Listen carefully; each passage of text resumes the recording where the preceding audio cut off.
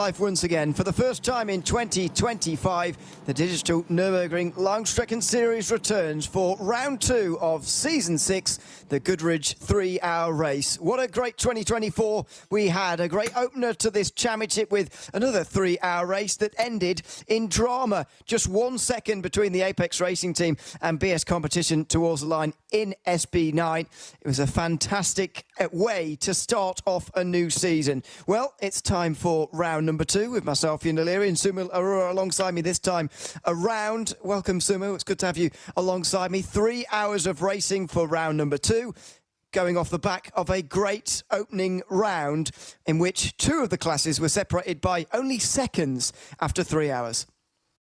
And how cool is it to be at the Green Hill, the place I'd like to call melting pot of madness, because over a 3-hour race here, things can change just so dramatically. And ultimately, we saw that in categories like SP10 and SP9, there were drivers barely separated by a couple of seconds and sometimes even lesser, the end of a 3-hour race. This is how crazy Digital Nürburgring Endurance Series can be. And today is just another chapter in what promises to be an incredible season. First race of the year as well, so spirits will be high for a lot of these drivers. Yeah, they will have had an opening at January, I suspect. Most of these drivers will have taken part in the Daytona 24 Hours on iRacing, I would have thought. But most of the cars on show here this afternoon are not in that race, and so they might be a little bit fresh going into 2025 and a new season. Of course, they've still got the nearly the whole of the season ahead of them here. 3 rounds to go, 9 hours of the 12, if you like, if you want to put it that way, still remaining in the season as well. So everybody's still got a lot to play for here. If you've had a bad opening round, it was actually very easy to put it behind you because you've had a long time since now and then. Exactly. Psychologically, it's an easier thing to do once you've had such a long break where you can just reconvene, put back all your thoughts in one place and just focus on the target ahead. But in a championship like this, where you've got such limited rounds and every single round matters so much, it's really so important for you to make sure that every single race is just the best version possible of what it can be, because one setback and in a short season like this, that could well be game over. And as we've often seen at the DNLS, you need to be in the top 3 or the top 4 to make sure that you have a proper championship fight. And something like this has to be made sure for all the teams. One bad round today, or maybe some way later in the season too, and those championships hope could fade away, especially when the grid is just as good as we have here. Absolutely. I'll just remind you, by the way, before we get into the qualifying for these lower 3 classes, and we'll get to the end of those sessions in a few moments' time, I'll just remind you of the results from the opening round of the season, where in SP9, that's the top class for those who who've not followed this series, that's the GT3 class, the AMG Team Apex Racing took the victory, as I say, by about a second ahead of BS Competition. It was a great finish between Alejandro Sanchez and Felix Kruenbach in the end. In the Porsche Esports Endurance Trophy Nürburgring class, that's the Porsche Cup cars, that was won by the Scherer Esport 116 team ahead of their teammates. So Scherer Esport getting off to a great start there with a 1-2 finish. In the GT4s, that's SP10 as we'll be calling it here, you can see in the pink on the left-hand side of the tower there. That was won by AMG Team Apex Racing as well, ahead of CMRC and Volkswagen Sim Racing team. They overtook those 2 teams, did Apex right at the very end of that race. Scherer Esport SP3, that's the Clio Cup class, they were able to take the victory in the slowest of the 4 categories, ahead of Familiar Esports Entropy in 277. So that is the race results from the opening round of the season. Now we're into qualifying, the final moments of qualifying here in the lowest 3 classes. The SP9s get their own session in a few moments' time, but the difficulty with these classes is that they've got to do it all together. And have a look at this for Maximilian Gulden. He's got a Clio Cup car right ahead of him, just where he doesn't want one. And this is something you'll have to get used to for the entirety of the season, not just in qualifying, but also in the races. It's endurance racing at the Nürburgring. Of course, there will be traffic. Of course, there will be drivers just being there sticky at those really tight and blind corners where you don't really want them to be. And this is the same case in qualifying. And I suppose, it makes it even tougher, right? Because in qualifying, you're looking for that one big perfect lap. And I say big because it's the Nürburgring. It has to be a big lap around here, especially given the length. And if there's anyone interfering at any point of the circuit, in and around a total of 25 kilometers we have here, it's going to ruin your entire lap. And they don't really have lots of time, do they? Only enough time for one, maximum 2 attempts. So here we are kind of, right? For the drivers, it's now or never. And if there's someone like an SP3 car interfering, that could be a lap done. As seen there, Sven Winter there in the Scherer Esport SP3 car, just in front of one of the Porsche Cup cars there.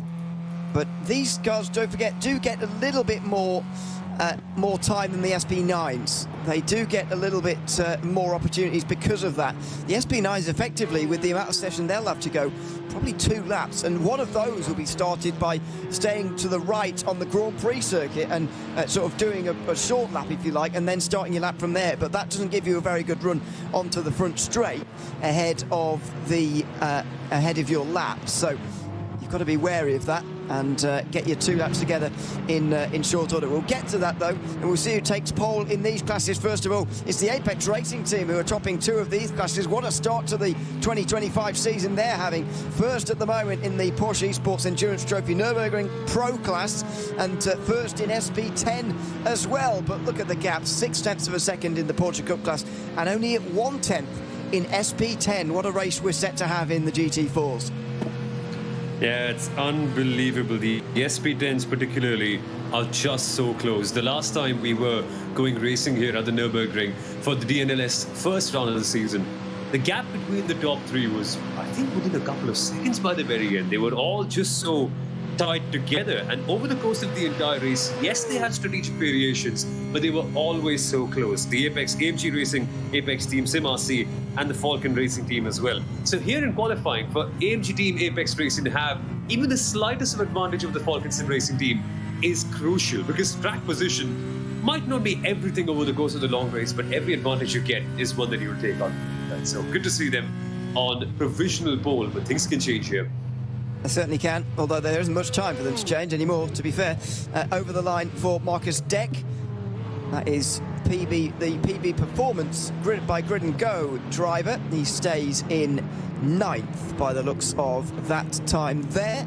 He's partnered with Simona Maria Marcheno. At least he was in the first round of the season, by the way. The World Championship competing driver as early as this time last year. As one of the Clios now makes its way up towards the line. This is 2.72. That is the Nürburgring car. Apologies if there's any Germans listening to me butcher that name. They're 7th at the moment in the Clio Cup class by about 7 seconds off of Sven Winter. It's a really noticeable gap, actually, at the front of the SP3 category now. 3.2 seconds. The 269 has just come over the line again there, and what an advantage they have. It's much different in the race, to be fair, because you've got the slipstream that helps keep the pack together. However, that's a real sign of things to come, that the Scherer Esport team have gotten so far ahead in that lap there. Yeah, they really seem to have worked on their qualifying. The last time Scherer Esports and FK Motorsport, they were so well tied together for the entire, not FK, it was Spiller Esports and Entropy, who were with them in 2nd place. Both of them were just so closely tied together for the entirety of the race. I mean, you could barely break them up, and they were all 20, 25, 30 seconds faster rest of the pack at a given point in time. For Scherer to come out here today and have a 3.2 second advantage in this first part of qualifying is unbelievable. It's like they've taken such a giant leap from where they were the last time out. But I wouldn't count the others out, though. I suppose there is enough time for a few more laps to come on in, so perhaps don't consider this to be the very end. No, there is still time yet. Just trying to research the last pole time in SP3. I think it was a 9:24, a mid-24 from Scherer on that occasion. They're in there again, so it's actually everybody else who seems to be a bit further away. These are your times. Scherer have gone a 10th quicker than they did last time to take the 2nd pole of the season here in the DNLS, ahead of FK Motorsport, as you say, ahead this time of Similia Esports Entropy, who are a lot slower than they were at this time a month and a half ago. Adopt Don't Shop are in 4th place ahead of Wolf Motorsport Sim Racing, Rings Sim Racing are alongside them. That's row 3. And just notice how much closer it is in this midfield in terms of the individual gaps between the teams. Stubb-Corkson team are in 7th, ahead of Home of Sim Racing Esports in 8th. Then there's a few more SP3s. Thomas Enger Sim Racing, who retired very early on from the opening round of the season. Eiffel Racing by GTU and Race Sim Zone rounding out the Renault Clio SP3 category. So that is your grid for them.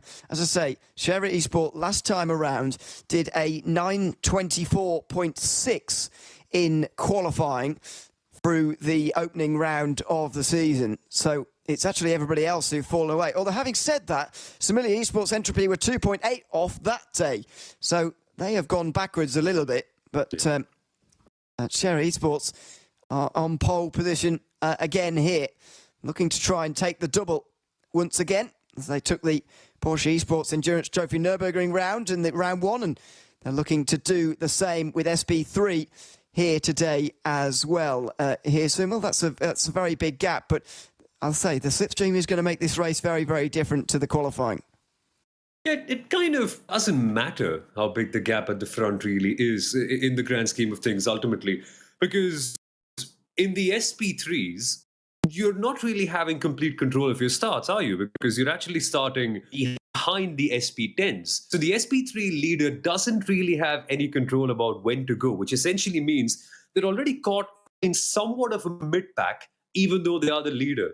That means that there's no room to breathe. There's no real space for them to accelerate and create out a gap. And as you mentioned, with the slipstream also coming in, it makes it very, very hard for them to break away, unless there is some sort of chaos with all the cars behind them. So even though there might be a big gap, I think it's nothing to worry about for the SP3 teams. But in SP10, AMG Team Apex Racing have taken pole position by the slightest of margins, only 1/10 between them and the number 183 BMW of the Falcon Sim Racing team. Sim RC are close behind in their Mercedes AMG GT4, with only 0.3 of a difference between them and AMG Team Apex. But behind them, that's where the gaps really start to open up, even. They certainly do, if I turn my mic on. That'd be good.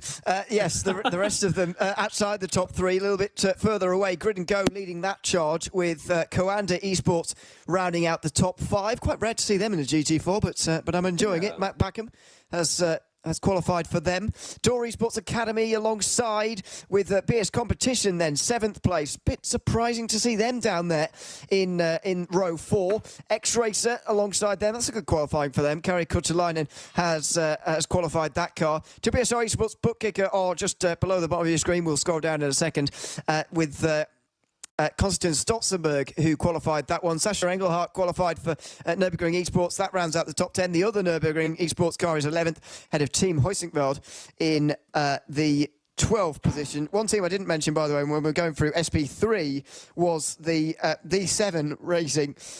That's number 273 in SP3. They didn't qualify for whatever reason. Hopefully they do get onto the start. Because then we will have 60 to begin this race, and that will be fantastic to have, if indeed we're afforded that luxury. In a moment, we'll have a look at the Porsche Esports Endurance Trophy Nürburgring qualifying results, and that will show that the Apex Racing team have taken a pole position here. What's the gap? 7/10, I should say, of a second. Sherry Esport, though, still looking strong. 2nd and 3rd place for them. Alone for some racing with a good qualifying there. That's 4th place for Dimitru Dimenso in 4th place. Not Alfredson himself. We'll see him later. Frozen Speed by Grid and Go took the pole position last time out. However, they are down in 5th this time. Coanda Esports alongside them. Door Esports led for a little while in the first round of the championship. They start 7th here with Team Nitro Falcon alongside in 8th. Then it is PB Performance by Grid and Go ahead of the R Sport team in 10th. As we just get some of the SP9s out onto the circuit, we'll talk about them in a couple of moments' time. R Sport, as I say, in 10th place. Then Benz Team 75 Bernard by SimRC alongside Austrian sim racers, who are the first of the AM teams. Don't forget, this class is split into pros and AMs this season. The Austrian sim racers have taken that AM position so far. Team Talk Rennsport, who retired pretty early on from the first round, of 13th ahead of Hoda Motorsport, with Avia WNSE Motorsport, Photosec by VMS in 16th place, and that is your lot for the Porsche Cup class. So the SP9s are out there, and look at how busy it is already. Just a couple of laps for these drivers to sort themselves out on the grid. The top class, the big dogs. Here are the SP9 cars. They are the main eventers when you come to think about it in this Digital Nürburgring Endurance Series. The big boys. And I say the big boys with a very big reason behind it. You've got every single driver here. Well, not exactly every single, but every single driver in this class is supposed to be a real world professional. What does a real world professional mean? It means a driver who's somewhat in the FIA grading system. So if they are a platinum, gold, silver or bronze rated driver, or someone who has completed at least 5 VLN races or 1 Nürburgring 24-hour race in real life. And I said supposed to be real world drivers for a reason, because there's a regulation that says you must have a real world driver, and 3 teams already have received a penalty for not exactly doing so. It's going to be a 60-second stop hold penalty for the number 17 Nitro X Falcon Racing Team, also for the number 44 Falcon Sim Racing Team, and the number 20 Dirt Esports Team, whose terrible start to the season unfortunately continues with yet another penalty. And it's such a shame, unfortunately, that a reason like this can greatly impact where you start and how you finish in the race as well, Ewan. But rule's a rule. If you've got to have a real world driver, you've got to have a real world driver. You certainly do. And unfortunately, a couple of these teams, as you say, have fallen afoul of that. The number 17 was supposed to have either Tim Heinemann or Daniel Dorschuk in that car. Neither of those are racing today. Tim Heinemann being the 2-time DTM Trophy champion, by the way. Raced the opening round of the championship, but unfortunately not this one. The 44 team was supposed to have Mark Gassner. That's the other Falcon team. And then Door Esports, as you say, number 20, was supposed to have Mirko Bortolotti, very successful GT driver in the real world. There is Door Esports, by the way. That's their Lamborghini. Mirko Bortolotti very used to driving that Lamborghini as well, but unfortunately the 2-time Daytona 24-hour winner will not be joining us this afternoon. This is Veloce Thrustmaster, one of those teams who didn't take part in the opening round of the championship, and these teams, I always think, can race with a little bit more freedom than some of the others. They'll be thinking about championships, so on. Veloce Thrustmaster probably won't be.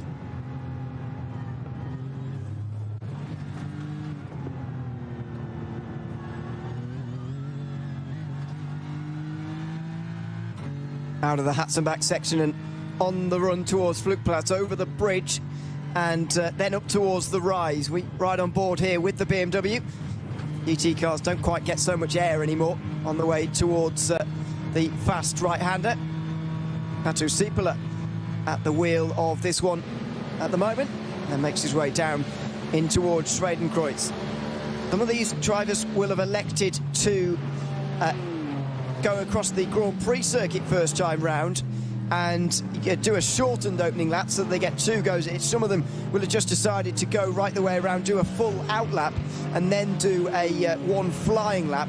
I think RC Car Shop Esports might have been the only ones to have elected to do a full out lap in their Ford Mustang. We'll see about that, but the drivers are out there on the circuit now doing their flying laps. Jan Philip Springhob here is making his way down towards the Fuchsruhe and the Adenauer Forest section as well. He's turned 24, by the way, since the last race, so a very late happy birthday to him.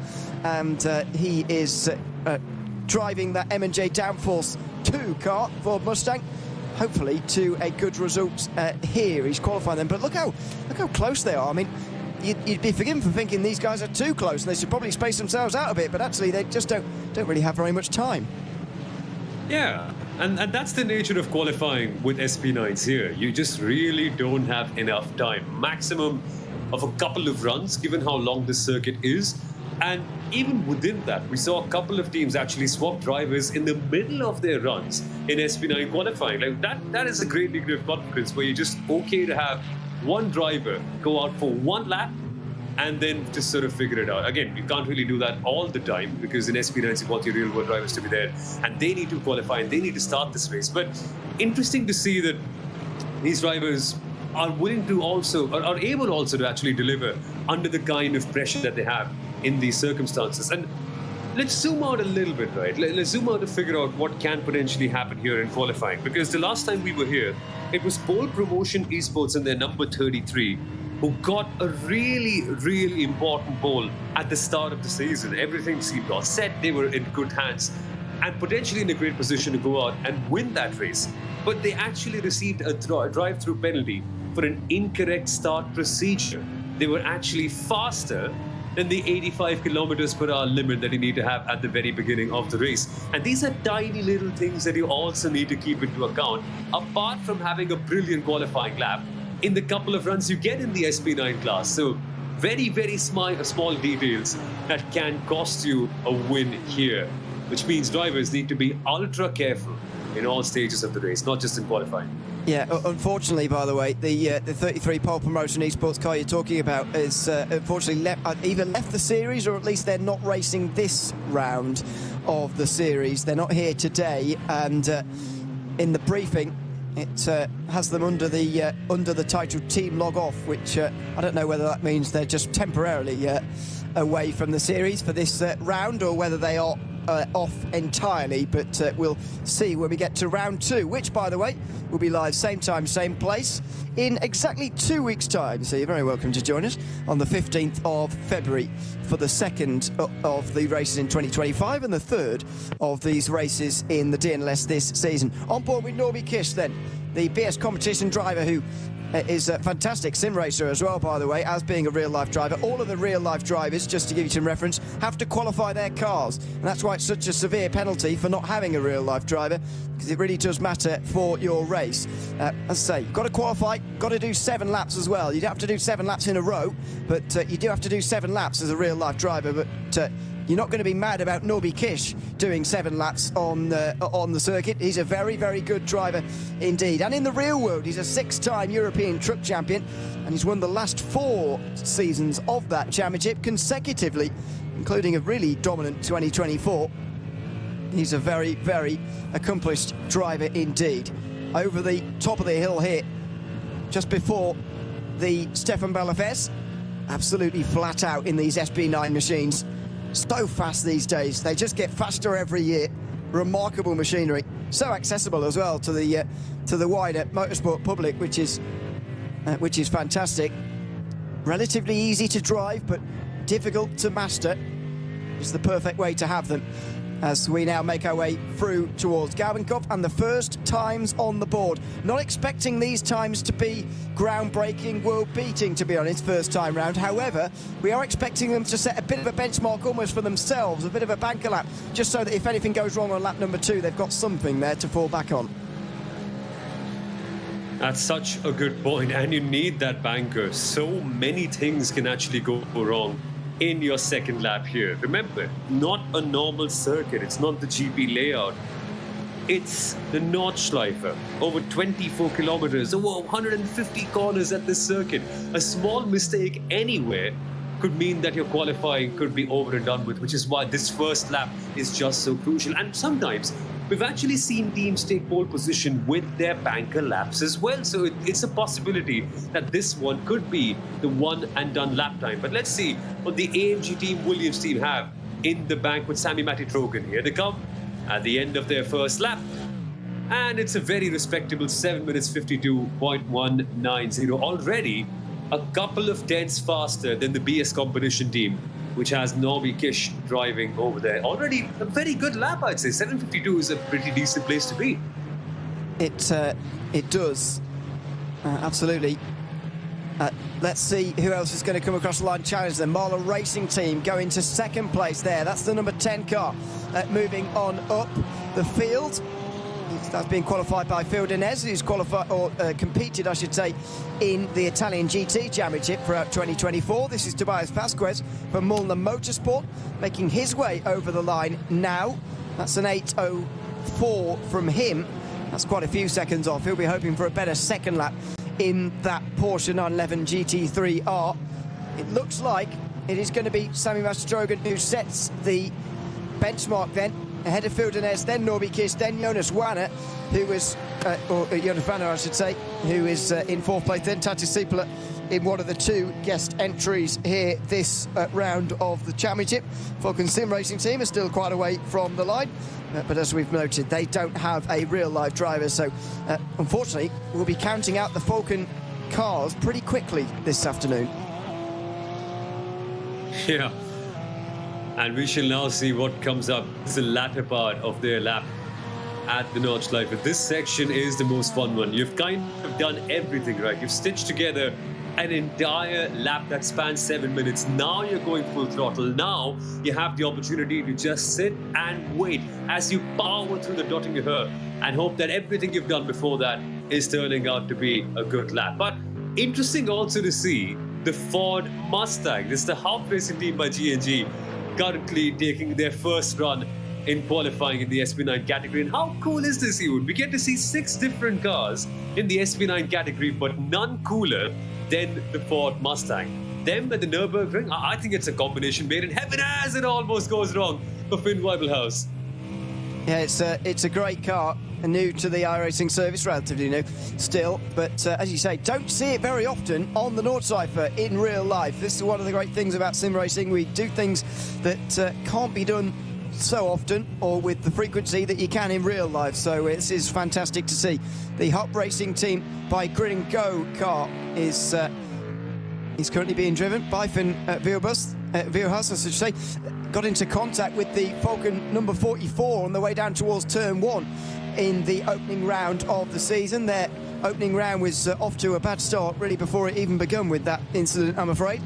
So they dropped out. Likewise for this car, actually, the Lion GP Ferrari, spun around by, I think, the Marla Racing team, BMW it was.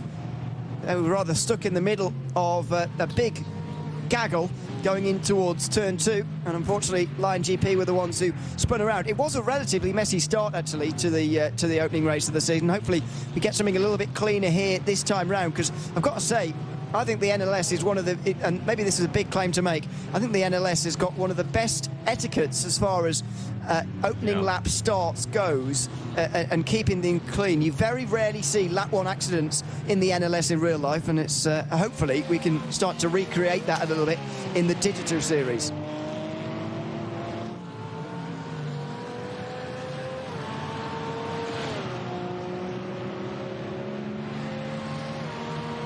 Team Nitro Falcon making their way up towards Kesselstern at the moment. Marco Bischoff, not a real-life driver, but a very well-accomplished sim racer who is in that car at the moment with just a minute and a half to go in qualifying. Don't forget, they will be able to finish their laps once the time elapses, so they're not going to run out of time here, don't worry about that, even though he's only up the muck curve at the moment. New time on the board there for one of the cars moving on up in towards the top 10. As makes his way through the Styles tracker in number 17. Then the carousel, the most iconic circuit, or corner on this circuit, I should say. Make sure you get inside that banking there and don't fall out of it. Otherwise, you'll be losing an awful lot of time around the top of that corner. Just less than a minute to go. As long as you've started your lap time and got over the line, you will be okay. And that's exactly what number 42 has been able to do here, the Nürburgring Esports team. That's being driven by Christian Andreas Franz at the moment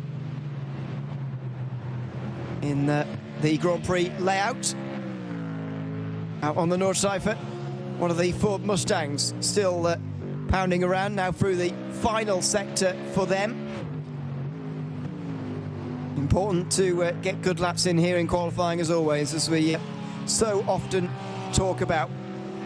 It was pole position last time out, by the way, for some reference, for the pole promotion number 33 team, as we've already talked about. Unfortunately, their race came to a rather abrupt finish, or their contention for the win did, at least, when they got that penalty immediately in the race. We'll keep you abreast of all the penalties that go on here this afternoon. Already noting that we've got 3 of those stop-and-hold penalties for Team Nitro Falcon Sim Racing Team, and Door Esports, all for not having a real-world driver this weekend. The time has elapsed then. The laps will be allowed to finish, but this is a really condensed qualifying session for the SP9s. Not very much time to get your lap on the board as Marcus Fischer makes his way into the final real corners here at the Nordschleife. And this is where you've got to put it all together. The RC Car Shop Esports Ford Mustang. They've already put in, they've not had any lap on the bank there. So this is the one that really matters for them. This will be it, as we have the checkered flag already being showcased at the end of the lap. What can they produce? Is there enough in it for them that they can go somewhere closer to the top 5, where we are seeing a few familiar names, but there's potential for someone new to come and upset the apple cart. On to the Dottinger, and this must be such a phenomenal feeling. In a Mustang with all the power in the world, you've got one of the longest straights you can find at any racing circuit. And who's to mention the legendary nature of this place as well. But this will be so long and so frustrating. You've done everything now, just a couple of corners until you get to the very, very end. Yeah, the Tiergarten, such a fearsome braking zone, really, I would call it, for the corners themselves. Marco Bischoff has only got one chance here in the 17 car to set a lap time here, and he's going to do so with a good time. 7:56.0. That's not going to be pole by any means, but he's in there at least. Into the pit lane for Marcus Fischer. That RC Car Shop Esports Mustang will be starting from the back by the looks of things, and instead of carrying on to cross the line, he decides to practice pit entry, because that is going to be important. At least 2 pit stops mandatory for all of these teams this afternoon. Carlos Scholl now making his way towards the end of the lap in the Halder Motorsport car. Carlos Scholl has done the 24 hours of Nürburgring before, and that's how he qualifies as a real world driver, the 22-year-old. Now making his way through the final corners before the small carousel and before that long run down the Dottinger again. Still quite a long way to wait, by the way, until we've got our real big names towards the front. BS Competition, Marlow Racing Team and Williams Esports only around halfway through their laps. Still a bit of time to go.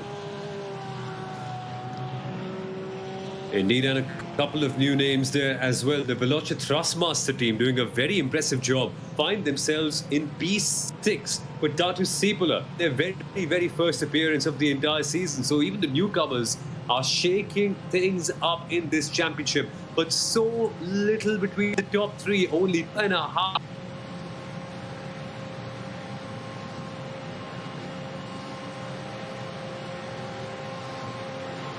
Listen to that. Down the Dottinger, the Porsche singing under the Bilstein bridge, down the other side, into the Tiergarten, then finally on the brakes before using its excellent traction on the other side to make its way up towards the line and pits in. So if you know you're not going to complete your lap and improve, you might as well practice pit entry for the reasons I outlined before. Now then, number 49, the AMG Team Apex Racing car, making its way towards the line with Elias Seppänen, the 21-year-old Finnish driver, 2-time in the last 2 seasons ADAC GT Masters champion, flying the flag for the 49 car that was able to win this race, or the opening round of this series, I should say, a few weeks ago. Down the hill in towards the Tiergarten for them. They're joined by some teammates, by the way, in the number 50, one of the 2 guest entries in SP9 this afternoon. They will look to use that team help, no doubt. Here comes Seppänen then, through the final chicane, out of the corner, up towards the line. 52.1 is your target time. Can he get there? Not quite. It's a second or so away for Elias Seppänen. He's going to be on the 3rd row, I think. Yes, it's 5th place for now. Where's number 50? Gordy Much making his way up towards the line. I think he was just a bit quicker there. He might go 5th, no, 4th. Number 50 goes fourth. Onto the outside of row 2 for now. So the Apex Racing team have not been able to trouble the scorers, really, with the top 3 times. It's going to be between Williams and BS Competition in their various guises, who take on the pole position, perhaps. Impulse Racing will be over the line pretty shortly as well in their Ferrari. We'll keep you updated on that time, as well as Trogan, Denez and Norby Kish. But the Apex Racing team, 4th and 6th position. We will see how pleased they are with that. Now then, slipstream for Sami Trogan. Surely this seals pole position here.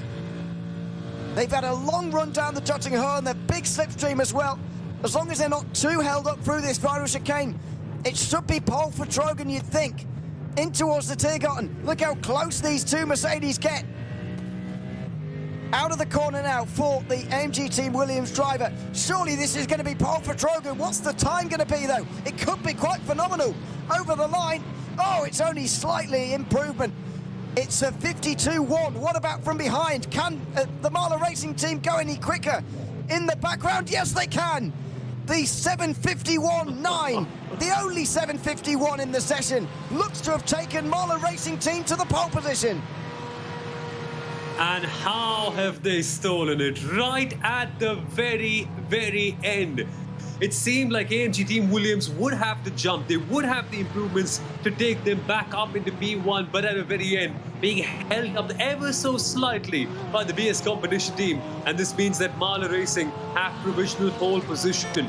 It clearly seems like the Liberty Esport team is not going to trouble them with the lap time exceeding 8-minute mark. It's not going to be an improvement for them, and they are going to stay at P11. But my, oh my, Ewan, the way things have changed at the very end, and just how. It's so hard to tell, right? Because at that stage, it seemed like such a well-strung together lap from the AMG Team Williams team. But the BS Competition car there, just possibly at the worst time, coming in front of them. Unbelievable. Did that cost them pole or not? That's going to be an argument to be made a little bit later on, as Tobias Vasquez makes his way over the line. He'll stay 15th with this lap. In fact, doesn't even go quicker this time around. Jan-Philipp Springhoff is 9th in the M&J Downforce Mustang. Can he get into 7th place or higher to become the best placed Mustang? The answer to that is going to be no. He can't improve this time around in the M&J Downforce car. Nürburgring Esports have yet to got a time on the board, as have 6 of the SP9s. They're one of them. Can they do it this time round? 7:59.0 is what it says. Does it count? Looks like it will do. Andy Goulden makes his way over the line as well. That's a slight improvement for him. And Nürburgring Esports will be 13th and 15th off of the start, but they're not going to be in likely contention for the race win this time round. It's likely going to be between the Marla Racing team, Williams Esports and BS Competition as well. Wow, what a qualifying session that was, and what a great lap from Phil Denez. Fantastic driver, of course, long-time sim racer is the 25-year-old. And by the way, where he is in the world at the moment, I think he's in LA at the moment, he's certainly from LA, it would be 7 minutes to 4 in the morning. An extraordinary lap to be pulling out at that time in the day.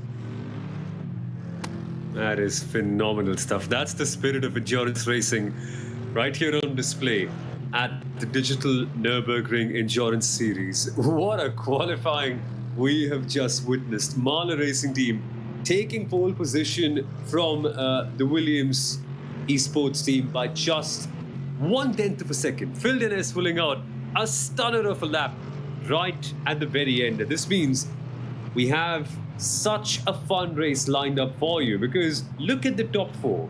Marla Racing team in their BMW. It's Mercedes-AMG Esports team Williams in second with Sami Trogan. Then in third, you've got Norby Kish for the BS Competition team in their Mercedes, and the AMG team Apex Racing team with Gordon Much in P4. You've got 4 proper all-stars right here at the very, very top. And I'm not even counting Dirt Esports over in 5th, because they have a penalty to serve because of not having a real-world driver. But look back down in P6 as well. It's the AMG team, Apex Racing team, the number 49, that won the last race, and they're only good enough for 6th here today. I mean, this grid, the way it's all mixed up today is just, it's all coming together for a really exciting race.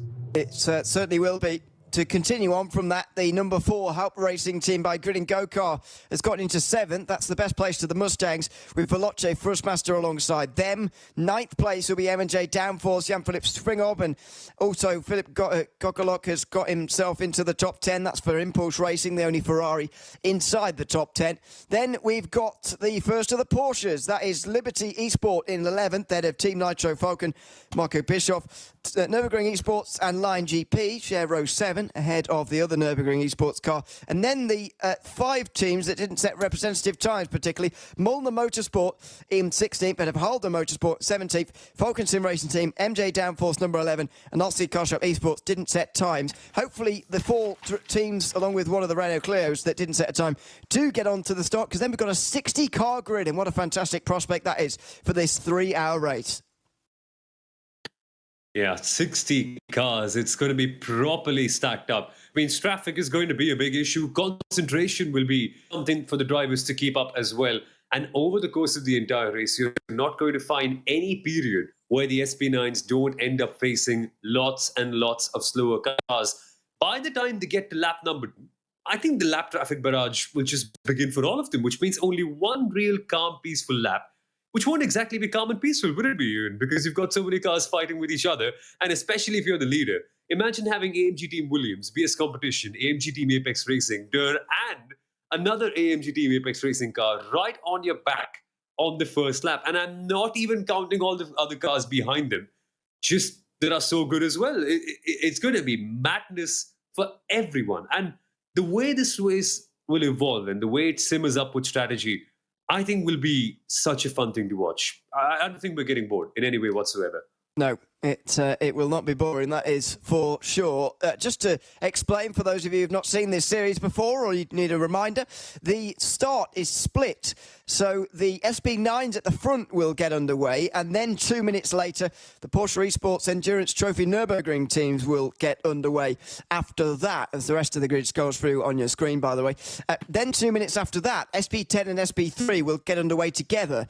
So that's another 2 minutes further behind. So effectively, they start at least 4 minutes behind the SP9s. As you mentioned, the Clios are a lot slower than the SP9s, so they will be caught pretty quickly. Their best lap times, 1 minute and 50 off of 40, sorry, 1 minute 40 off of the SP9s. That is a lot of time. So effectively, yeah, I think they, well, to go on from what you're saying, I think they might get 2 laps, the SP9, but they won't get more than that, and then it will be on from there. The first run through SP3 traffic is normally quite busy, but last time, to be fair, round 1, the field was already quite spread apart in SP3 before the SP9s got there. And I found that to be weird, because SP3s are normally the kind of class where everyone sticks together. It's like a lovely pack of animals. But in SP3, sometimes the start can be just so chaotic that people just spread apart. And that's what we saw last time. The top 2, the leading pack, they were eventually 20 odd seconds away from the others just within an hour and a half, which tells you the kind of dominance they had. And once you break away, right, once you're no longer part of that leading slipstream group, good luck catching up, because they're the leaders for a reason, because A, they are faster, and B, they also have slipstream, which keeps the entire pack separated from the rest of the pack. So you'll need a miracle and then some to catch up if you are somewhere behind the leaders in the initial couple of laps in the SP3 category. It's not that intense in SP9s, because again, driver skill makes up for a lot of it, and they're not that slipstream dependent. But across the classes, yeah, you've got to make sure that you're with the leading pack in the first couple of laps, because otherwise, those 3 hours are going to be very, very long for you. You're just going to be alone by yourself driving around the Nordschleife, which isn't a bad thing in itself, but not when you've gathered in so much of prep time to go racing and you want to win the category as well. So could end up being boring if you don't stick together with the pack at the start. Absolutely. We will look forward to the race and get ready pretty soon. The gridding process is just underway at the moment, by the way, while you're seeing the rest of the SP9 field. The start of the race will follow pretty shortly. No break really between qualifying and the race. You just go straight in And there is the last car that qualified, Halder Motorsport. I can tell you, as I mentioned, the Falcon Sim Racing team, MJ Downforce number 11 and RC Car Shop Esports Mustang will all make the start as well. At least they should do in a few moments' time. It will be round 2 with the Digital Nürburgring Langstrecken-Serie with myself, Hugh O'Leary, similar alongside me. Big thanks to all the production team and race control staff and everybody behind the scenes who are making this broadcast and indeed this series possible for 2024-25 season. We'll be back again in 2 weeks' time with the second race in 2025 and the third in the season. And then the finale is on the 8th of March. Make sure you've got that in your calendar. That is going to be a fantastic race indeed, because these championships stay oh so close right the way to the very end. The Apex Racing team, number 49, were able to take the race victory first time round in the opening round of the season, but they've only qualified 4th here at the second round. What can they do this time round? Because they did have to come from behind on a couple of occasions last time out. They eventually took the lead for the very final time with just 13 minutes to go. They were bouncing around the lead and then second place for a long time that afternoon. The Porsche Esports Endurance Trophy Nürburgring Share Esport took a 1-2. Can they repeat that maybe in the second fastest class? The Apex Racing team doubled up with a win in the SP10s last time at the Ravenol 3-hour race. And the Share Esport team also doubled up with SP3 victory. It was a race of double victories just a few weeks ago. Well, this time round, it's time for a new story to be written. Time for the Goodridge 3-hour race here from the Nürburgring Langstrecken-Serie, the digital edition. The first day in February brings a new challenge and a new race to this series. As the pace car, in a few moments' time, will pull into the pit lane and we'll get underway. Now, it's worth reminding you that last time out, the pole-sitting car got a penalty for not following the race procedure quite correctly.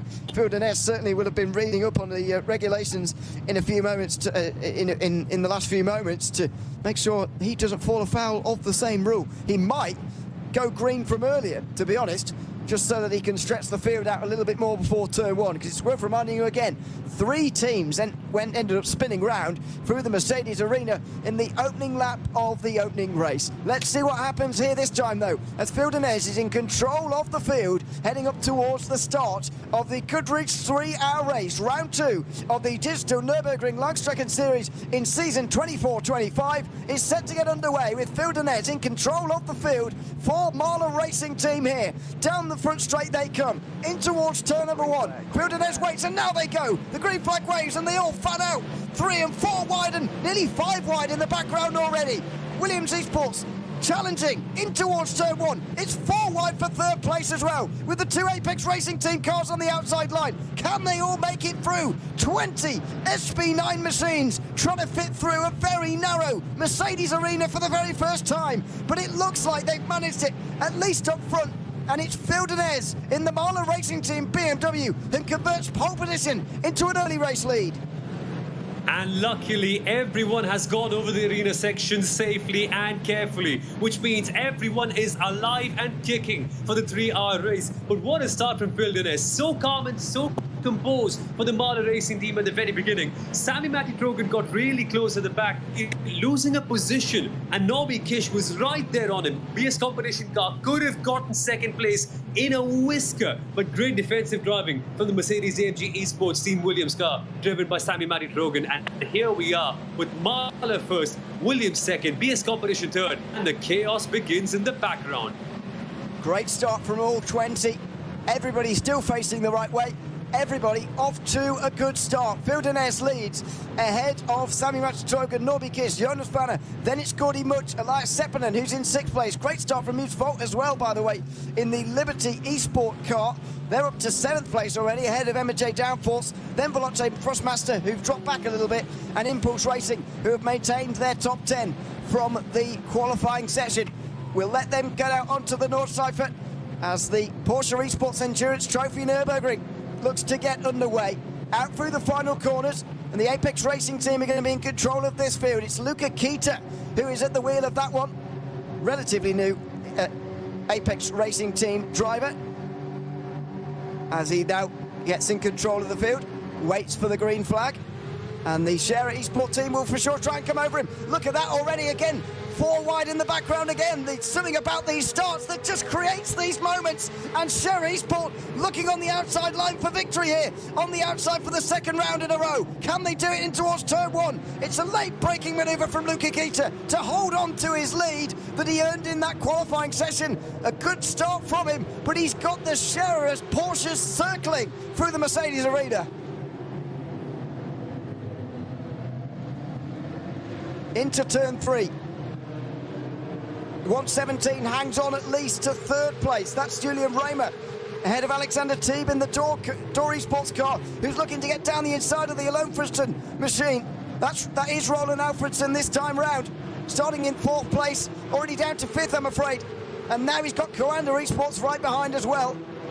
Following on from Coanda, it's Frozen Speed by Gwyn & Co, the pole sitters from round 1. Then PB Performance and Marcus Deck, who is at the wheel of that one. And then side by side for 9th between Team Nitro Falcon and Team 75 Bernhard through the Grand Prix circuit. They're still side by side on the way towards the fast chicane. Somebody's going to have to yield here. Good move around the outside from the Team Nitro Falcon car though, in the asymmetric livery. And they make their way up to 9th position. So, in SP10 and SP3, we're ready to go as well, as the Porsche Cup cars are underway. No change, by the way, at the front of the SP9s. You're not missing anything there. This is SP10, now set to get underway with the SP3s. This is group number 3, if you want to call it that. And they all get underway together here in this one. It's a very big clumping of cars to be getting underway together, but that's the way of the series. Here we go. The Apex Racing team on the front, ahead of the Falcon Sim Racing BMW. The green flag waves and we're underway again. And the pole sitter not off to a very good start at all here. Falcon Sim Racing already out in front there. What a great start from Lucas Muller. On the inside, he's going to go on the defensive. As Sim RC get down the inside of Apex, there's a slight bit of contact. I think Coanda got it to the back of Apex there briefly. Bridinco stuck him on the outside line. They're going to be 4th place as Perryman looks down the inside of Conte Guinez there in the Sim RC car. Through turn 2 they go, and he's got it. So the Apex Racing team, Peter Berryman's back to 2nd at least, but he has lost the lead to Lucas Muller. And it could have been so much worse. He almost dropped down to P4 from P1. That was a crazy and chaotic start for the Apex Racing team, car number 190. In the SP3s, though, there is some degree of change because we're seeing the Smiller Esports / Entropy car, the number 277, actually take over the lead from the Clio of the Scherer Esports, who were up pole sitters by over 3 seconds. That's what, the lap times in qualifying just don't matter if your opposition can get up a better first lap. And that's the kind of stuff we're seeing. Meanwhile, the 275 is under some immense pressure from the Ringfuzit Sim Racing number 285 car. Well, what an opening lap that was for the GT4s and for the Clios, the SP10s and the SP3s then. That's what we like to call them here. Yeah, that's exactly what happened, by the way, in round 1. Similia Esports getting through on the opening lap. They got out to a bigger lead that time, in fairness, but they got out to a lead off of the start and didn't give it up for quite some time after that. It was a 3-second lead by the first pit stop cycle, the end of the first pit stop cycle, but eventually Scherer came back to the lead with 1 hour and 24 minutes remaining, and they took the lead all the way home from there, as onto the Hatzenbach they go for the first time. The SP10s led by Lucas Muller at the front. We've got Maximilian Gulden already back to pit lane, I'm afraid, in the Nürburgring Esports car. Not sure what's happened to them. Hopefully we'll get a replay a little bit later on, but so far that is the only casualty of the opening lap, I'm pleased to report. So, as I say, Lucas Muller leads for the Falcon, then it is Peter Berryman for Apex, Quentin Guinet for Sim RC 3rd, Sven Haase for Grid & Go 4th, and Mac Backham for Coanda in 5th, who's retired from professional sim racing, by the way, Mac Backham, but he's still got it. He's in the top 5, just ahead of PS Competition, Thomas Laboutelet, who is in 6th place. Look at this, side by side, and very close to going off the road for Dory Sports Academy. My goodness me, that was Max Scheider, by the looks of things, going very close to a huge moment off the circuit. X-Racer may have, and Alexia Loma may have been slightly spooked by that, went a bit wide. Dory Sports Academy back through as the SP9 leaders get onto the Dottinger. It's 4 for the lead in the slipstreaming train. And all is good for the Mahler racing team, but this is where things can start to unravel. Remember, the leader's probably not the most favorable position to be in if you're an SP9 car, especially in the lead pack, because the car that's at the front of the train is the one that's consuming the most amount of fuel. The cars behind can sit back, lift a little bit, and maybe then have a shorter pit stop when we go stopping in around 50 odd minutes time. So at this case, it's a good place to be for the Williams esports team, for the BS competition, and not so much for Dirt Esports because they're expecting a penalty. But for them, it's okay to be in that pack, it's okay to save, and there's no real need to attack the Mahler racing team car at the very front. If anything, for Phil Diniz, it's a matter of plain sailing, making sure that you're first without pushing too hard and without consuming too much fuel. That's the kind of balance they need to work on. I don't suspect the others will try to attack him a bit too much at the beginning. So surprising that the Apex Racing team are the ones who have created this gap. And look at this, Nürburgring Esports on the defensive from Harder Motorsport here. On the outside line in the Porsche. That's very late on the brakes from car 42. Goodness me, that is... It is the Nürburgring Esports car of Christian Andreas Franz, who's gone very deep on the brakes. He's somehow held on to, at the very least, 14th place. Harder Motorsport versus M&J Downforce continue side by side. Marek Bachmann on the inside line here. Off turn 4, he's just about going to stay alongside there of Scholl, by the looks of things. And he's going backwards now, Carlos Scholl, in the background. Falcon Sim Racing come through, as do Lion GP. That's the danger you make when you try and make one of these passes early on in the race. You can, if it goes wrong, go backwards. Indeed you can. This is where the race is at its most volatile. Cars are closer than they will ever be to each other, and drivers have tempers on their heads given the pressure-filled scenarios that we have. Penalties already though. This is the car number 120. This must be in the Porsche Esports Endurance Trophy class. And it's a drive-through penalty for the 120. This is the Dirt Esports team. Let me just get back to you on what exactly has gone down for them. But that's not an auspicious way to begin.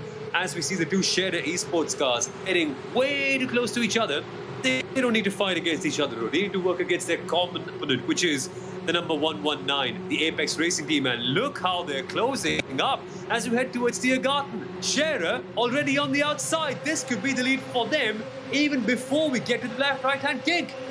And they've done that. Yeah, this is exactly how they took the lead in the second stint of round 1 when they were taken over through the pit stop phase. They're now freight training past the others, and there you go.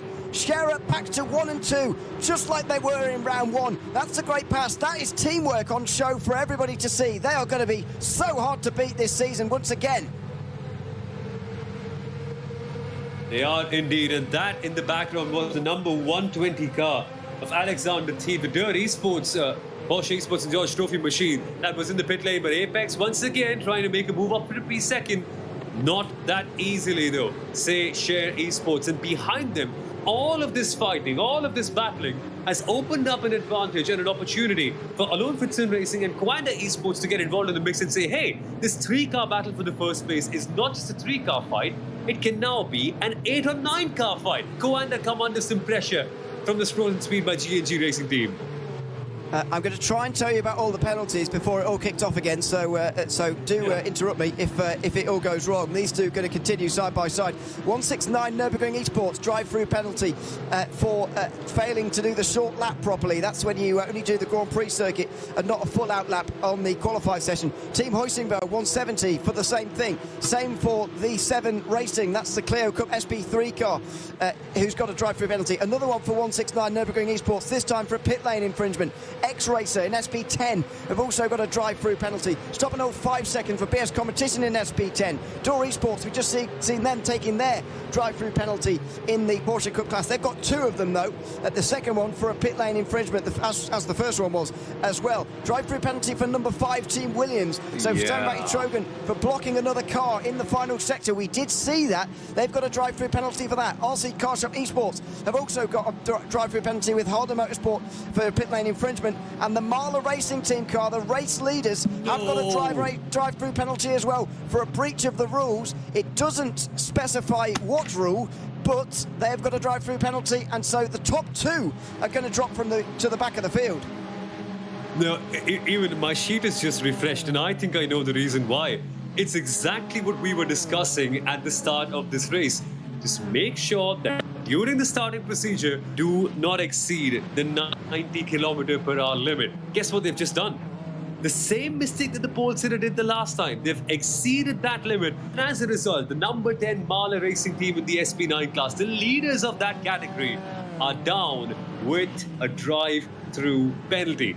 So essentially, we've got P1 and P2 in SP9s with a drive-through penalty.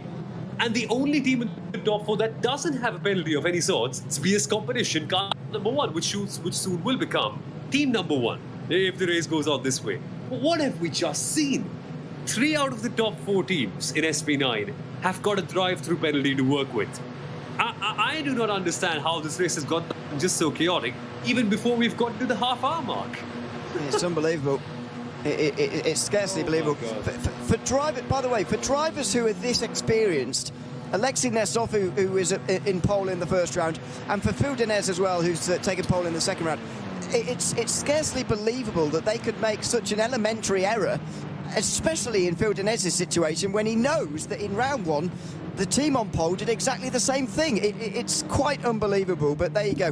The SP10, by the way, and SP3 leaders, that's Share Esport in SP3 and Falcon Sim Racing Team in SP10, have both gotten a second lead over the rest, so the slipstream is almost being broken there in both of those classes. But yeah, just to go back to that, Phil Denez still leads for now, but he's not going to be leading for much longer. Samuel Trogan is going to be coming in with him as well, because they've both got drive-through penalties, and I just can't quite believe that they've made the same error, knowing what happened in the opening round of the season. It's unbelievable.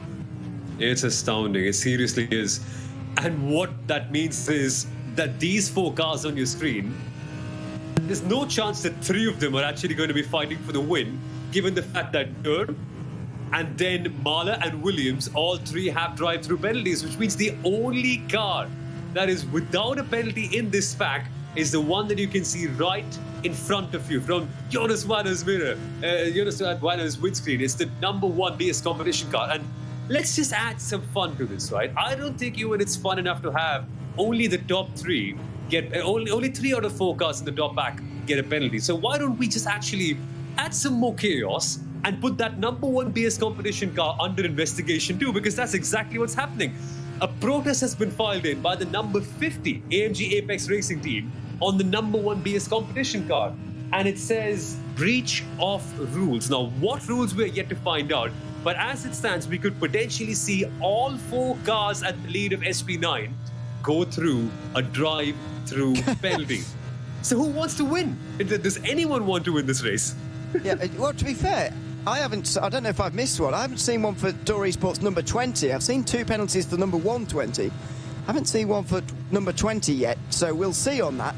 Oh, that's that stop and hold penalty for actually the incorrect qualifying procedure, I suppose. No real driver, actually. Yeah, that's what's happening with them. Oh, of course. The you're don't right, have a real driver. Yeah. You're right. So apologies. That's so long ago, I've forgotten. So, yes, stop and hold 60, you're absolutely right. So, it will be BS Competition out on the front on their own. And will they take the drive-through this time? I would, personally, because SP3 cars are going to be lapped this time, and there you go. So the other 2 carry on. I guess the penalty for Door Esports is so big they might as well, but the 2 drive-throughs are happening now. They might well come out in a group like this.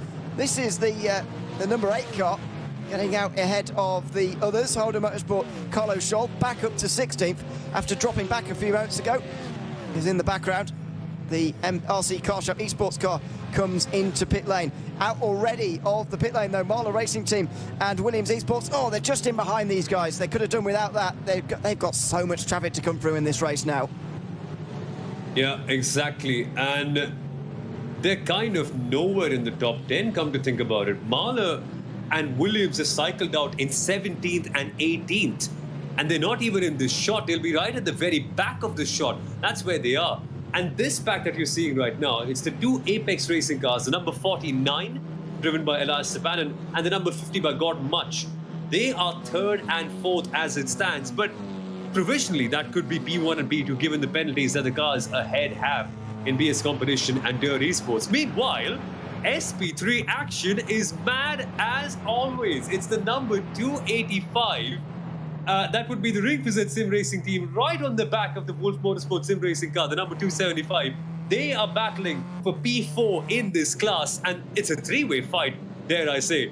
And I love this, right? They're in a hunt to try and close up with the two cars ahead of them, because this battle, as entertaining it might be, they really need to make sure that they're with the top two, because the moment they break away, the slipstream effect is just so powerful on these cars that they won't be able to catch unless the top two make some sort of mistake. And given what we've seen from the last round from Scherer Esports and Spiller Esports / Entropy, I don't think they're going to make a mistake at all. I think they're just so good. So you need kind of a miracle for FK Motorsport and the rest of the pack behind them to close up and be in that slipstream with them. Speaking of which, by the way, look at this in the Porsche class. Scherer Esports are ahead of the rest by some distance, and they're pushing each other as well. There's a bit of disorganisation back here. Frozen Speed by Grid and Go are back through on the... Oh, and they're trying to confront Apex. They're not quite going to manage it there. The slipstream is still in play, but Scherer are getting organised, and they're throwing down the question to everybody else. Can you follow us? So far the answer is yes, but if they get a bit disorganised, if they fight amongst themselves, this is going to be a Scherer Esports 1-2, and they're going to be bumping each other to victory if everybody else is not too careful. You're so right about that. And the top six within a second of each other almost. Here we go. The Coanda car is on the inside and gets spun around. Whoa, that went awfully wrong for Team Coanda within a matter of seconds. They were looking for a place up in the top 5, and they now find themselves back down in P7 in the class. Gabriel Salomon, how have things gone wrong for him now? Yeah, it was a look down the inside and just a bit over-ambitious in the end. He was trying to get past Adrian Garake in the Frozen Speed by Grid and Go kart. Ended up, and the Alonfredson car as well. But it's locked up, spun round at turn 1, and I'm afraid that is terrible news for Coanda. And I've got to say, they have been struggling in recent times in this kind of race. In the opening round of the season, in this class, they managed 5th position. Not to say that's a bad finish, but it is lower down than you'd expect to see them. And it was 7th place in SP10. They're maybe not quite the team they used to be at the moment, as the battle for second is on. If this comes on a bit too quickly, then the 116 could be away from the rest. This is a replay of what happened down at turn 1. Gabriel Salomon looking for the inside line. It just is so tricky there, especially with these Porsche Esports and John's Trophy cars that are just right on the very edge of it all. So easy to lose it under braking, especially when you're under pressure, not trying to hit the car in front of you. And that's exactly what happened with the Coanda folks there. But as it stands in the Porsche Esports and John's Trophy, Scherer Esports with a commanding 1 and 2. But what's going on here? The 116 has actually pulled up a slight gap ahead of their teammates in the 117, essentially acting like a rear guard, protecting them from the Apex Racing team and all the other strong cars behind them. In the meantime, there are some potential swaps around for position in the SP10 class. This is the battle for the last place on the podium. Sim RC, 3rd place in the SP10 category, currently under pressure from the gridandgo.com Esports DNLS GD4 team, with Sven Haase, a familiar foe, right behind, and all of them together are battling for P2 to P4 in the SP10 class. Falcon Sim Racing have sort of run away with it, haven't they? 1.9 seconds already. That's a good place to be in, mind you, with 20 minutes into this race. Yeah, and you don't see it very often in SP10, to be honest. It's very often. It's pretty close together after a long time in this class, but Falcon Sim Racing team have managed to really get away from the rest early on this time round, which is great news for them. Early on, they were able to take the lead only after the first pit stops in the opening round of the season for battling away for the lead for the rest of the race. Eventually lost out to Apex and SimRC to finish 3rd, but it's the same top 3 again here with Falcon on the front of it. Lucas Muller, who is on the front of the field at the moment, though. 2 seconds, and the gap has actually extended this lap compared to the last one. He did a 25.4. These guys did 25.8. So he's actually, despite being on his own, stretched out the advantage over the rest. Yeah, and that's precisely what you need to do in this opening stint of the race. Try to make sure you have a big gap that gives you potential variations that you can play with when you go to the first set of pit stops. Let's take a quick look at a replay of what's happened to Team Nitro X Falcon. That's Marco Bischoff behind the wheel of that Porsche, and it goes awfully wrong also quickly. Wow, that was a snap.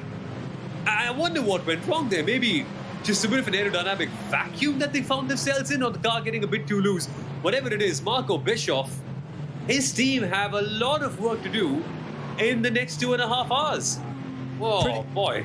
Pretty sure they clipped the curb on the inside at the Mook over there, which you can't get away with. And so that's how they ended up spinning around and into the wall very quickly indeed. So that's a shame for them. Meanwhile, this is for third, I think, in SP3, the Clio Cup class. It is indeed FK Motorsport, just ahead of Wolf Motorsport Sim Racing, I should say. And then Rings Fizzer Sim Racing and Adopt Don't Shop, the final car in the group. But they are very much battling away here. The top two seem very focused on each other. Share Esport versus Similia Esports again. But the battle for third is an interesting one, and they're just willing to battle it out, which the others maybe are not. As there's a look at the traffic. Jonas Vanna is trying to go for the lead here in SP9. They are going to be very soon into the SP3 traffic, and Vanna knows that going through now is pretty important, so he does go and take the lead. We'll get back to that battle because the SP3s are seeing some more fighting within them. It's the 275. They touch and they bang against each other. What are we seeing here? The Wolf Motorsport Sim Racing team have some advantage over their rivals, but Rings and Sim Racing now under pressure from the Adopt Don't Shop team. This is the battle for P5 in the SP3 category, and it's calmed down a bit. But let's shift our attention to the SP9s, because over there, Der Esport, that number 20 Lamborghini, has taken over the lead, but only provisionally, because remember, they have a 60-second stop-and-go penalty for not fielding a real-world driver. At this stage, if you're the number one PS competition Mercedes car behind, you just let them go. You let them go ahead. You sit behind them. You save fuel, because at the moment, what's Der's problem in life? They want to make sure that they have a big gap between them and the rest of the pack, so that when they come for their stop and go, they don't sort of emerge in traffic and they're as close as they can possibly be to the leaders. So they want to go fast. In the same time, PS Competition, the number one, are the only real car in that top 4 and top 5 that don't kind of have a penalty. Their competition, the Apex Racing Team cars, are far behind. They're 5 seconds away. So it's in their best interests to just stay behind their esports, save fuel, tag along, and make sure that they're able to extend their realistic lead over the rest of the pack. Because remember, Dirt are not going to keep it when their penalty comes around. And to make things even sweeter for that BS competition team even, they've been cleared of any wrongdoing. They are not going to be given any penalty for any breach of rules like we discussed that was potentially going to happen at the start of the race. So, number one BS competition, this race is properly falling into their hands. They just now need to be calm and composed, not make any unforced errors, and just take it to the very end. I think they should be in a good space. Yeah, I think it's perfect. I think it's perfect for BS competition, for Dory Sports to go through there and clear the way. They'll be taking the slipstream and saying thank you very much, because they will be leaders of this race a little bit later on, that is for sure. This is the battle, meanwhile, for 4th place. Goodridge is not quite able to stay with his teammate Elias Sepinen, although it's not far away, as you can see there on the margin. There is the gap between 3rd and 4th. It will be 2nd and 3rd a little bit later on. This is the number 11 M&J Downforce car a little bit later in the field, and they are just in behind Liberty Esport. Just behind them is about 6 seconds behind Marlow Racing Team and Williams Esports, already back up to 13th and 14th in this race as traffic begins.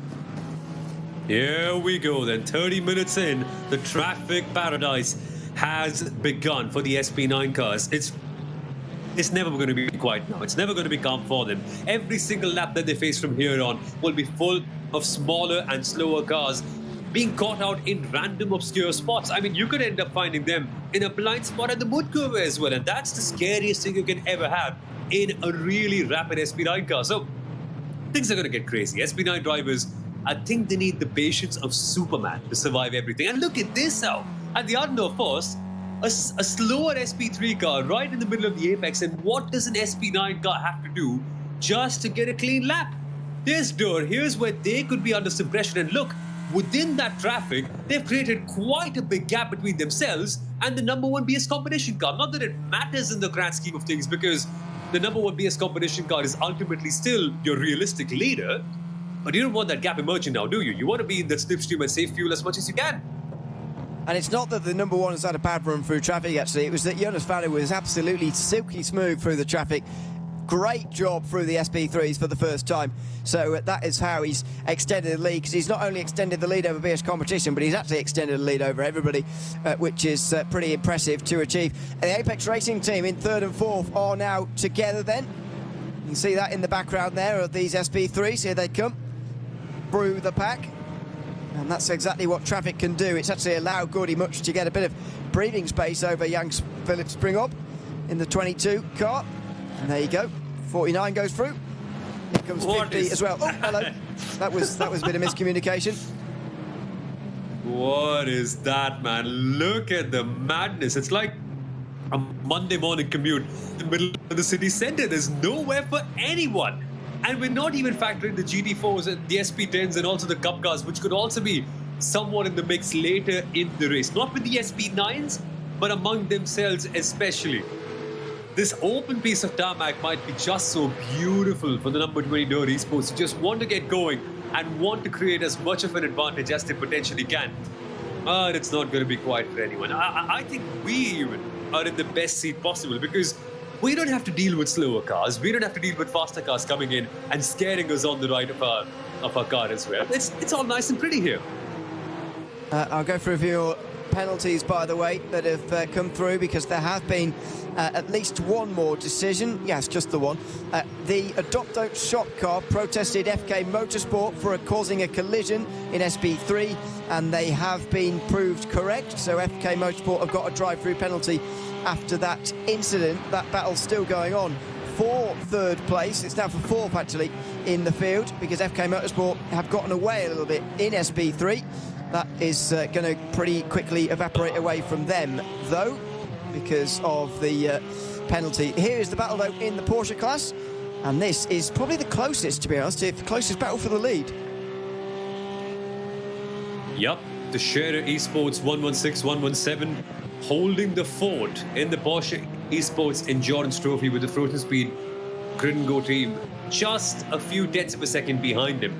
This is very similar to what we saw last time as well, right? Scherer controlling the fort, Apex being close by.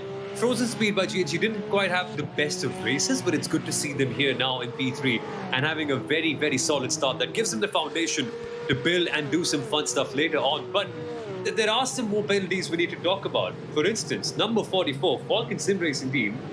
Yeah, stop and go penalty that we spoke about earlier for not having a real world driver. That's been further enforced. And that's the same case for the number 17 team Nitro X Falcon team as well. And that'll also be the same case for the number 20 Dirt Esports guys we've now seen on our screens as well. So SP9s, lots of penalties to be taken. PS competition are your ultimate leaders, but it's not going to be an easy day. But I think it's a good time to give a status update on our other top drivers as well, right? Because after their forced penalties, Marley Racing team and the Mercedes-AMG Esports team Williams team are down in 13th and 14th. So they are making a bit of a recovery. It's just coming at a slightly slow pace.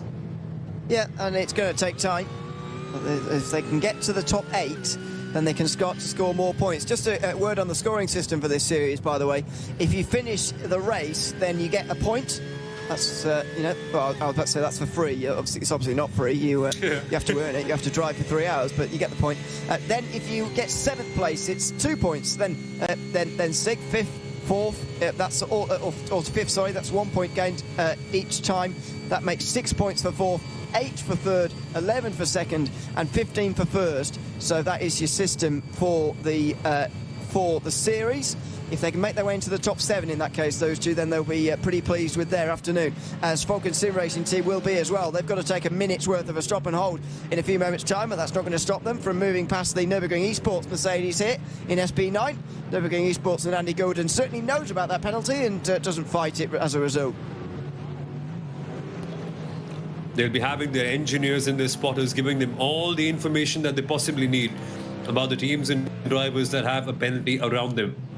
And this is the kind of stuff you need, right? Because when you're driving in a high-pressure, tense endurance race like the DNLS, you don't really have time to think about much else in which car has which penalty. Because remember, you're busy thinking about strategy, about fuel saving, about managing tires, about just surviving at the Nürburgring amidst all the traffic and the chaos as well. That's why you need a really good set of people to be a calming voice in your head to tell you that this driver has a penalty. No point fighting them. But there is a point fighting this fight, because this is the battle that we're seeing in the SP10 class, and that's between the Grid & Go Esports DNS GT4 team, who are in 3rd, and the Sim RC team in 4th. So we have seen some swapping around, because the last we saw them at the start of the race, Sim RC were holding the advantage here.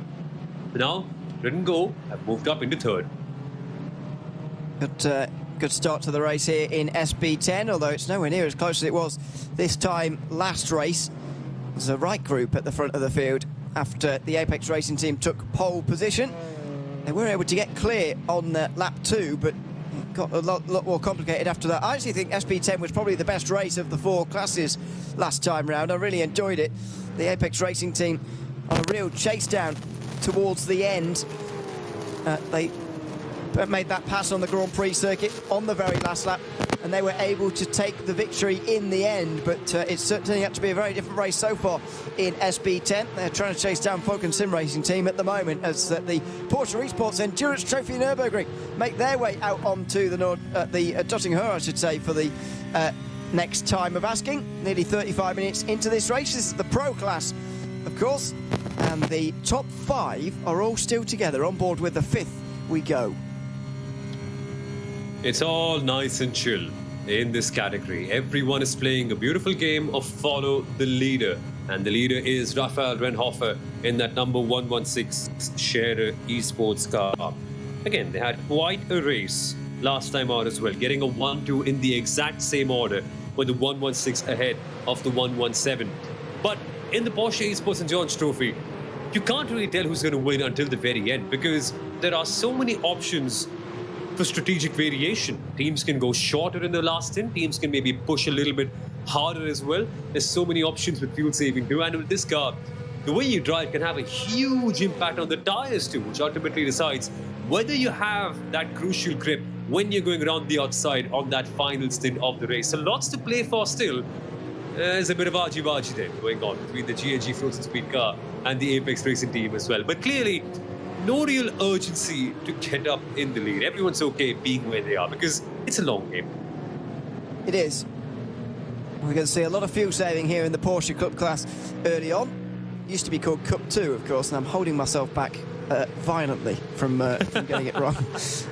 Anyway, they're second fastest class, of course, and as I mentioned earlier, I'll touch on it again, they are split into Pro and Am this season, whereas they weren't previously. The top 5 are all pros. The first of the AMs is the Team Sorg Rennsport number 100 car. Unfortunately for them, they retired after just a lap.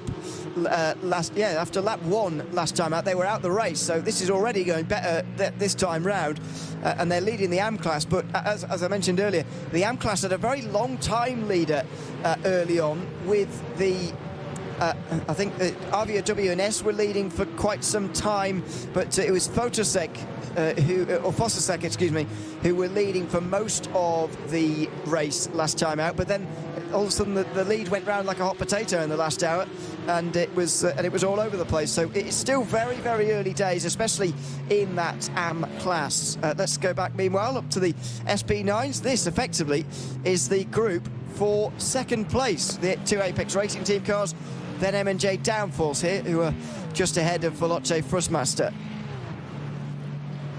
Yep, last time M&J Downforce, they found their way up into P7 with the Ford Mustang in that number 11 class. The number 22, they had a much tougher day. They were in P14.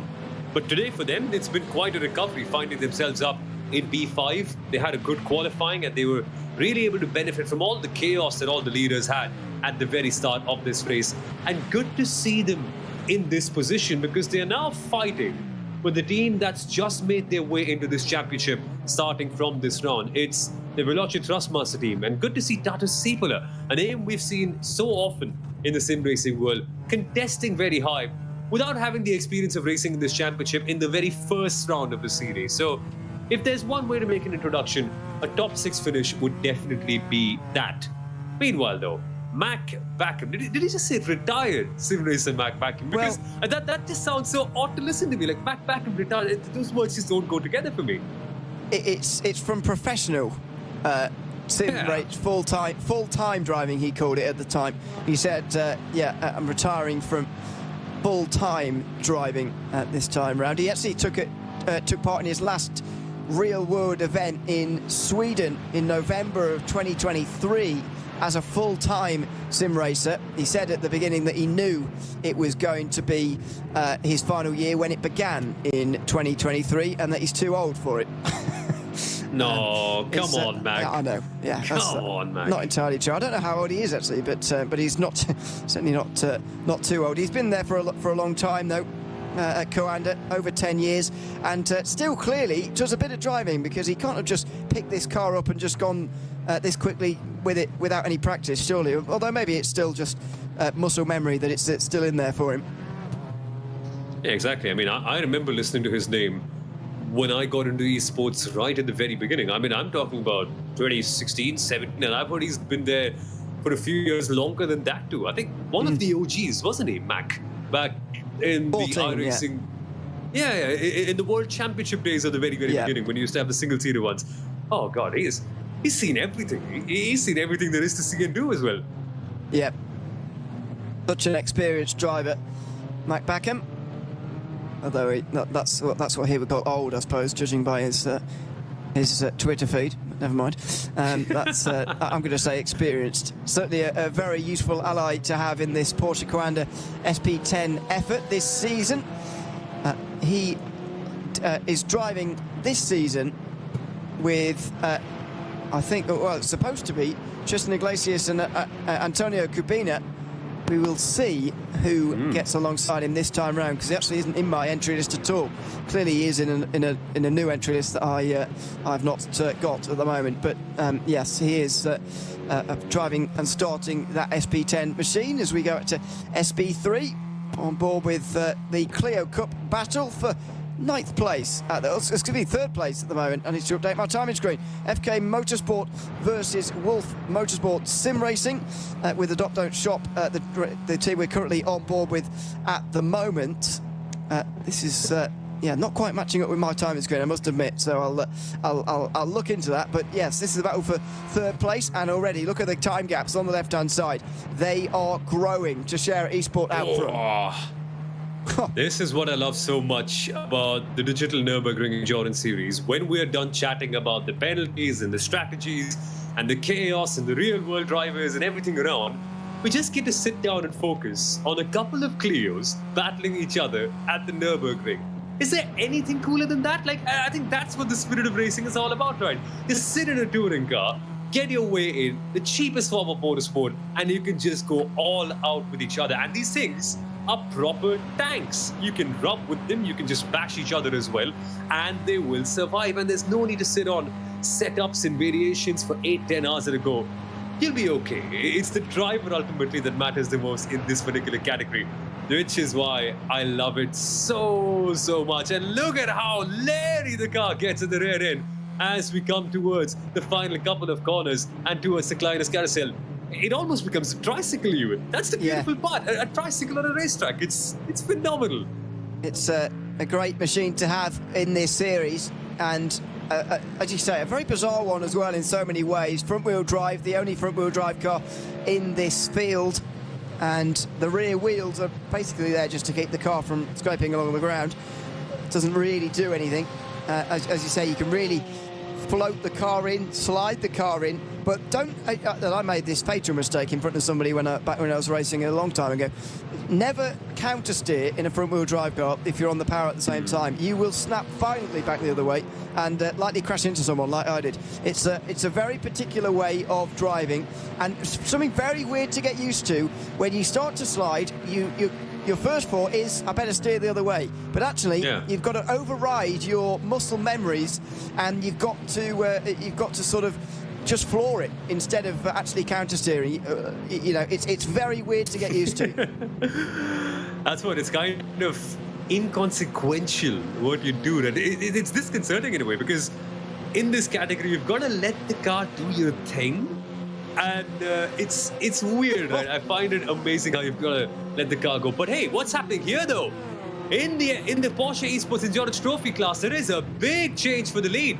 Frozen Speed Grid and Go Racing, they've passed two cars. Both the Shared Esports cars have been passed in one go, and suddenly Frozen Speed are in the lead in a matter of half a lap.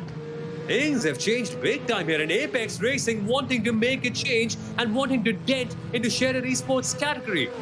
Whoa, what's happening here? This is remarkable. The top five all covered by a blanket towards turn one. Look at the Apex Racing team very nearly having a look down the inside there. They're not quite going to manage that. The 116 gets back to the lead. Sherry Eastport, though, going to be split apart here in towards turn number 2. Remarkable stuff. Scherer down to 4th, but they still hold the lead at least as we're into SP3 traffic for the first time as well. Just in case you needed any more excitement here on the Grand Prix circuit, they're into the Clios, and this is the first chance maybe to start to split this group apart. It's a good run through there, through the right-hander for Raphael Renhofer. Edwin Garaika's got a big moment here. He's got to stay with the Scherer Esport car through this traffic. He's got to retain the slipstream. And this is so crucial. If the 116 Shared Esports gets any advantage, if they're able to break away, it's going to be so hard for the Frozen Speed car to catch up.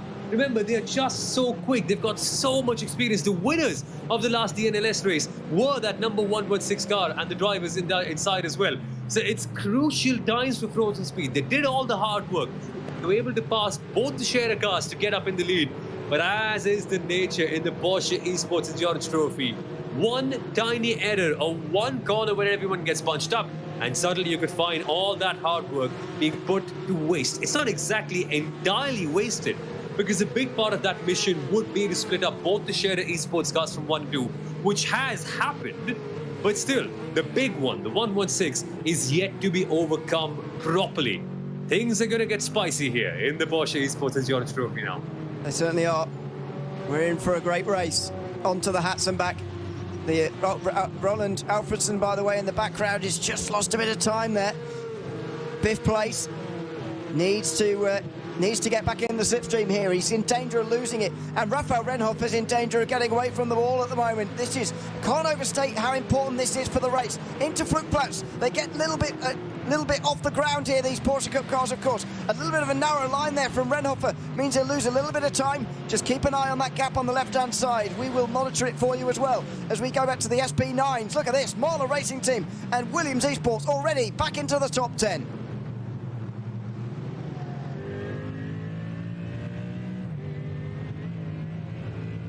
On board, in towards the carousel.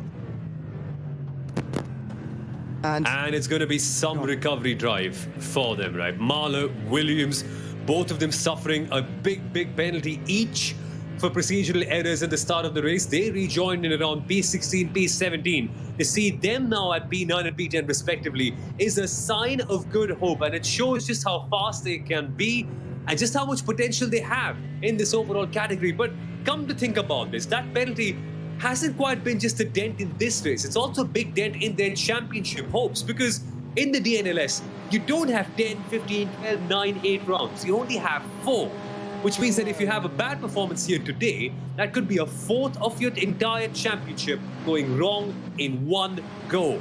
That comeback better be good. But battle for P3 in the SP10 class. What's happening here, Ruben?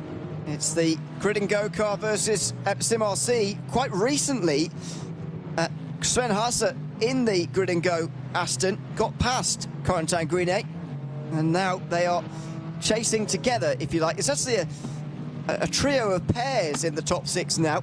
The Falcon Sim Racing team are being caught by the Apex Racing team, the first and second. Then it's Grid and Go and Sim RC. Then it's Door Esports Academy and Coanda, who you can see here.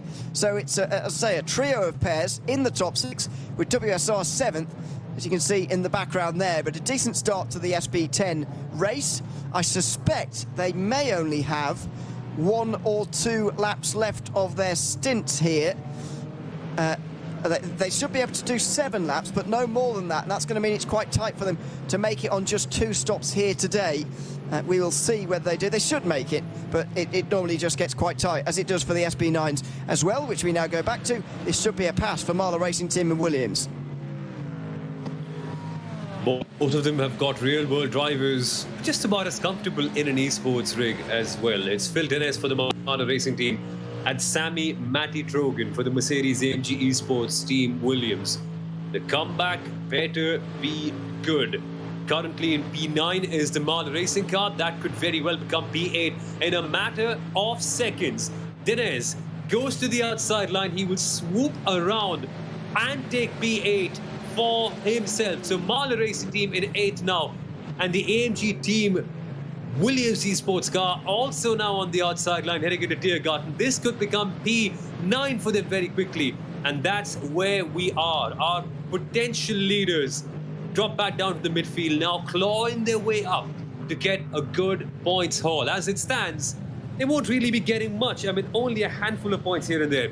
1 point each for Marla and Williams as it stands, but that's not what you need when you're fighting for a championship like this. The next position, P7, that'll give them 2 points, and on and upwards they go from here on. Yeah, it sounds bizarre, doesn't it, when you say they make an overtake to double their points tally, but actually it's only for 1 more point as they try and get 7th place here. That's going to be a bit annoying for Phil Denez when he gets to Finn Wilbus, if indeed he does, because he's got 10 seconds to the Hawk Racing team, who are having a much better time of things this time round. It went wrong before they even hit the brakes on the opening race of the season, as they crashed with number 44 Falcon. But yes, it is a much better time this time round. It's 7th place this time round for them. Meanwhile, still leading the race, BS Competition by 7 seconds at the very front of the field. There are, though, some pit stops being made already here. You will have seen MJ Downforce in the background coming into pit lane. They're clearly going for a 3-stop strategy, because there's no way they're going to make it on just 1 more stop from here with 17 laps remaining, according to the timing screen. Yeah, no chance. No chance that's going to happen for them as well. So ideally, if you're looking at pit stop windows, what's the way out here? How do we go about things? Normally in the SP9s, you can do 7 or 8 laps. A majority of teams normally, they tend to prefer doing 7 laps in the first stint, because the real-world drivers or the real-life professionals are not as quick as their sim racing professionals here. Now, there's a reason behind that. That's not because they're slow. It's just a difference in experience on the platforms, and that is something that has to be accounted for. So many teams prefer their real-world drivers to only do 7 laps in the first stint, and then on we go with 8 laps, potentially sometimes 7, and then we go on and on in the later part of the race.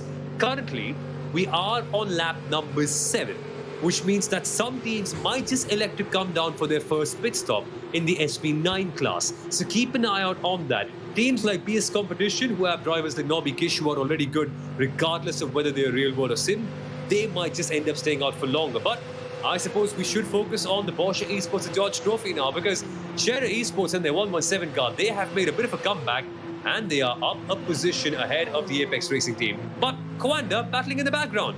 So much happening here. It is, yeah. Gabriel Solomon is on his way past Mark Bowser here, and he's banished it in the background. Scherer and Apex ahead of Ron Alfredson. So the front of the Porsche category has split. Somebody asking, by the way, in YouTube chat what PEETN class is, and if it's all Porsche class. It is indeed an all Porsche class, using the modern-day Porsche Cup car, which in my opinion is too quick, but that's besides the point. It's it is the all Porsche Cup class this time around. Somebody else asking whether the weather is dynamic. Well, yes, but it's not going to rain, in case that's what you're asking. The weather conditions are going to be about 71 degrees Fahrenheit. I don't know what that is in Celsius. I think it is 30s, somewhere in the 30s Celsius. Not that warm. It is only February after all. Humidity between 40 and 70%, etc. It's relatively low winds, but no chance of rain, absolutely none. The weather is able to change, but it won't rain this time round. We're still yet to see rain in the Digital Nürburgring Langstrecken-Series, to my knowledge. Well, if we're answering questions from the chat, somebody better put up a question asking who's going to win an SP10?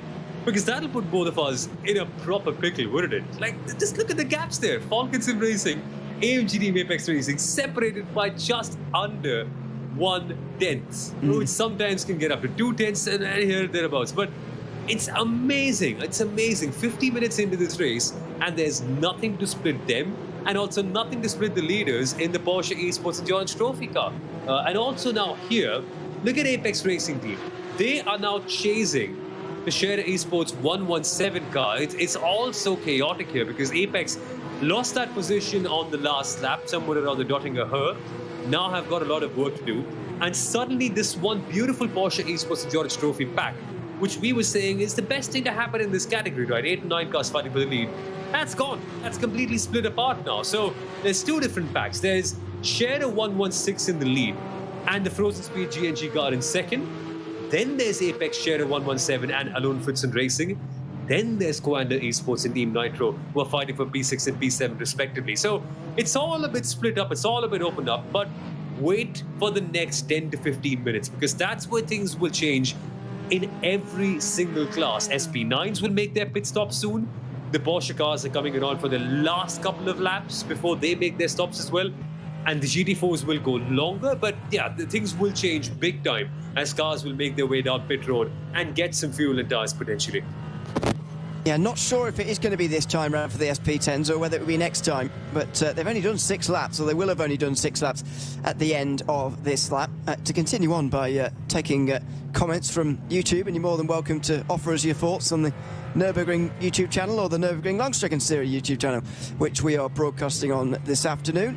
Someone asking, how do we follow the series? Not really sure what you mean by that, but I guess the best way is to either subscribe to the Nürburgring YouTube channel or the Nürburgring Langstrecken-Series YouTube channel and come back again, same time, same place in 2 weeks' time, because that's when round 3 of the Digital Nürburgring Langstrecken-Series will be taking place every season for 6 seasons now, in between the end of the NLS series in real life and the start of the new series in NLS in real life.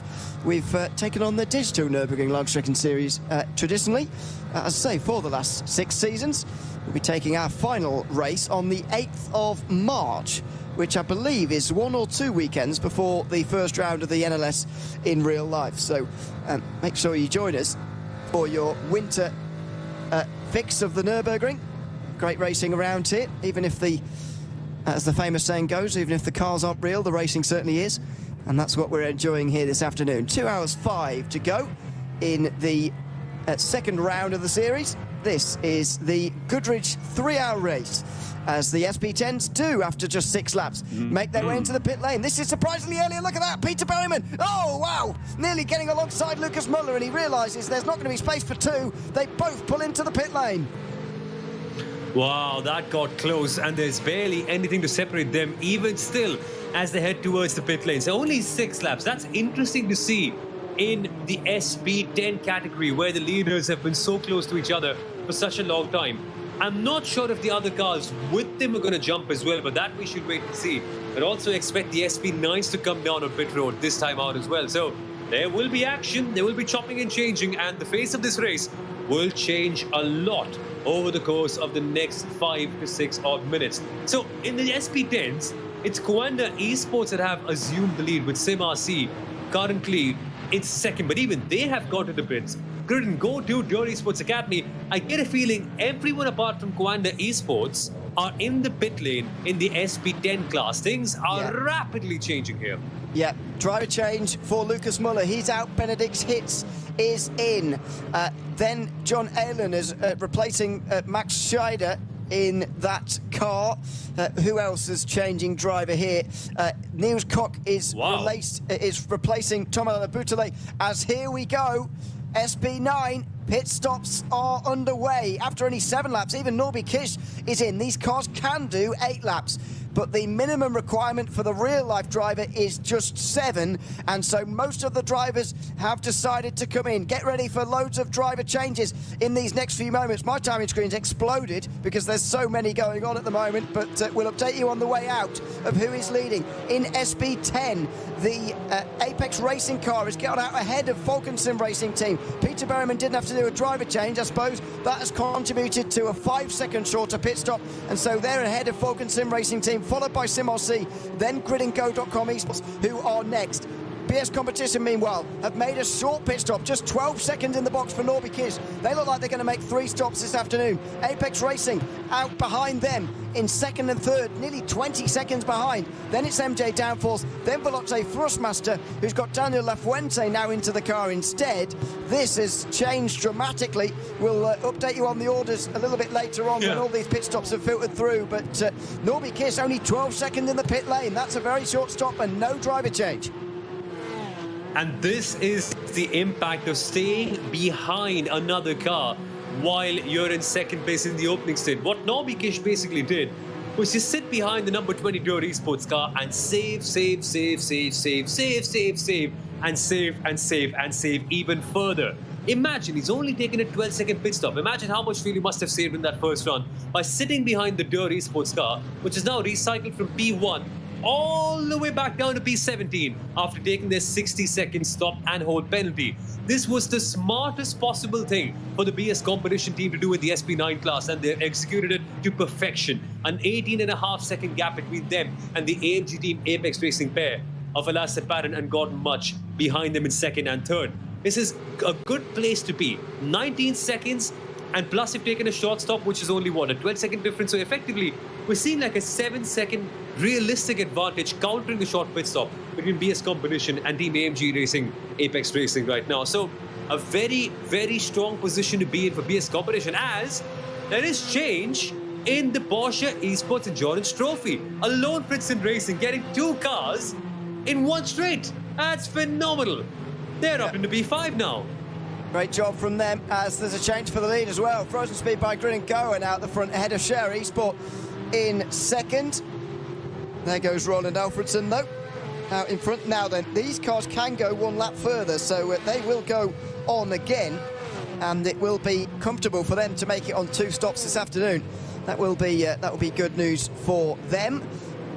So BS Competition lead at the very head of the race. Apex Racing Team 49 are in 2nd, ahead of Apex Racing Team number 50. MJ Downforce the 4th, ahead of Veloce Thrustmaster. Then it's Marlow Racing Team up to 6th already, ahead of MJ Downforce. Then Impulse Racing in 8th place, ahead of Hulk Racing Team. Williams Esports, Vasilis Palatziotis has gotten into that car. That rounds out the top 10 in that class. In SP10, we're still waiting for Coanda to come in, but other than that, we've seen the Apex Racing Team come out first, ahead of Falcon Sim Racing Team, then SimRC, gridandgo.com esports, WSR Esports, Bookkicker are just ahead of Nürburgring Esports and Door Esports Academy. That's the battle, 3-way battle going on for 6th place, ahead of X-Racer and BS Competition. It has all changed, especially in SB9, where we've seen such a varying level and length of pit stop. Should we try to break it all down? Because there's so much to do here. Okay, I think we should do that. What's happened in SP9 is essentially BS Competition making great advantage of the fact that there was nobody else in their pack who did have a penalty. So they've stayed behind Digital Esports and saved a lot. So they've taken a shorter stop, which means they have a 19-second gap. So if you take away the disadvantage of the shorter stop, like the 12 seconds that they've gained as a result, effectively they have a 7-second advantage over the AMG Apex Racing team, who was 2nd and 3rd. That's a big difference. Even if BS Competition relax in this stint and don't push that hard, they have a big comfort zone that they can exercise and eventually come out in a very strong place, even if they don't push that hard in this stint. That's what's happened here. So P2 and P3 belongs to AMG Team Apex Racing comfortably. M&J Downforce have a good hold over P4, but Veloci Thrustmaster are now back up into P5. Behind them, there are some variations within the lead pack. So Marley Racing Team are now up on merit into P6, even after taking the drive-through penalty. Their pace has been insane. They're the only team clocking in 7-minute 57-second lap times, along with the Mercedes-AMG Esports team Williams car, which is now in 10th. They've taken a slightly longer stop, so they're going to be pushing more in this stint. So watch out for the Team Williams Esports number 5 car that is currently in 10th but could make their way up.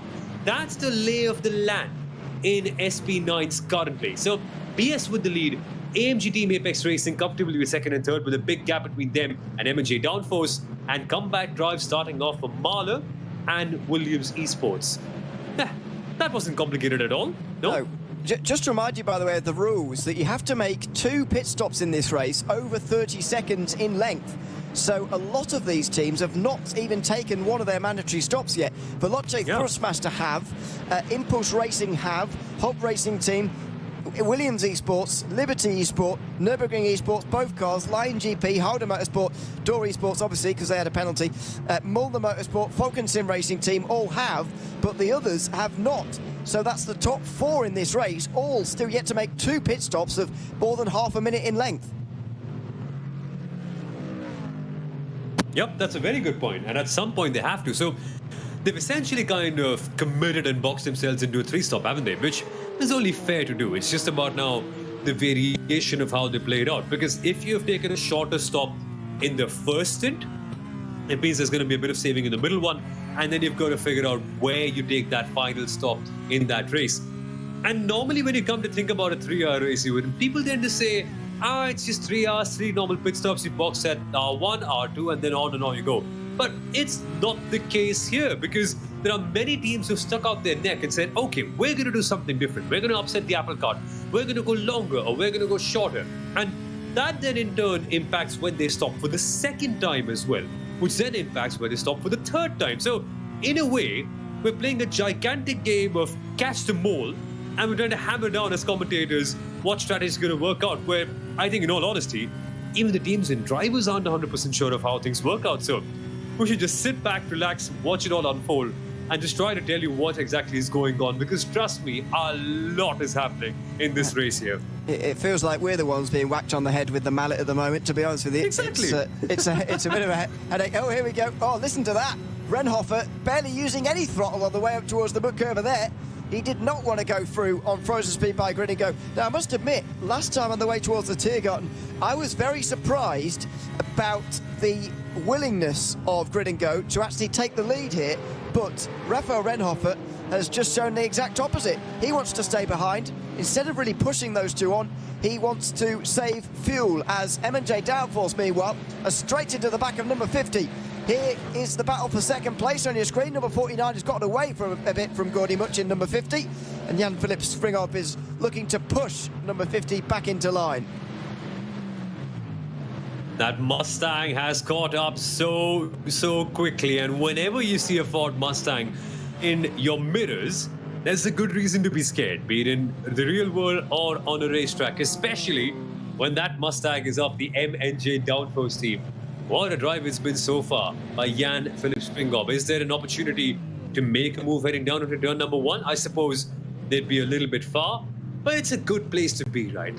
Attach yourself with the faster pack, and then make sure that you keep on going faster and faster and closing up to the leaders. So good to see here what's happening with the M&J Downforce team. And Mahler Race team, their comeback keeps on getting stronger and stronger. They are now only a second and a half behind the 5th place Veloce Thrustmaster team. So happy days for Mahler, given the context that they found themselves in at the start of that race. Yeah, they are not out of this at all. Absolutely not out of this at all, the Mahler Racing team. So watch out for them in the next round, or the next, I should say, 2 hours of this race. Let's say round of pit stops. We've just had one. Although I can't imagine Norby Kish is going to be able to go very much further than 2 laps, to be honest, on his fuel. 40 seconds of fuel will give you about 8 laps at most. What's that? 5 seconds of fuel is 1 lap then? I'd say probably 2 laps, maybe 3 for Norby Kish in that case.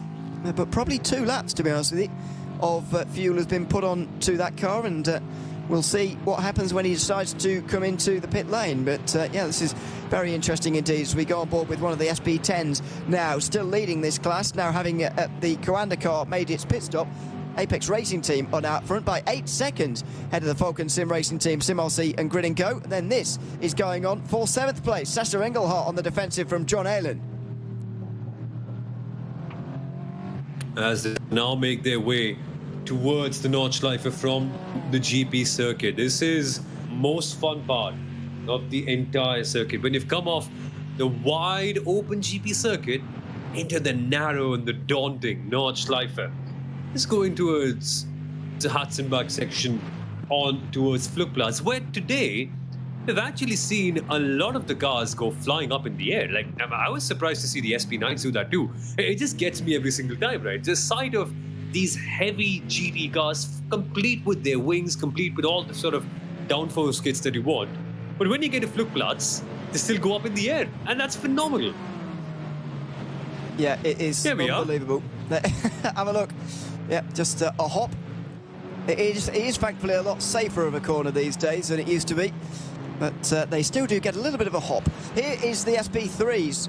We haven't spoken about them very much, but there's been an interesting strategy from Scherer Esport. Pit in after only 5 laps in this, or 6 laps I should say, and now they are in a bit of a group. This is why it's dangerous to pit early. They're in a bit of a group. This is the order as it stands. Similia Esports Entropy leading the way ahead of Adopt Don't Shop by 11 seconds. Ring Fizzer Sim Racing are in third ahead of Sturb Korchem Racing, or AC Mayen, I should say, in 4th place. Then you've got Thomas Enger Sim Racing, who have got further than they did at round 1, which is a good thing for them. Race Sim Zone, Eiffel Racing and Scherer Esport are the Renaults you're watching on your screen at the moment. Lots and lots of gaps behind them though. Eiffel Racing by GTU find themselves in 7th, and the Scherer Esports SP3 team, things have gone awfully wrong for them. After winning the last race in this category, something's clearly up with them. They're nowhere. They're currently in B. My apologies actually. Wasn't it the 263 that won the last time, not the 269? So I'm getting confused somewhere slightly, but let's get back with more on how the 269 has eventually ended up having such a tumultuous race in P8. Yeah, they've just stopped. That's why they've stopped a lap early compared to everybody else. I don't know why, actually. I don't know why, but that's why they're so far down. It looks bad for them at the moment. The rest of them, by the way, Homeridge Sim Racing Esports, Wolves Motorsport Sim Racing, V7 Racing, FK Motorsport, all down at the back. Unfortunately, FK Motorsport have been in the pit lane for over half an hour. They may not return. And unfortunately, V7 Racing were in for a 7-minute pit stop. But yeah, an early stop for Scherer. That's why they're 8th.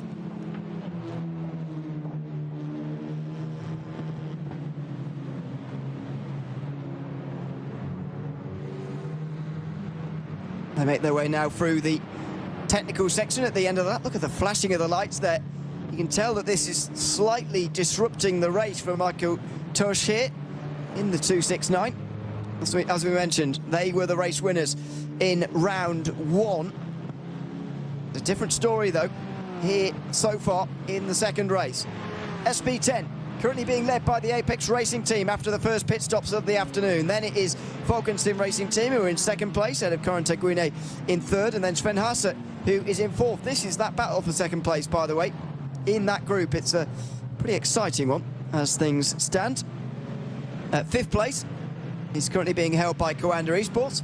WSR Esports Bookkicker are just in behind them, with Nürburgring Esports and Dor Esports Academy also in that group. It's an exciting battle going on for 5th place as well. Yeah, so far the Apex Racing Team have stolen a march on the rest. They're 9 seconds out front, but there's a very long way to go. And if round 1 taught us anything about SP10, is that the lead is going to change many more times. A million more times. They're going to be swapping around right until the very end. It's kind of absurd to see a 9.5 second gap between any cars in the SP10 category, but given the context, it's only fair. So wait and watch to see how this race evolves. It's going to be tricky for all the other cars, like the Falcon Sim Racing Team and SimRC, to catch up, especially when they're just sort of locked in their own pack, and the AMG Team, Apex Racing Team are sort of on their own, and it helps out that they have the track position advantage as it stands, owing to a slightly shorter stop as well, mind you. That's why they gained 5 seconds. But still, a lot of time for Falcon Sim Racing and SimRC to gain here And that gamble of the short stop might just pay off for AMG Team Apex Racing in the long run. We'll have to wait and see. It might well do. Still a very long way to go in this race. There is the battle, by the way, for 6th place, or 5th place, as you call it, really. Coanda Esports are just ahead of these guys. There they are, the BMW, ahead of WSR and Nürburgring Esports, Door Esports Academy as well. A good battle going on here, but Coanda Esports at the moment half a minute away from the lead. Then X-Racer and BS Competition battling away for 9th place as well, with Team Huisingveld in 11th place, and the 169 Nürburgring Esports car that was in for a very long time earlier on. They are still running, but they are all the way down in 12th, and they are a lap down on the rest of the field. While we've been going through this, by the way, the SP3 category now has been making its first pit stop of the day, and so that order will change. Similia Esports are now second again, as Share Esport rocket right the way to the top. Adopt Don't Shop back down to third, with the rest of the pit stops still ongoing, so we don't quite know where they'll come out. As there you go, Door Esports Academy through on the inside there into 7th place on the Nürburgring Esports car. A fairly good pass, but not necessarily nice from their Nürburgring Esports teammates. The SP9 got down the inside of their SP10 and caused them to lose a place.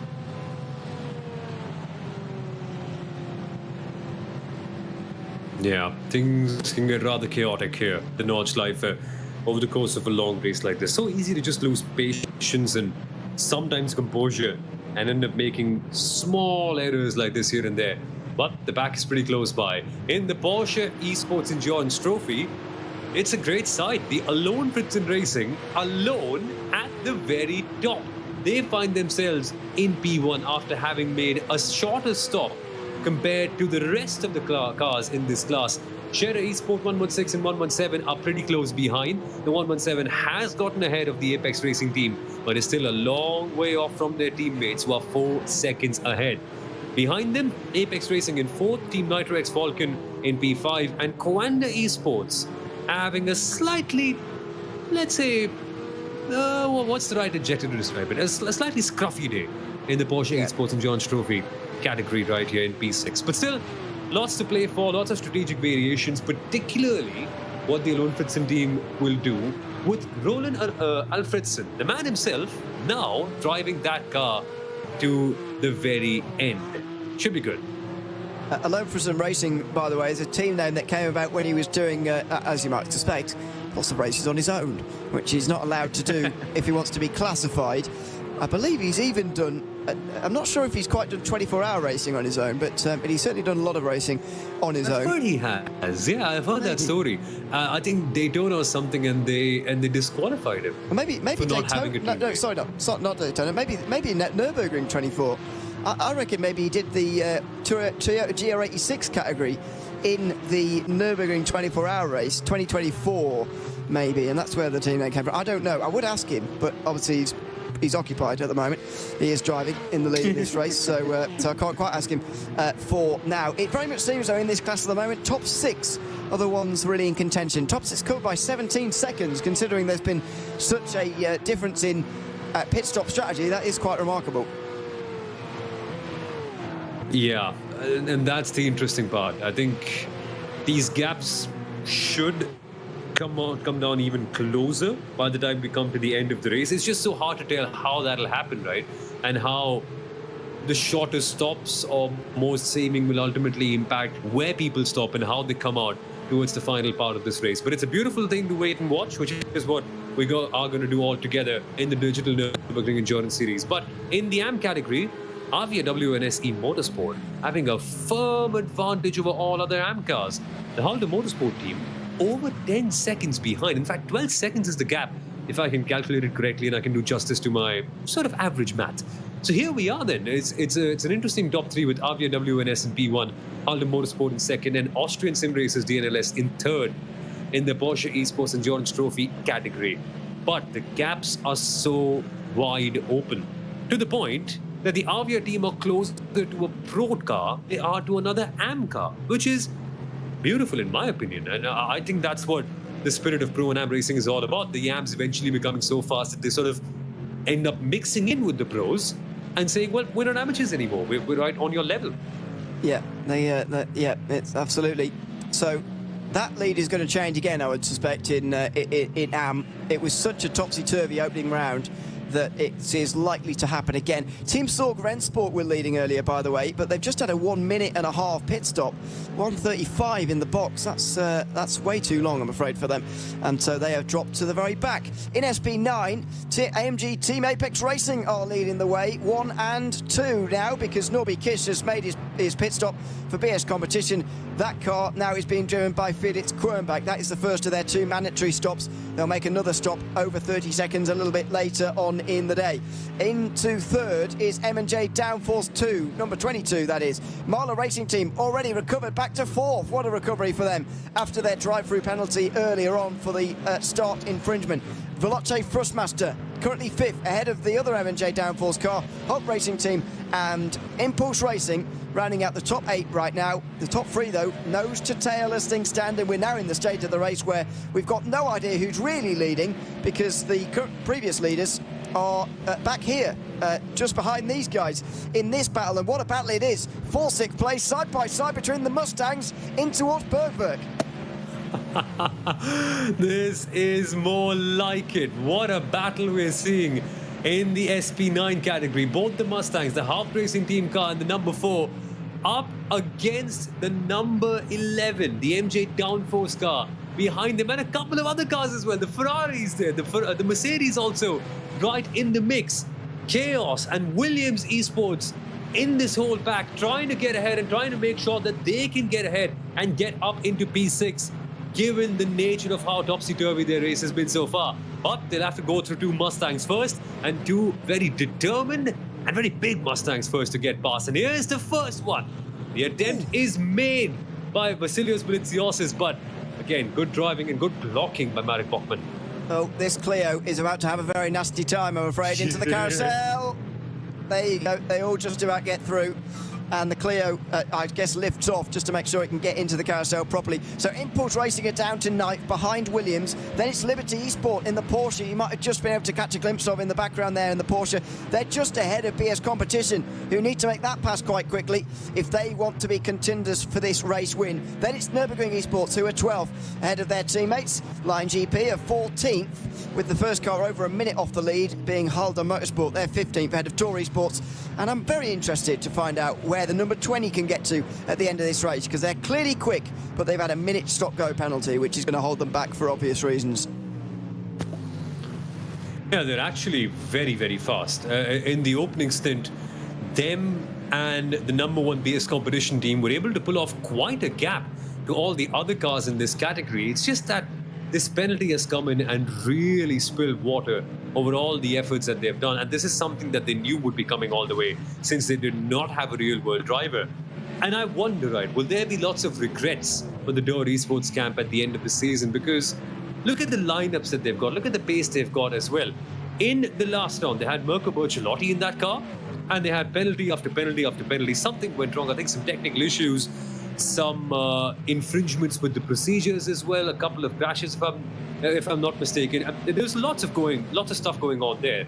Follow that up with an incredible performance in qualifying, and then them leading the race on merit, only to have it all taken away by a penalty. This could well have been a championship winning team, given the pace and potential it has. Just 1 or 2 incidents here and there at crucial times can completely suck away all momentum that you've got and make a potential championship winning team someone who's just struggling in the midfield, which the results table will never really tell you that. You're just going to watch the race to understand what the true story of it is.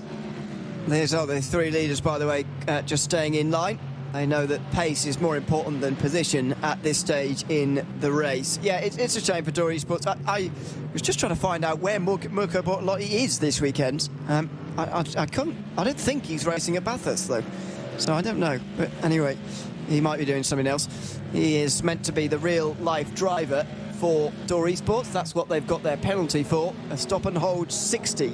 earlier on in the day. So just under 100 minutes to go here in the second round of the Digital Nürburgring Langstrecken-Serie for 2024-25. This is the Goodridge 3-hour race on the either Nürburgring YouTube channel or Nürburgring Langstrecken-Serie YouTube channel. You're very welcome. Good to have you with us this afternoon. The first day of February 2025. We'll be back again in a fortnight's time, same place, for round 3. So we get to the halfway mark of the season after this round. Can you believe that? 12 hours of racing, 6 hours of it will be completed after this. And right now, I just do not know what this race is going to bring for the remainder. Either at the end of this lap or at the end of the next one, we're going to see the top 4 all having to make another pit stop already.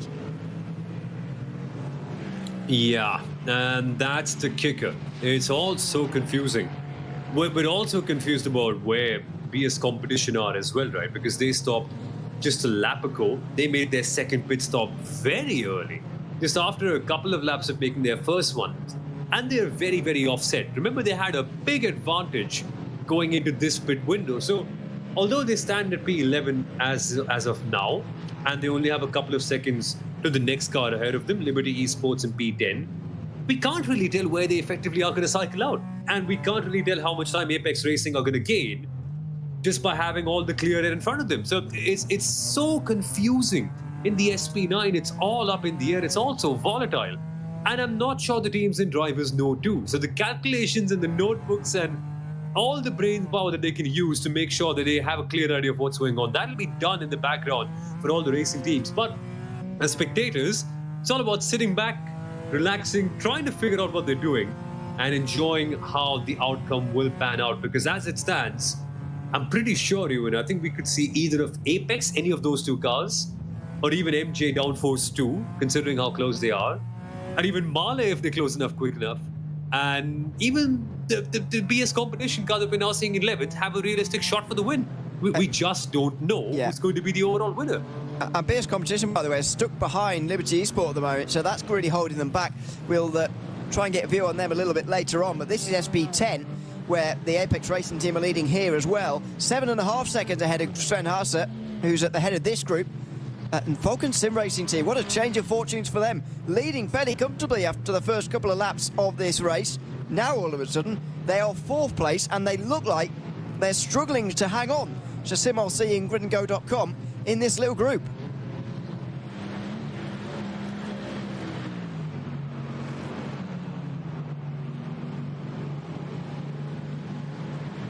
There goes one of the SP9s through on the outside. Nürburgring Esports GT3. A little bit further down, so most of the SP9s have got through now on these SP10s. But the problem is for these guys, the SP9s keep pitting and keep coming out back behind them again. And so they have to come and overtake them all over again as well. This is the big battle. And this is something that could be having a defining standpoint on this race. Liberty Esports, excuse me, last time round, 8-minute lap time. That was 3 seconds slower than Marla Racing Team. Over a second slower than the group at the front, head by Apex Racing Team. And have a look at this now. Kronbach is flashing the lights. He knows how important this is. Down the inside into Meskersfeld. He's only just alongside. Into the left-hander. Oh, Liberty Esports go wide, sliding. They're going to be just about stopping in time. Wow, that was close. Felix Kronbach gets through on the inside line in towards Meskersfeld, but it wasn't by much. What an important pass to make for the Mercedes team. It may be a little bit behind schedule, to be honest. But, goodness me, that was very, very close indeed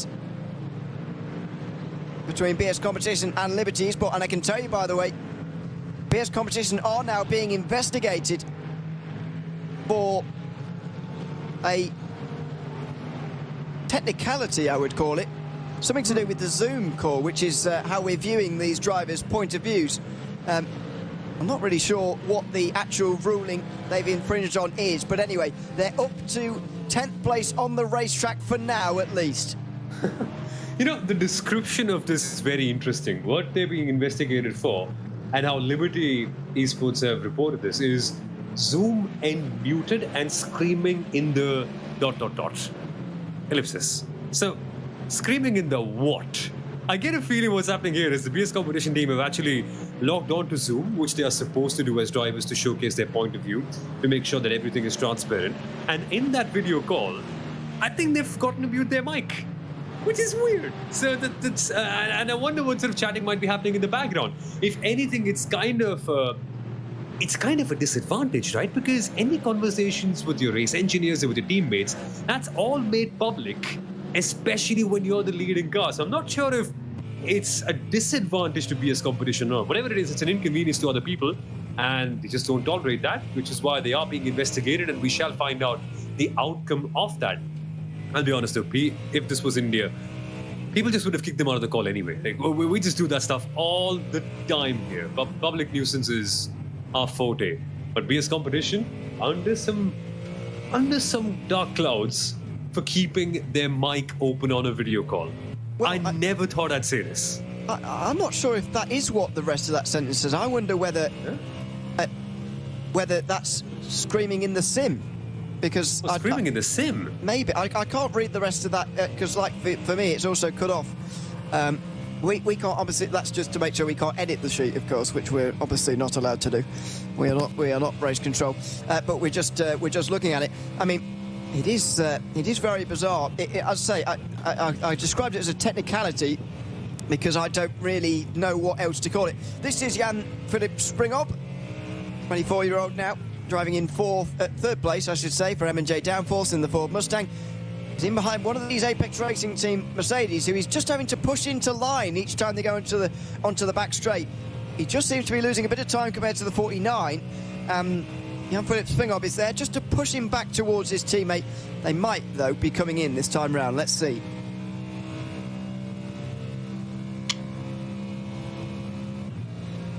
On the Dottinger Herb, Jan-Philipp Springhob with no real pressure to try and get ahead of the AMG Team Apex Racing car. As it stands, being in the draft in the slipstream is good enough. Remember, it's a 3-hour race and we're at the halfway mark now, with an hour and 30 odd minutes left to go. But the M&J Downforce team says if there's a time to go for it, the time is now. The Ford Mustang moves up into second place. And Jan-Philipp Springhob, what a day it's been for him so far. Gaining so many positions, splitting up both of the Apex Racing cars. And now, as they make a run for the pit lane, he finds himself in second place. But this will be the moment of truth, Ewan, because we have seen the BS competition #1 car already make that pit stop a couple of laps ago. Now we shall find out where this leading pack cycles out relative to them. Because from what I see, AMG Team Apex are pitting, M&J Downforce are pitting, and Marler Racing with Phil Denez are also in the box. Clearly, BS competition and all the cars ahead of them will stay out, and that'll give us a good insight as to where they eventually cycle out. Can BS competition come back out in the effective lead of this? Now is the time we find the answers to those big questions. Yeah, driver change is being made here. Jan-Philipp Springhob is being replaced by Jonas Gundert. Salva Talens gets in for Elias Sepinen, and Rainer Tauvar is replacing Phil Denez. Gordy Much is carrying on, though, so that's a surprise somewhat in number 50, but he seems to be carrying on. All of them in the low 30s as far as pit stops go, and they will be again low 30s in terms of seconds for their next pit stops as well. But they are out about 15 seconds behind BS competition. Now, that's a long way, I'm not disputing that, but it is quite a bit closer than what it was before. Before the pit stops, it was 20 seconds. Yeah. So they've gained just a little bit there. Yep, exactly. And that's the advantage of having clear air. I think the Apex Racing team, both of their cars, they were able to use that clean air, push a little bit harder, make sure that they were able to take off all the lap times. And in the meantime, we saw that BS competition car stuck behind a couple of cars, particularly the Liberty Esports number 24. And that, I suppose, is where they have lost a bit of their advantage. They're still in a very good space, though. They still have quite a big advantage over all of their major race-winning rivals. But as it stands, there are cars who have stayed out and have upset the pit window. So Veloci Trustmaster, they are in first, but they haven't made that second pit stop. Mercedes-AMG Esports team, Williams Esports, they are in second. And oh, here we go. Side by side into turn one. Dory Sports Academy versus Coanda. And that is a good pass for John Aylan, who is past Mac Backham. Konstantin Stolzenberg is the one who is just up ahead here. The WSR Esports bookkicker Aston Martin. So this is the battle for 5th place at the moment in SP10. As we cross over the halfway mark in this race, you're watching the Goodridge 3-hour race from the Digital Nürburgring Langstrecken-Serie. This is round 2. We are into the final or second half of the race, and final half, just under an hour and a half to go. Still, so much to pan out here at this round of the championship. Still so early on in the season, of course, as well. Only one round down so far, and only 2 teams were able to take victories over the course of the 4 classes. The Apex Racing team and Share Esports sharing 2 wins together. Well, Share Esport right now are still leading the SP3 category. The gap now over 10 seconds for the first time in a while. Apex are leading in SP10 as well, but it's different in SP9. Veloce Thrustmaster, a guest team, are leading at the moment in SP9, with Alonfredson suddenly losing the lead in the Porsche Cup class. Roland Alfredson has just been overtaken by Raphael Renhofer for the lead in the Porsche Esports Endurance Trophy Nürburgring. I get a feeling it's a matter of pace here, because Alonfredson Racing, they were comfortably sort of in the top 5, somewhere around that margin at the start of the race, and they were able to catch up in amazing fashion, getting past Apex Racing, getting past both of the Share Esports cars. But a big part of why they had that advantage was a shorter pit stop. They had a 29-second pit stop. The others had a 36 or a 37-second stop. That gave them a big chunk at the lead. And as a result, they've had to save a bit in this stint. And saving means you go slower. And being slower means there's a good chance you get past as well. So that's exactly what happened for Alonfredson Racing. They find themselves in second. And Share 116 very firmly in control. Yeah, battle for second for now. Williams versus Hub Racing Team. Vasilis Batsiotis versus David Boschke. Now Grid and Go driver after leaving Simify Esports. Now in the Mustang as well. I've not seen him drive the Mustang for a while. He'll, I'm sure, have been practicing. This is going to be interesting for these 2 big teams because they took such long stops first time round, nearly 40 seconds in the box, so surely, by my reckoning, they've got some shorter stops yet to come. Yep, that's going to be the case. Once you go for a longer stop, eventually later on, you can save a little bit of fuel in that run and go for a shorter pit stop. Essentially, it's so hard to tell, right, what the teams and drivers are doing in the car, because we don't have access to their telemetry and their live data, so it's hard to tell when they're saving or when they're attacking. It's only at the end of a stint when you find out what the drivers have done and just how much they've saved or how much they've attacked by the length of their pit stops. It's a combination of the 2. You can't be full saving at all points because you end up losing out on so much of time. But you can't also be on complete attack all the time, because then you'll have to spend a lot more time in the pit lane. So it's this fine balancing act, and also a matter of knowing when to save and knowing when to attack. A lot of teams and drivers, when they're planning out their strategies, say, oh, theoretically, I could start saving from the first stint. And that means saving from the first lap, and eventually that'll mean that I go for a shorter pit stop when the others are going 10-15 seconds longer. But in that crucial first couple of laps, when track position is vital, imagine if you're saving. Imagine if you go from P4, I don't know, back down to P12 or something. You're suddenly caught off guard and you're split up from the leading pack, which perhaps is what all you need to stay in the hunt for the race win. And these are things all the teams and drivers and the strategists sitting behind will have to keep in mind as we see the number 4 go slightly off. That's the Hub Racing team by G&G. And towards the latter part of the circuit, coming towards the bell of S's slightly as well. What a race it's been so far. 1 hour and 25 minutes left to go in the Digital Nürburgring Endurance Championship. The lead in the SP9 category currently belonging to Veloce Thrustmaster Daniel Lafuente, artificially, dare I say, being the leader of this class. But yeah, eventually I think the battle will cycle around between the BS competition team and the AMG team Apex Racing cars, both of which are respectively in P5 and P7 and 8 respectively. That is a little hard to tell because ahead of them even, we've got Impulse, Haupt, Williams, Veloce, and there's also Liberty Esports in the mix. So for any layman coming in and trying to understand the timing screen picture in the SP9 class, it's slightly confusing, right? But there's lots of method to this madness as well, clearly. Yeah, it is difficult. It's the stage in the race now where it is very difficult to tell. For the first part of the race, for the first hour, it was pretty easy. There was no pit stops made. Everybody was where they were. I mean, Door Esports, to be fair, had a penalty hanging over them that had to be served and dropped them back a little bit earlier on. However, that is now out of the way. It's now pit stops that are really disrupting us.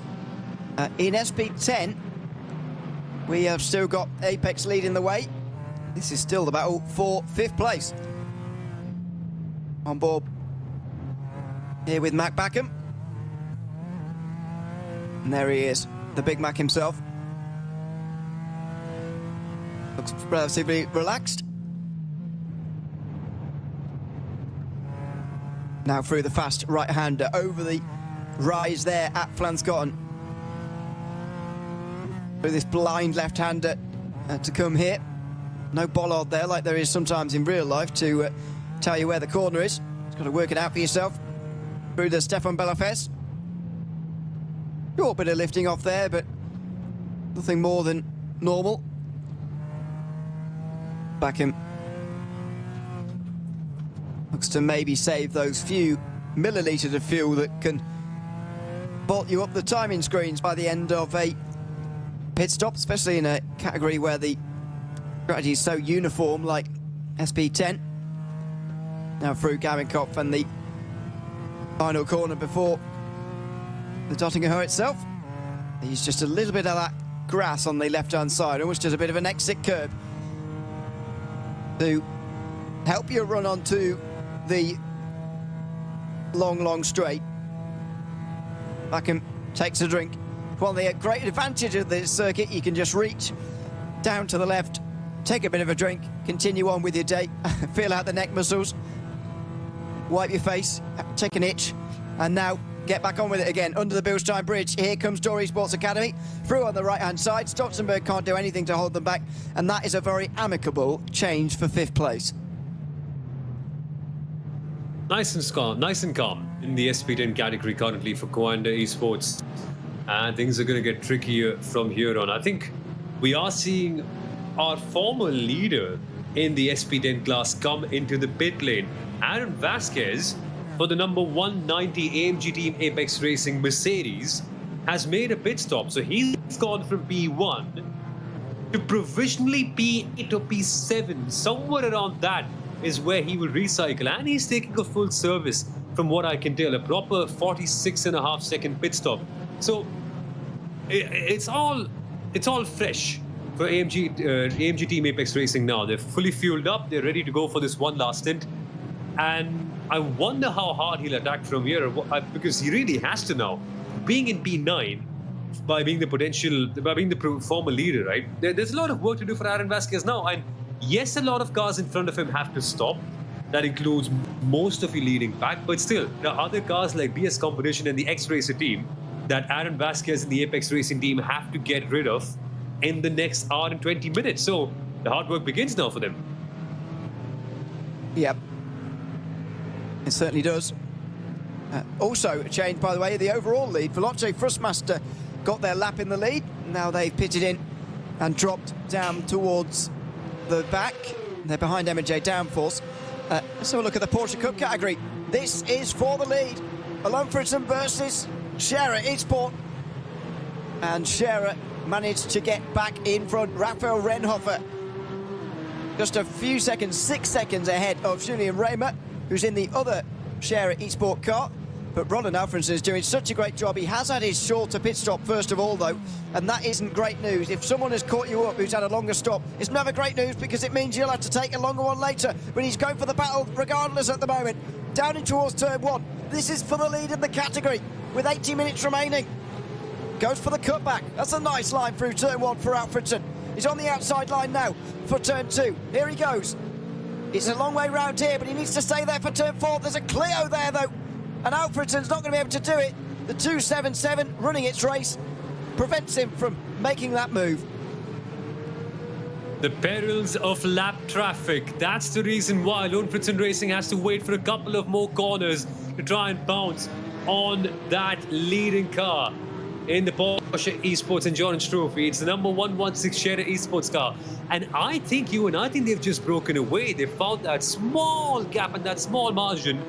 And I don't think they can be attacked for a very long time now, because in a couple of corners, these cars will take a sharp turn left and go to the Nordschleife, where your real overtaking opportunities don't come for, almost half the circuit now. So it's going to be plain sailing for a little bit for the Scherer Esports 116, but they have to be mindful and they have to be on their tippy tender toes, because if they make even the slightest of errors, there's a giant white 992 Cup car in their mirrors, and Alfredson Racing will be right there to snatch the lead of this Cup car category from them.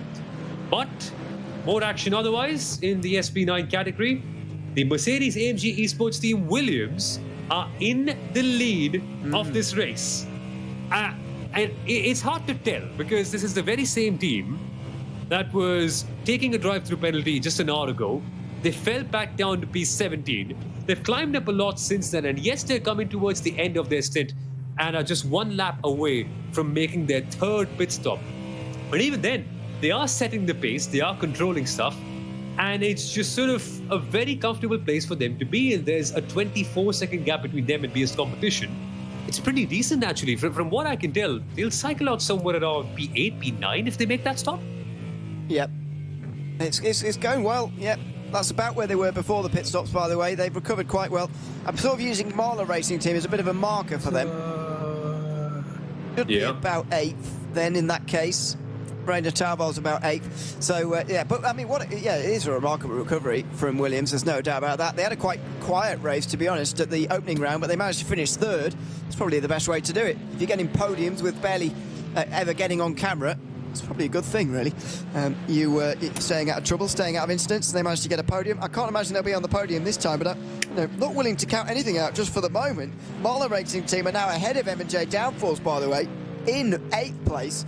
That was 3rd earlier on. It's not going to be 3rd later because BS Competition are ahead of them. It gets all very confusing. But effectively, they are moving on up, and Rainer Tauval's catching the 2 Apex cars. Not counting out Mahler or Williams from maybe getting a podium in this race, but maybe it's only going to be a 3rd place or so. Yeah, keep an eye out on the timing screens if you can potentially get them. We've all posted a link to them in the chat. Make sure you have them open in your phone or on your tablet or on your laptop or wherever, because you want to be seeing the lap times that the Mahler Racing Team do on their next lap. They've just come out from a pit stop, an 8-minute 47 for them the last time out, but this one will be the critical one. They need to be lapping somewhere in the low 7-minute 50s, somewhere around a 56 or a 55 to make sure that they can close up, because as it stands, P8 isn't the perfect recovery drive for them, but they want more and they need proper good pace for that. That's what we're getting to see with Rainer Tauval behind the wheel, and the 2 cars ahead of them, familiar faces mind you, the number 49 and number 50, both the AMG Team Apex Racing cars. Salva Talens and Gordon Mutch are now behind the wheel of both of them respectively, and as it stands, they would probably be 2nd and 3rd overall, which would mean Mahler's 4th overall. I mean, provisionally, right? That's wow. I mean, doing that from a drive-through penalty is insane, and the fact that they're not far behind the Apex cars and they could very well make that a 2nd overall provisionally is just baffling. They have been consistently lighting up the timing screens, and when they go past the Garten and into the GP circuit across the finish line one more time, we'll find out just how quick Rainer Tauval has been in his very first lap in this car. In case you're wondering, by the way, Rainer Tauval is Estonian, by the way. In case you're wondering why he didn't start the race at what was about 2 p.m. his time over in Estonia, where I believe he is at the moment, instead making Phil Denez start at about 4:30 his time, or whatever it was in LA at the time, it's because the real-life driver and the qualifying driver has to start, and the real-life driver has to qualify. So you sort of have to do it that way round. If you were running this race without that rule, you'd never run these two drivers that way round, because that would be absolutely madness. But your hand is very much forced in this series as far as who you can put in when, and that means that Reiner Tauvaart has to be in the car second of all, and now he is putting in the work, just coming to 4 o'clock in Estonia, I believe, at the moment, and he's doing a very good job, just sat behind the Apex Racing team. He's done the catching. Now he's got to do the fuel saving behind them, in my mind, but maybe he won't do that. Maybe he'll just try and go straight past them. That could well be a prospect, you know. He's actually gone all out the entire race. Might as well carry on that momentum and make sure that the P7 eventually ends up becoming a P5. It's doable. It's genuinely doable, and the lap times are astounding. On the last lap, Reiner Tauvaart was roughly 2 seconds faster than both the AMG Apex Racing Team cars ahead of him. Naturally, he'll have to fuel save a little bit more on this lap, but even then, 2 seconds faster than both the Apex Racing cars. Mahler have been on fire today with their lap times. It's just that drive-through penalty. What's even the right word to describe it? It's a very trivial or a frivolous drive-through penalty that they got by just exceeding the speed limit at the start of this race, even before the green flag was dropped. And that's put them down in this position. I can genuinely say, with a hand on my heart, they would have won this race had it not been for that. They could well do that, you know. But on the other hand, PS Competition and Felix Kornbach, they've clocked in a 7-minute 54.802. For context, people around are doing 7-minute 55s, 757s, 756s. Only Mahler, only BS Competition and Williams are clocking in lap times that are that quick. Felix Kornbach, Vasilis Vinitsios, everyone, they're just all responding to all the pressure that Mahler and Apex Racing are putting on them and delivering in style. This SP9 battle, it's up in the air, it's up for grabs. Anyone could have it. But while that's the serious stuff, we can sit back and relax and maybe enjoy the more chill stuff. SP3s and the Clios. Did you ever think, Ewan, that we'd be commentating on Clios on iRacing, especially in a race as prestigious as this? I never thought so, honestly. I was a little bit surprised to see it added to the service as well, but it's the perfect car for this kind of series. Absolutely perfect. The sort of, I think the slower sort of touring car, almost production-based car models are exactly what this race is about. This series, I should say, the Nürburgring Langstrecken-Series in real life, and therefore the digital version as well. But the Nürburgring 24 hours too. You know, it's absolutely fantastic to have this car on the field. Currently watching Nadia Brulissa at the wheel of the Race Sim Zone car. I initially thought it was a motion rig. I think it's just a very shaky camera, isn't it? But that's fine. Helps to give the impression of speed as we battle away for 8th place. Some news, by the way, from the Clio Cup class, or as we should call SP3, because we've got a drive-through penalty, I'm afraid, for Thomas Enger Sim Racing. They did an unsafe rejoin in front of the Apex Racing Team Porsche Cup car, and Lewis Belecki is now down to 7th place. I suspect partly as a result of that, that has given Thomas Enger Sim Racing a drive-through penalty. They are currently running in 7th place, but at least they're in the race, unlike last time. They will drop behind these two with that drive-through penalty when they decide to serve it. Man, the teams here are relentless. So there were 2 investigations logged on to the 278 Thomas Enger Sim Racing team. Only one of them has resulted in a drive-through penalty. The other one was with no further action. But I'm not saying it's spite. It's just a great commitment to making sure that the racing is balanced and is totally even. But teams will report 2 incidents if they see 2 incidents. Not like they'll let them go with just one. Like, okay, you beat us twice, we'll report 1 and just let it go. If you've beaten us twice, we'll report you twice. I love that. I love how every single team and driver is committed to fairness in every way possible here. Nobody wants to give anyone an inch, even if it's drivers and teams from across categories, but it just makes no advantage to them to both the other team. But we want fairness, we want a great championship, which is what exactly we have on hand with the Digital Nürburgring Endurance Series. And that's why I think this championship is so prestigious. That's why people want to race in this. That's why people queue up to sort of join this championship, because of the officiating. It's also clean, all very transparent, very clear. The racing's phenomenal. The teams and drivers are of a very high quality. Cars are immensely fun.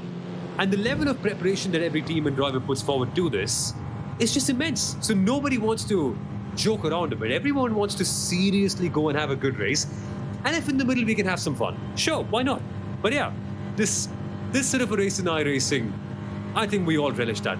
But look at this side though, dude. The RPM just stuck at 6,000. I find it funny. It's hilarious watching the Clios down the Tottinger. Only just over 200 k's an hour as well, by the way. Yeah. Not particularly fast in a straight line. Not even touching 140 miles an hour there. Or barely touching 140 miles an hour if they do get to it. So it's... if I can jump in there even. Imagine 200 kilometers per hour in a Clio in real life though. You would be scared to bits. Oh, of course. Yeah. No, you're not wrong about that, that's for sure. It is a scary prospect in real life. Pretty slow for sim racing. Here is Mark Balzer in 5th place. There's just been some change of position down here in the Porsche Cup class, or some closing of the gaps, I should say. Gabriel Solomon just ahead of Balzer here, and just behind them on the circuit is Gunnarsson Tastelen in the Frozen Speed by Grid and Go-Kart. I suspect the car that was right behind them when we joined there is not on their lap, though, because he doesn't seem to be particularly concerned about it, and he doesn't have anyone behind him as far as the timing screen is concerned. In SP10, there have been some more pit stops. SimRC are now leading the way after Apex Racing had a 46-second pit stop. That's quite long, and that has allowed Aaron Vasquez to get into that machine.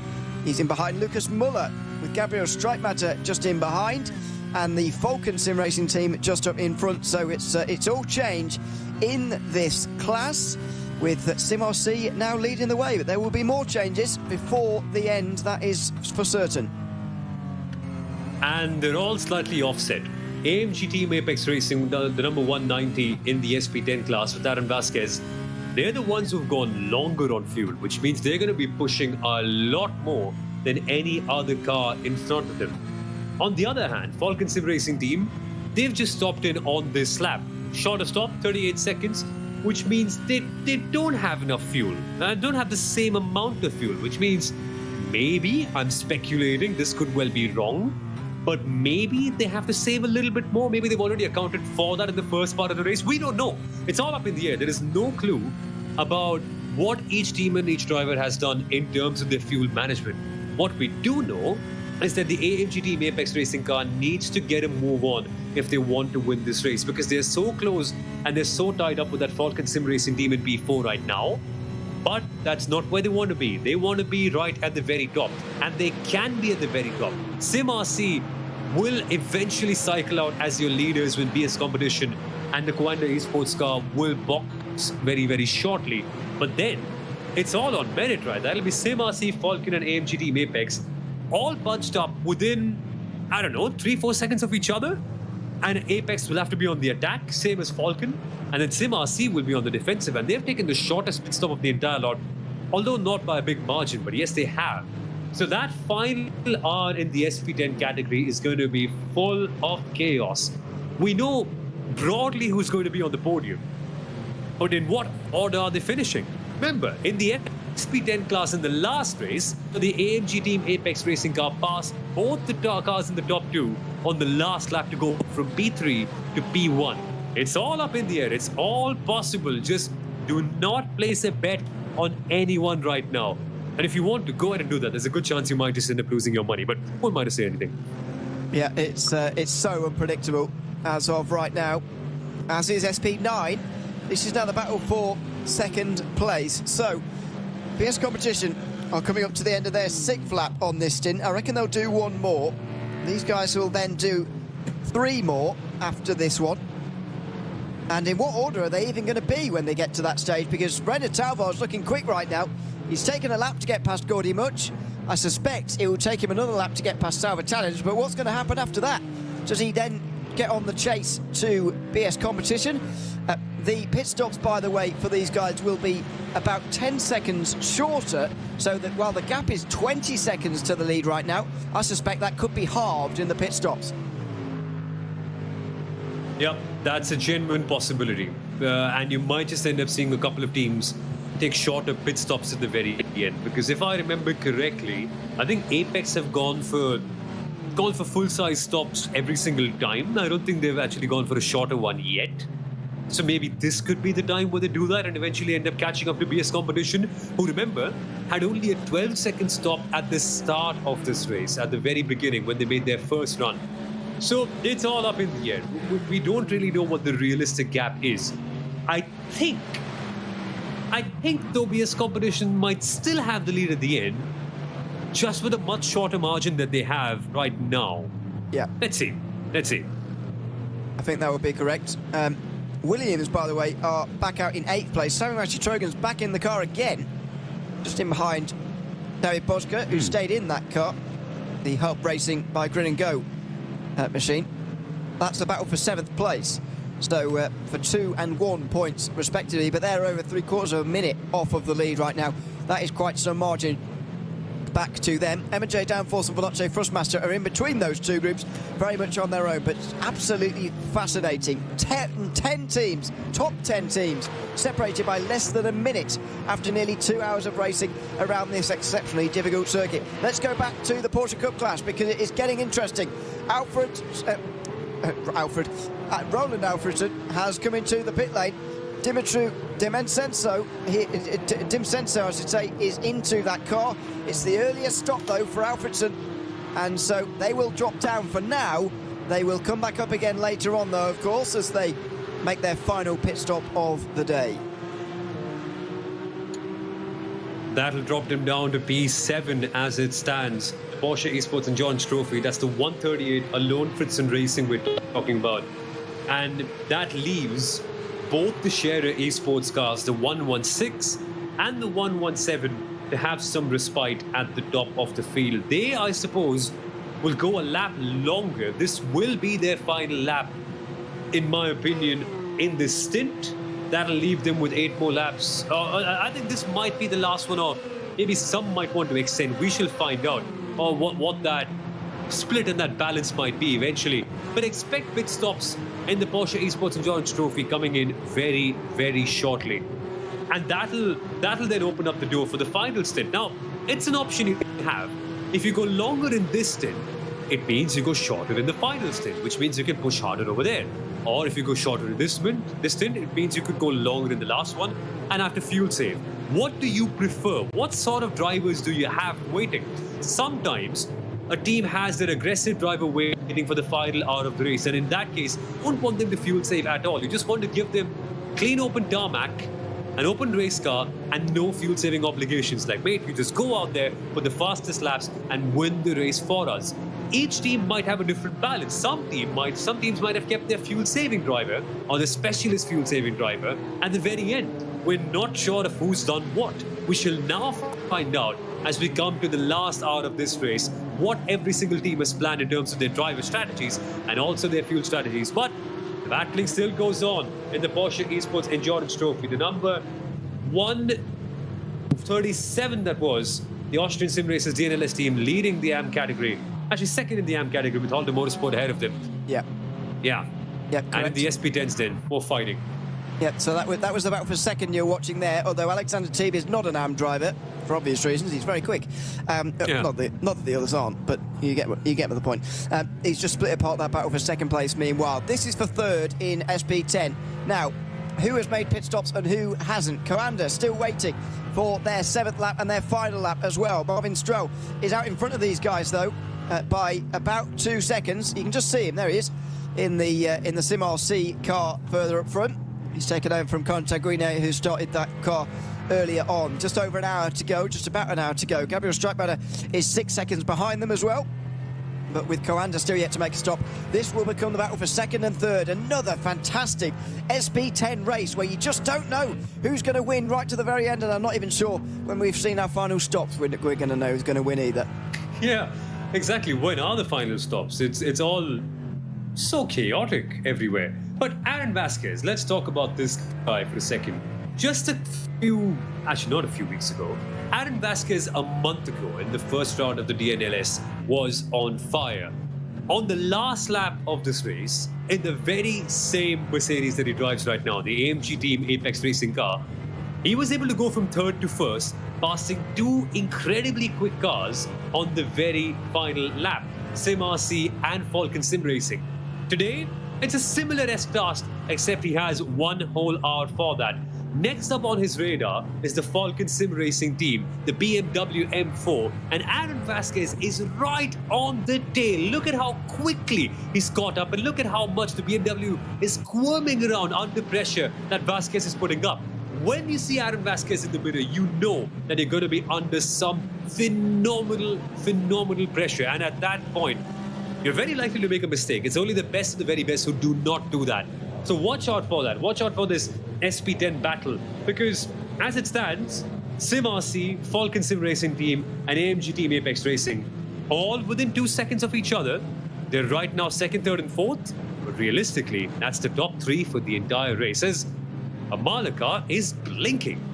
How often do we see that? Yeah, Taubar has been having that trouble once or twice in this stint. He's getting away with it though. He's still connected, still going well, and he's now ahead of the Apex Racing Team Mercedes cars. So end of this lap it will be Felix Kronbach in, and then 2 more for these two. And there you go again. Let's have a run through the order before they make these stops, because we're into the final hour. The number 1 PS competition car is leading the way by over 20 seconds ahead of Mahler Racing Team, and then the 2 AMG Team Apex Racing cars further behind. But don't forget, these 3 further behind have much shorter stops to make. 2 laps of fuel that they won't have to take on, that BS competition do. M&J Downforce have unfortunately lost the back of this train a little bit in these last few moments. You might be able to see them on that long shot. There you go, in the light blue Mustang just in the background. Then it's Veloce Thrustmaster, who are not out of this either. Then Hub Racing Team and AMG Team Williams are a bit further behind. Top 6 covered by less than 30 seconds, and I think they've all got, at the very least, an outside chance.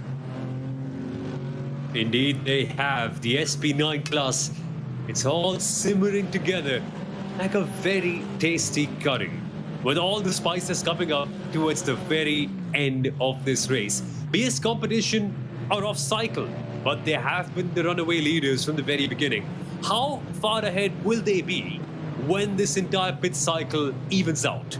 Mahler Racing Team, they were given a drive-through penalty. They went to the very back of the field and have still come back on into 2nd place on merit. Can they realistically challenge the BS competition team and maybe, just maybe, take a shot at the win of this race? And what about the AMG Team Apex Racing Team? They've been by far and away the top 2 and top 3 for the entirety of this race, but now that they've lost ground to Mahler Racing Team, they have to fight back and they have to get something in the final hour of this race. And so many other stories on the back end of the grid as well, including the M&J Downforce team, who have one of their cars, as you can see on the screen, in P9, but the other one putting in a very good performance and finding itself in P5. So lots of interesting stories in the SP9 category. And in the last hour, put your hand on your heart if you genuinely know who is going to lead this battle for 2nd place, because I can't tell. Is it Mahler? Is it Apex? Which one of the Apexes, if it's an Apex? And what about MJ Downforce? Can they come back in on in the stint as well? Unpredictability is the nature of any virtual Nürburgring endurance race, and that is exactly what we're getting to see in action here today. It's worth reminding you, Veloce Thrustmaster should have 5 seconds less of a pit stop than these guys do. They're only just over around 10 seconds behind them. That's going to get close. Hub Racing Team and Williams Esports are together at the moment. They should have 15 seconds less of a pit stop. It's going to be a splash at the end of the race, to be honest. They've taken their mandatory stops. They're just going to take their splash that they need on fuel to the end of the day. To round out the top 10 is Impulse Racing and the Ferrari, ahead of the 2 Nürburgring Esports teams, with Liberty Esport the first and only of the Porsches in 13th place. They're ahead of Lion GP. Then you get to over 2 minutes off for Door Esports after their stop and hold 60. They're still 15th ahead of Falcon Sim Racing Team, Holder Motorsport, RC Car Shop Motorsport, Esports, I should say, and Team Nitro Falcon have just overtaken Mulder Motorsport for 19th place, which shows you, by the way, with confirmation that all 20 SP9 cars that started this race are still running. That's beautiful. That's really beautiful. I mean, compared to where we were last time, where we had 5 or 6 of them taken out on the very, very first lap, I think this is a great place to be. This is more DNLS, to be very honest with you. I think the last time we just saw a bit of early season blues, people sort of hungover from the off season, and then a couple of rough edges here and there, eventually resulting in a few big pile-ups, but that's not what we're seeing here today. The racing so far has been phenomenal. All the drivers have been so composed, barely any sort of brain losses that we've seen in any of the major battles. And yes, the stewards have been busy, but they've been busy with some interesting things to solve out. But the racing, on the other hand, has been phenomenal, and none better than what we are seeing in the SP10 class, where Falcon Sim Racing Team and Sim RC are literally tied up together at the very top of the field. But while they're together with a big margin to AMG Apex Racing Team, that car has the potential to close that gap up in a matter of minutes. So watch out for Aaron Vasquez in that number 190 AMG Team Apex Racing car. He could be closing up a Sim RC and Falcon Sim Racing Team over the course of this stint. And just like last time, we could have a three-way fight for the win on the very last lap. That is what I'm really banking on. Yep. There is still a pit stop to go here, I should mention, in SP10. So be wary of that, because I was just looking at this and thinking, oh, it's probably between Falcon and Sim RC now, isn't it? But actually that's not true, because there has only been 2 stops yet. There is going to be a third and another fuel stop and all the abnormal stuff that can go on in a pit stop. So we'll keep an eye on that as Apex Racing try and chase him down. Grid and Go trying to chase down as well from 4th place. Then it's Coanda, who have just dropped to 5th place with their stop. They might not have to stop again though, based on what I've seen. They're just out on the circuit again. I reckon they may not have to stop again. We'll keep an eye on that.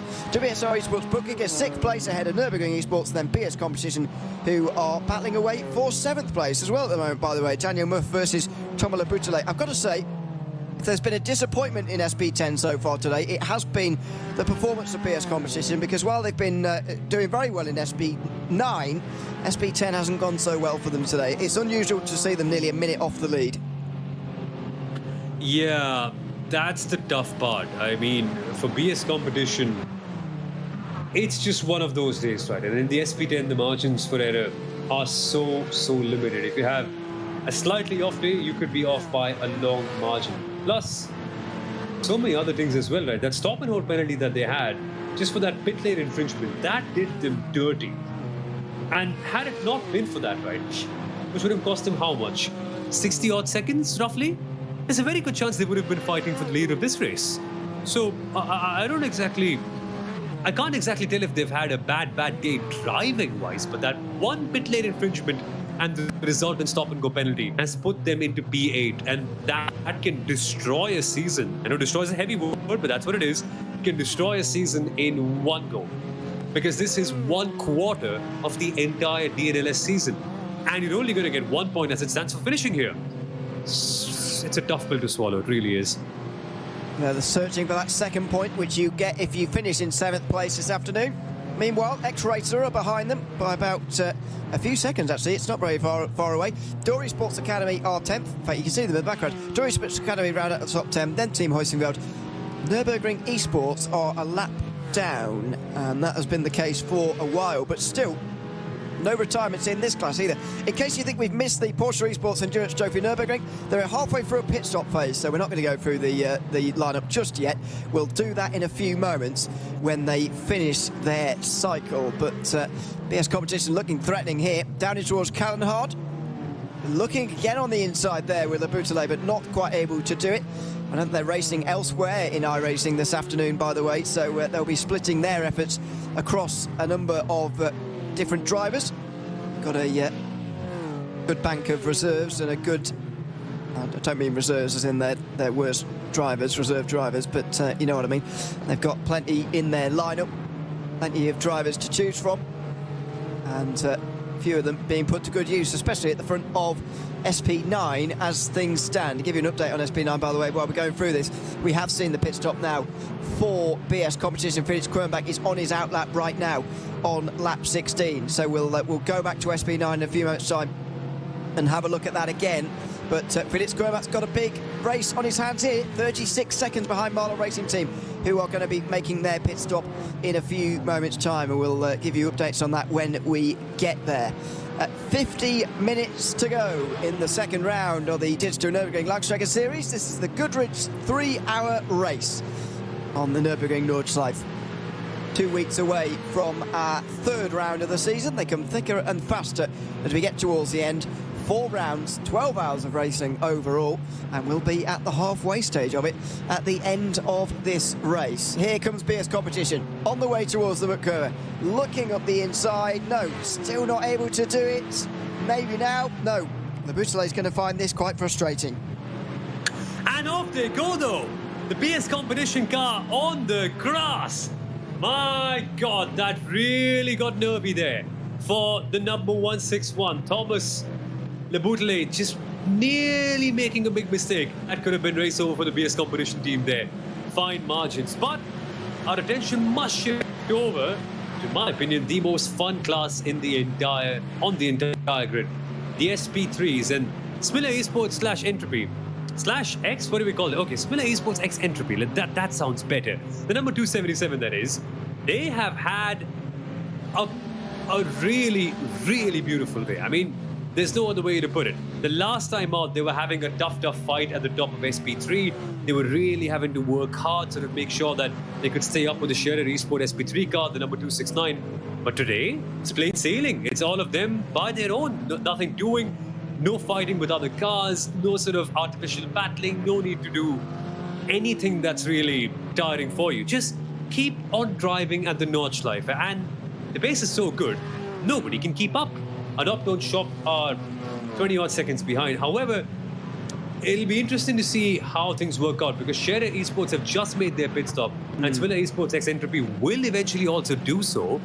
And ideally, a stop can cost it on 56 seconds. So it looks beautiful for now, but we'll have to wait and see where they cycle out. And Scherer might just eventually end up being in the lead. So it's a beautiful day for now, but might just have dark clouds at the end of it if they cannot hold on to their lead. Nonetheless, though, lots of variations in this category can be expected, with other cars like an Upload Shop also having a good day in second place. I think Scherer Esport are looking good for a race win here in SP3. They are not looking like it right now, obviously, because they've just made a pit stop, as you say, but they are third for the moment. So just to give you a rundown, Smiller Esports first, ahead of a Don't Shop, then Scherer Esport, then Wolf Motorsport Sim Racing, who have just made a stop as well. Rings Fizzer Sim Racing are still yet to make their final stop. Eiffel Racing have just made their final stop in 6th. Race Sim Zone have just made their final stop in 7th. So have Home of Sim Racing. Thomas Enger Sim Racing are having a stop right now. They're on their way back out again. The Stob Kurchen AC Mayen car is in pit lane and has been for over 10 minutes now. They're 2 laps down. FK Motorsport had a very, very, very long stop earlier on. I'm not sure they're even still driving, although they might be. Oh no, they are driving, excuse me.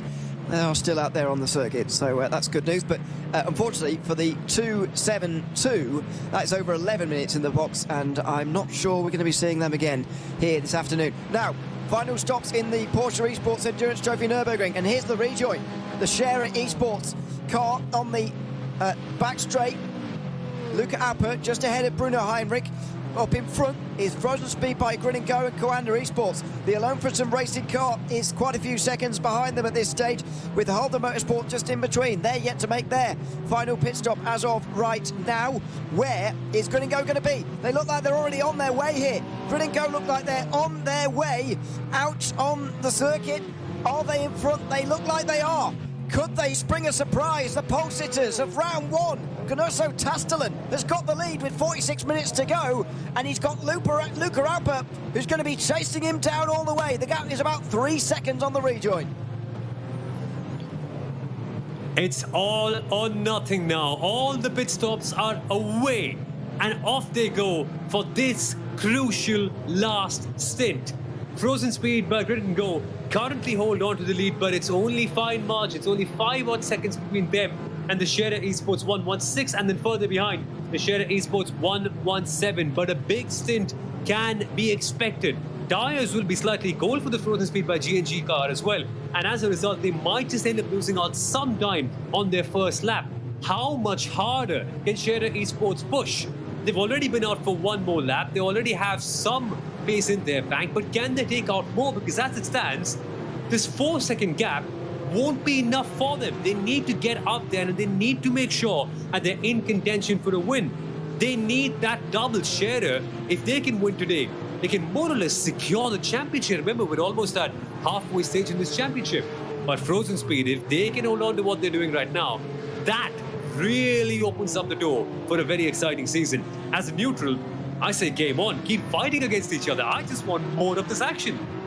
I think it's going to be interesting, but I think Dara will take this, to be honest. If they were to sort of be offered the result now, they would take it championship-wise. Obviously, they want to win the race, and Luca Alper is going to do all he can to chase him down here. This is not over, but it's only 5 seconds. However, Frozen Speed by Grid and Go finished 8th in the first race, so they only scored 1 point. They're 14 points behind the car that's currently chasing them. Now, they will gain 4 if it ends right now, but that is still a big advantage for them to have. Let's go through the order now they've done their stops. Frozen Speed by Grid and Go. First position by, as I say, 5.2 seconds as things stand. Share Esport in second and third. Again, having a good day. They're just ahead of Alfredson Racing. It's not Alfredson anymore, Roland Alfredson. It is his teammate, Dimitri Divincenzo, who is in 4th place. Then Coanda Esports, who are 5th. And the GT4 Coanda car's just gone off. They're back on again without trouble. Team Nitro Falcon are 6th, ahead of PB Performance by Grid and Go. Then the Apex Racing team. That incident for the Apex Racing team earlier on, when Thomas Enger Sim Racing rejoined right in front of them, has really set them back, I'm afraid, in this race. They're now down into 8th position, 45 seconds off the win after leading earlier on. It's such a big hit. It is such a big hit. It takes so much time for you to come to terms with things like this eventually.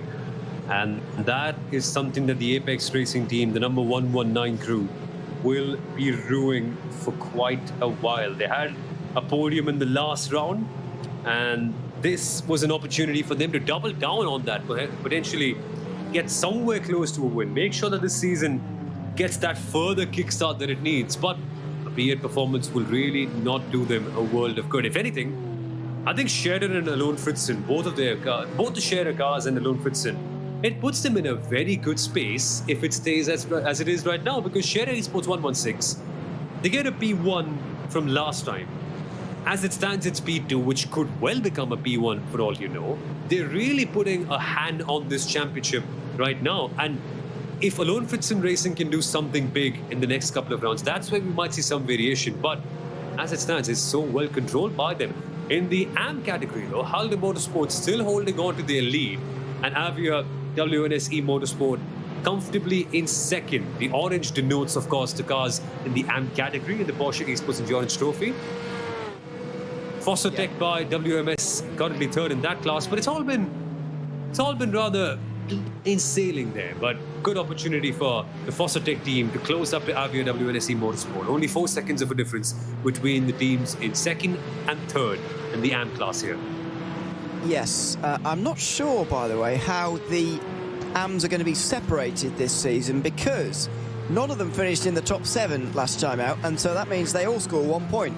So I'm going to check on that a little bit later, but the AMs are all outside the top 7 again, which is my point. Halde Motorsport, as you say, are indeed ahead of WNSE Motorsport. Then it's Foster Tech, who won in the opening round. Austrian Sim Racers and Team Sorg Rennsport round out the 5 teams.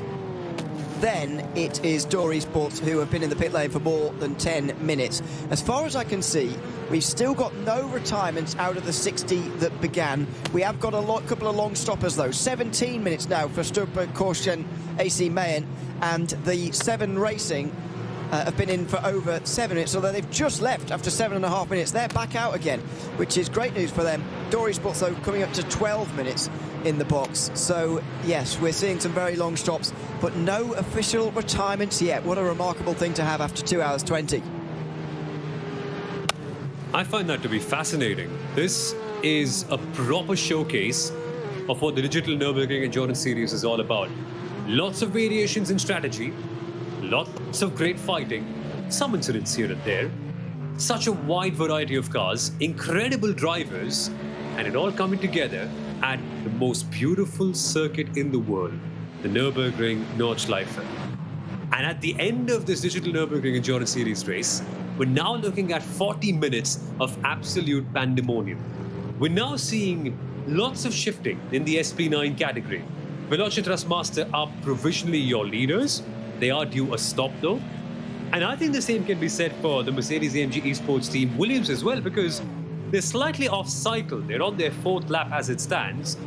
And ideally, there'd be 6 more laps to go. So at some point, the Mercedes-AMG Esports team Williams team have to make a pit stop, which means they won't be second anymore. They'll drop back down. Perhaps around 8th, 9th, somewhere around that vibe. We're not 100% sure. The same can also be said for the Haupt Racing team by G&G as well, which means effectively you have BS Competition as your leaders. Mahler Racing team, who are currently in 6th, will cycle out as 2nd. And then you have the AMG team Apex Racing duo of Salva Talents and Tom Reicher. But even then, so many cars are close by, like the MG Downforce team. Apologies. That's bad news for Haupt Racing team on the top of your screen there. That's a drive-through penalty, and that is for pushing another car. Pushing the other car is the Williams car. That's really bad news for number 4, David Boschke. He'll be furious with that. By the way, you are correct. It is BS Competition ahead of Mahler Racing team, then the 2 Apexes. But the cars who pitted later, so Mahler and the 2 Apexes, they didn't gain anywhere near as much time as I thought they were going to in that final pit stop. And so the gap for BS Competition does look quite comfortable to those guys. I think it's actually about 20 seconds. Yeah, BS Competition, I suppose, are the only comfortable team in the SP9 category. Even then, they've got to go past lap traffic. They've got to make sure they don't make any silly errors. Just don't put a wheel on the grass. Don't pass any lap cars. Just be okay. Don't be aggressive at all. It's kind of like being a monk here. Every single opportunity where you think you can accelerate a bit or you think you can go on the edge, just calm yourself down. That's the message being sent right now to Felix Kornbach as he takes that Mercedes-AMG GT3 car around the Nürburgring Nordschleife in anger. Just don't do it in anger, Felix. Just make sure you are chill with this, because the slightest of errors, and that could be a potential win for BS Competition down in the dumps. Here's to hoping that does not happen, because we don't want to see any team that's worked incredibly hard drop it at the very, very end. But on the other hand, as a neutral, I'm here for some fighting. I want to see some battles, and there are some battles on offer here, because the battle between the Mahler Racing team, number 10 car, and then the 2 AMG team Apex Racing cars, number 49 and number 50, that is truly opened up though. There's only 1 or 2 seconds between Mahler and the first of the Apex cars, and then the second Apex car is only 6 seconds behind that. So if there's one place of volatility, I think that will be there. But the Porsche Cup cars, there seems to be some battling going on here. This would be the Alone Frentzen Racing team, the white number 138, and is currently in pursuit of the number 117 Scherer Esports car that is 3rd in category. And over there, well, Frozen Speed by Grid and Go, I think they've properly got a lead in this race. They really have established it so well. 3 seconds between them and the first of the Scherer Esports cars. It's come down to 3 seconds, so that is it coming down quick enough, I think is the question now, because it's definitely going the right way for Grid and Go. 36 minutes remaining on the Nordschleife, and the question really is about how many laps have these individual classes got to go. Could still be quite a few for the Porsche Cup drivers. We'll get back to that in a few moments' time. Veloci Trustmaster about to make their way over the line now. 8-minute lap time, very nearly. Means that it should be 5 laps to go. Means that these drivers in the Porsche Cup class have got 5 to go when they get to the line. They're only just starting another lap, so it's effectively 6 laps, including the one they're on, still remaining in this race. This is Coanda Esports, because David Williams has just gone ahead of Jonas van Druten in the Team Nitro Falcon Cup entry. And that is for 5th place. They're very much on their own here. They're unlikely to catch those ahead or be caught by anybody behind, but David Williams has gotten Coanda now back into the top 5, which is roundabout where they've been so far in these opening 2 races of the season. Is it just me, or will the Porsches actually have to make another stop? I don't think any of them can potentially go as long as 8 or 9 laps, right? And most of the leaders, especially the Scherer cars, they're on 2.3 laps. Alone Frentzen on 3.3. We've got 6 more laps left to go. Can they make it? Will they have to go for a quick splash and dash somewhere in the middle? Have they calculated things slightly wrongly from what they initially thought it's going to be? I don't know. I get a feeling most of them will have to do that, right? Because the stint lengths on the Porsche are somewhere around 7 to 8 laps, aren't they? I think they can do 9, actually. We'll see. I'm just going to recheck the balance of performance because you can have restricted fuel for some of these classes, even if it's not a multi-car class. So the Porsche Cup cars are not limited to 95% of fuel. Normally, as I say, they can do 9. In the 24 hours of the Nürburgring, for example, you see them do 9, but I'm not sure with that 5% knocked off they can. So maybe 8 is the limit, in which case the Alone for some racing car would be the only one who would run out. They'd need 9 laps of fuel at the end here. I know Roland Alfredson mentioned in YouTube chat earlier, I'm not sure he's going to be messaging us, no, we can't make it on fuel, but I'm just saying, you know, they're the only car I've got a question mark over at the moment, and put it that way.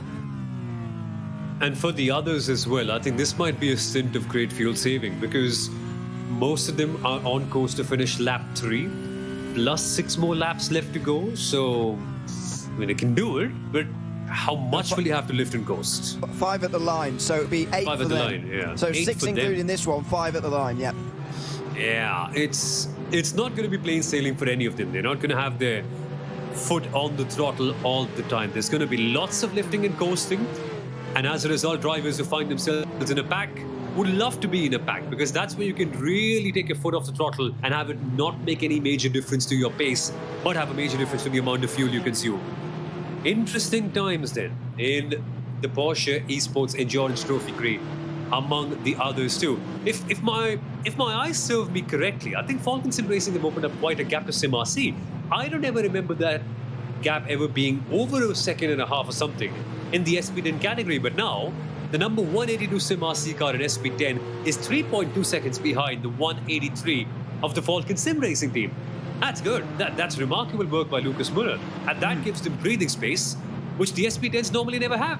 But if you think about the first stint as well of the race, he was able to get away on his own at the very start as well. Yeah. So this is down to Lucas Muller, really, who's had a fantastic race here today.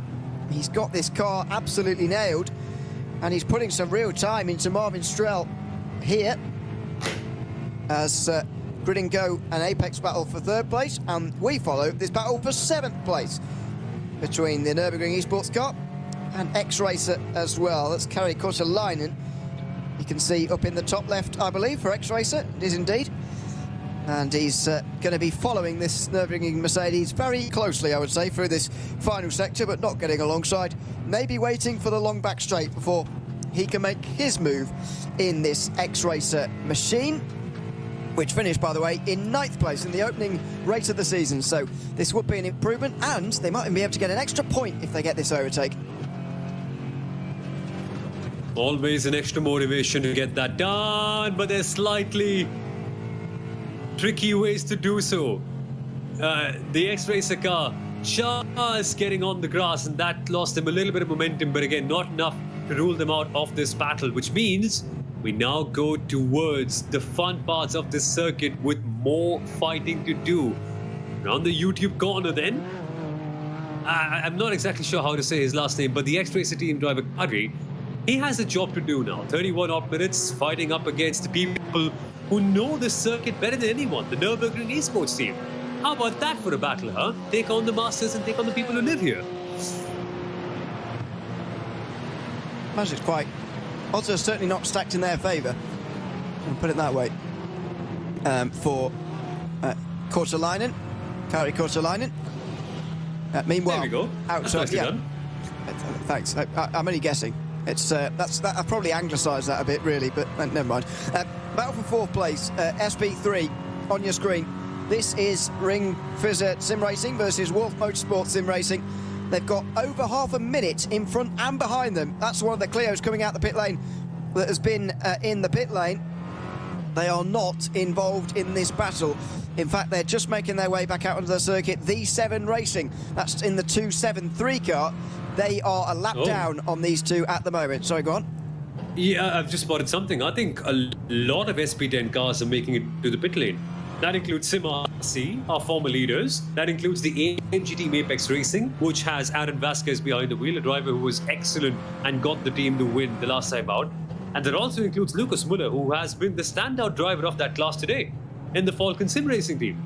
So things are really changing. The SP10s down for their last stop, which I would imagine is a quick splash and dash. No, they are going longer. Falcon Sim Racing team, they have gone for a 38-second stop. 38 seconds with 30 minutes to go. What's going on here? Have they gone on extreme fuel saving in this last stint? That is quite a long stop there. Let's see. Marvin Stroud did a similar thing.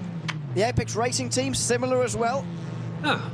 So, I mean, tyres is the only thing I can really think of. Would they take tyres? But I mean, surely they would just forget about them with 29 minutes to go.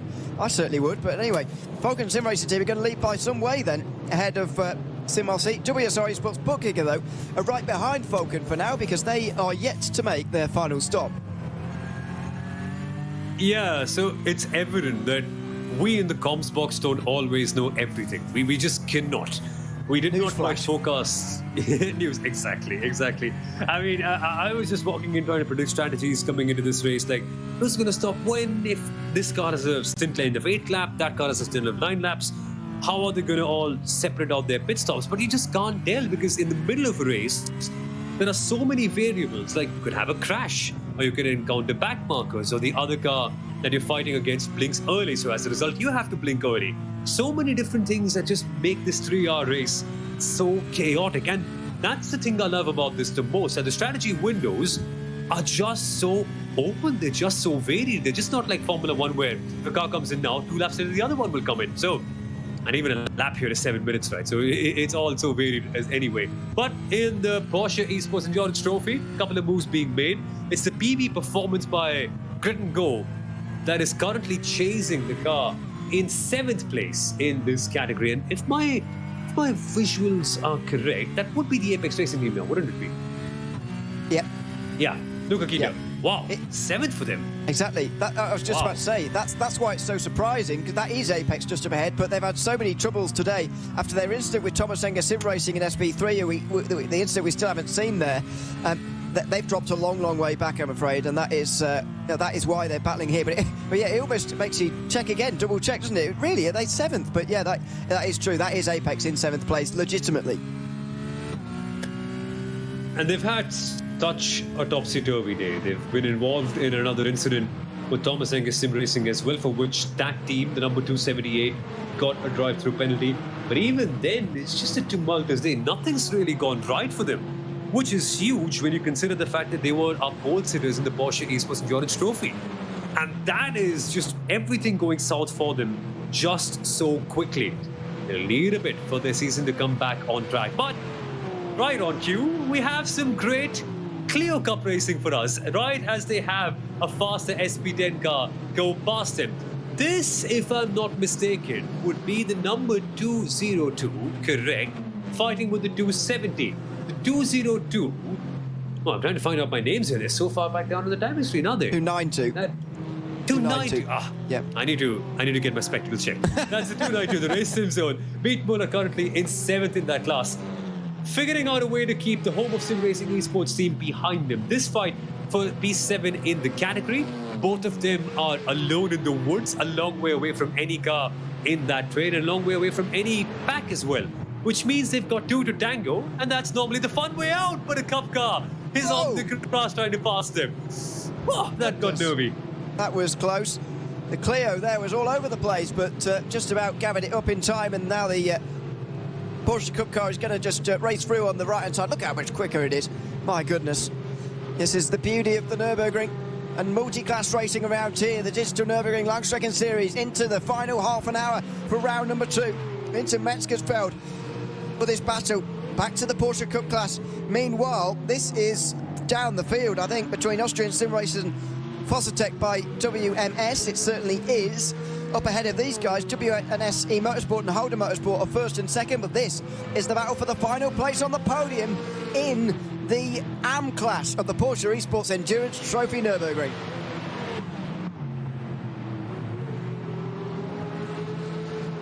A battle that's got a lot to play for. Lots of pride, lots of points, lots of prize money as well. Remember, we have the Pro and the Am class split up into two. This is a battle for bragging rights.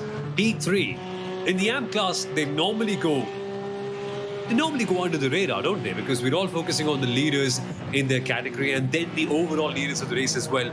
But there's so much to fight for here as well. As the name suggests, amateurs, they're not in this full time. They're not professionals. They're really training, they're working and driving their car when their day jobs allow them to, which is essentially so beautiful, right? Because when you think of the spirit of endurance racing, it's persisting, it's trying, it's working hard, it's just driving the car as much as you can whenever life allows you to. And for them to be battling for a position as high as third in their category in the AM division, I find it amazing. I think the stakes are as high as they can ever be, given the circumstances that the AM drivers find themselves in. So, amazing to see such a fun battle for the final place on the podium in the Porsche Esports Endurance Trophy AM class.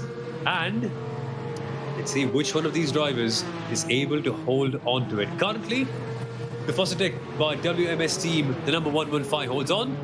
But the Austrian Simulations DNLS team has a lot to play for as well. But now, our focus has shifted up higher to this class, where the Alone Fritzen Racing team, the number 138, that white Porsche Cup car, is chasing for the final podium spot in the overall Porsche Esports Endurance Trophy class. Up ahead is the number 117 Scherer Esports team. And up ahead of both of them is the battle for the lead between Frozen Speed by Grid & Go and Scherer Esport 116. By the way, they've got still 4 laps to go when they get to the line, I believe. So Conoso Tastelen versus Luca Alper is going to be quite a battle, and hopefully we'll see that on the back straight towards the line. They say these three are battling for third, but they're about a quarter of a minute off of the lead at the moment, about 15 seconds or so behind the leader. 13 seconds it will be called officially on the tower. So a good margin to have. Meanwhile, in SP9, M&J Downforce having a great day. They're ahead now of the 50. Tom Rio has been overtaken by Jonas Gundert in the number 22, and M&J Downforce could be moving to a... I mean, have they got a chance of a podium here? They've got an outside chance for sure. Yeah, they could well do, right? Because we expect BS Competition to be the leaders after everything is cycled out, and once we see Williams and the Haupt Racing team go make their pit stop, that leaves us with the Impulse Racing team, which I would expect to end up doing the same, because they're on a similar strategy to Williams and Haupt. So essentially, BS Competition would be first, but Veloce Trustmaster have actually done an incredible job to find themselves in second on merit, right? They currently are fifth on the timing tower, but as it stands, they have made their last pit stop, and they have a 3-second or 2-second advantage at least to the Mahler Racing team. So out of nowhere, by leading the entire race for the most part, and just being the outliers, the Veloce Trustmaster team have really got a claim to be on the podium places, where, honestly, I never expected them to be there. Like, weren't they 7th at the start of this race? Yeah, I mean, I certainly didn't expect them to be there either.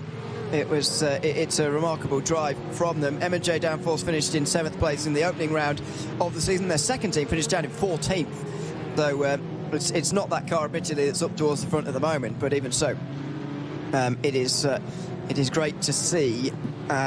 Meanwhile, this is the battle, and we've missed the pass for the lead here. The 116, Raphael Renhofer, is in front of Conoso Tastelen. Now it's a big job for the Grid & Go driver.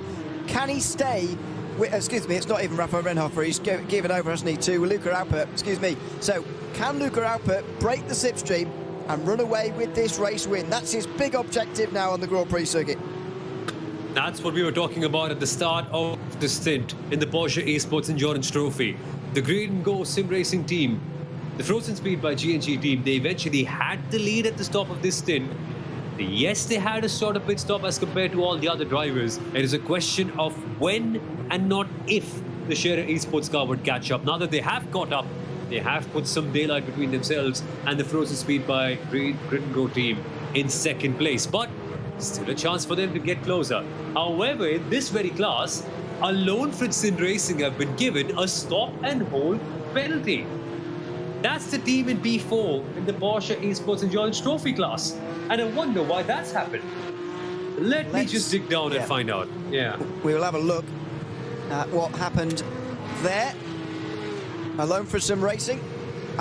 Minimum standing time. Their minimum pit stop time was not achieved by tenths of a second.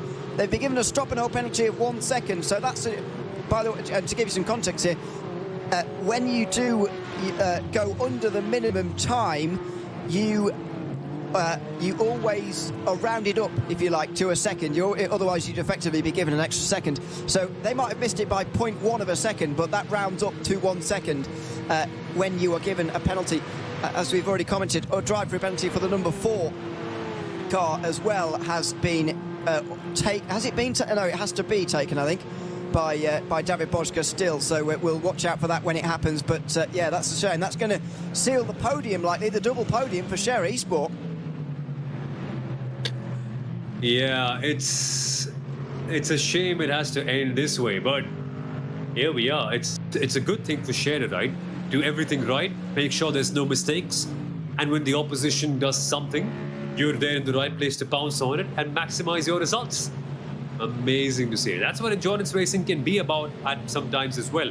You don't always have to be the fastest. You don't always have to be the most daring. You don't always have to be the most efficient. You just have to execute your race properly. And that's what I find remarkable, right? Whenever you see Max Verstappen win a race, you hear Gianpiero Lambiase comment to him on the radio saying, "Nicely done, Max. That was a well-executed race." This is the meaning of executing a race properly. No mistakes, doing everything properly, hitting all your check boxes and ending up as the winner. That's what you want from a race as long as this.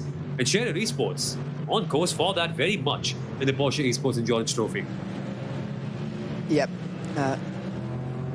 So out onto the front straight for these two, by the way. So I was just distracted by the battle between the two Nürburgring Esports cars. 42 passing 41 there, just ahead of M&J Downforce, number 11. Meanwhile, this is the number 4, is it? Yeah, it is, just ahead of Impulse Racing. So they've come in. David Boschke served his drive-through, and they're now right ahead of Impulse Racing. Just in behind them is Veloce Thrustmaster, who have made their stop, and they are out in what could be second place. 16 seconds behind BS Competition, but they could well be in second place. They can't really afford, though, to be stuck behind these two. No, not one bit. At this stage of the race, that's the last thing they want. Given all the hard work that they've done just to be coming across cars that are not as quick as you, or just even coming in your way. And the Veloce Thrustmaster team, they net should ideally be right behind BS Competition in second. Now that they have been pulled into this battle, they need to find a way off. And these cars, the Hawk Racing Mustang and the Impulse Racing Ferrari, will stay with them for the rest of this lap. They are ideally going to be boxing at the end of this lap, which means that the Veloce Thrustmaster team is bound to lose a lot of time. And look at this, Reinhard Alvar in that Mahler Racing number 10 car is only 6 seconds behind. When you're stuck in a battle, when you're losing time that rapidly, 6 seconds can become 1 second in a flash. Stay careful, Veloce Thrustmaster. P2 could well be yours. Just don't make any mistake. Just don't get sucked into the dirty air and don't go on the grass. This could be a remarkable second place if everything is just done properly at the very final part of this race. Dot the I's, cross the T's, and a podium could be coming your way. Some regulation passes need to be made, but other than that, it should be about bringing it home here. The Veloce Thrustmaster. And they're a guest team, by the way, in this series. Guest starter here this afternoon is what it's called by Race Control. They, in that case, are not guaranteed entry, I suppose, to all the rounds, but if they do, they could even mount a championship charge. I'm not even sure if guest starters are allowed to score points or not, but anyway, they look like they're going to finish in second place, whether they are or not. So yeah, this is looking fantastic for them. The other guest starters, by the way, in case you were wondering, number 50, Apex car. They're currently running in the SP9 category in 9th place right now. They should move up into 8th, maybe 7th, actually, but we'll see on that. And in SP10, we've got a guest starter for the WSR Esports Butt Kicker. Number 163 is a guest starter. They are in 6th place at the moment as well. So all three of the guest entries doing rather well, considering they didn't do the opening round. But have a look at this. This is the time loss I was talking about that they couldn't really afford. Exactly. And this is out of their hands now. They're just going to wait for the right moment. They are not lapping that Ferrari ahead of them. They are actually fighting the impulse racing by GTU team on merit, which means that Daniel Lafayette, they cannot expect the Ferrari to make way for him. As it stands, it'll be tough for the Veloci Thrustmaster team to get past on raw pace. Yes, they've had much better pace throughout, but catching up to a car is one thing and passing it is a completely different ball game altogether. If I was Daniel Lafayette, which is very hard to do because I'm just not as fast as him, I would take my time and be patient, because Ryan Talvar, as fast as he is still 3.5 seconds behind. I can afford to be there. Look at the impatience though. Lafayette flashing his headlights, telling the impulse racing driver Philip Goglock, Philip, get out of the way. We're in different races. Let me go ahead. But he's just got to be patient and careful. Whoa! And that has rewarded him. Oh, that got close. Eventually, though, Veloci Thrustmaster up into P4. That did get very close in towards the mud curve. On the inside line, the BMW... Oh, no! One of the Clios into the wall! In a big way towards Stahlstrecke. That was a big crash down there. Huge crash for one of the SP3 Clios. Now, who was that? It could have been either Race Sim Zone or Home of Sim Racing Esports. I'm not sure who it was. But that is a real shame for one of the SP3 cars. The 270 looks all right there. It must have been Race Sim Zone who have gone into the wall pretty hard, and they must have a lot of damage after that. Yup, that was the number 292, and they were, for the lack of a better word, punted away, unfortunately. And that's what we were talking about, executing a race properly, just closing things off in the final part of the race. But Veloci Thrustmaster and Daniel Lafayette, they have unfortunately made one critical error, hitting one SP3 car, and that could be a penalty coming their way. And that could mean a phenomenal second place disappearing in a matter of minutes. Think about it. 2.5 hours of effort in one shot. Well, what do we say about that now? That is unbelievable. Unbelievable. Have they been able to go? Yeah, they are still going, so they're going to be able to get round. If they have to make any repairs, they've got 2.5 minutes to do them before they start losing places. Let's have another look. It's in towards the right-hander before the Stahlstrecke. And, yeah, I mean... I think I can see what happened there. So the 292 tried to move to the right to let the BMW back through again on the outside line, trying to let them keep their racing line, but the BMW didn't think they were going to do that, and so they moved also to the right-hand side and got into the back of them, I think, is what happened there. Just one minor moment of miscommunication, and that's there you it. Go. Yeah. There's the damp. And there is what could have been a phenomenal second place disappearing in a matter of seconds. Oh, well. And I just think there's a very good chance that we might just see an investigation on Veloci Thrustmaster coming in any moment now on the race control sheet. Yep. No boy. investigation just yet, but I suspect you might be right on that front. We will be getting an investigation into that. To be honest, though, I'll be honest, as much as I feel sorry for the SP3 car, since it's the one being overtaken, you know, you need to stay on the racing line. You need to be predictable, and I'm afraid the SP3 just wasn't there. They moved out the way. They tried to be helpful, but it's actually not helpful when they move out the way like that. Meanwhile, we'll get back to that, because the lead has changed. Felix Quernbach is now at the front, and he's just set the fastest lap of the race to go with it as well. Williams are in. There they are, making their final stop of the day. Daniel Lafayette moves up to second. Rainer Taubar's third. Tammy Mastrogan will be fourth as he makes his way out. Salva Talens in the 49 just gets out ahead. So watch out where the Williams car will recycle. Here's another replay of what exactly went down with the Veloci Thrustmaster. Here's the unpredictability you were speaking of. Just the slightest of movements by the SP3 car, and the Veloci Thrustmaster machine of Daniel Lafayette has nowhere to go.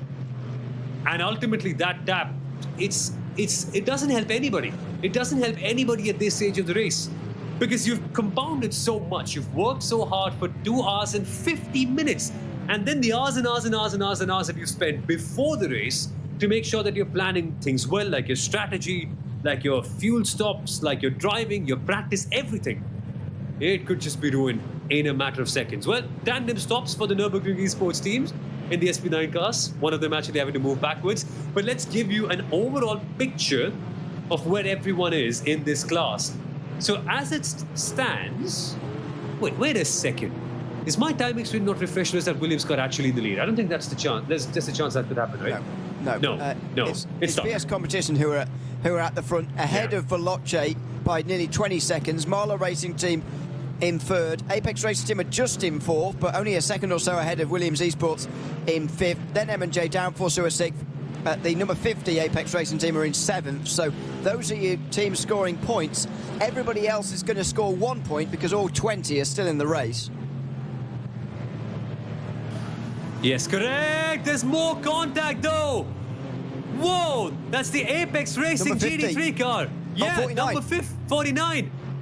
That, the car that was in place to get a podium potentially. Now, they've lost their front wing. And the Williams car's right behind the two. This is the battle for the fourth place in the overall class and also in SP9.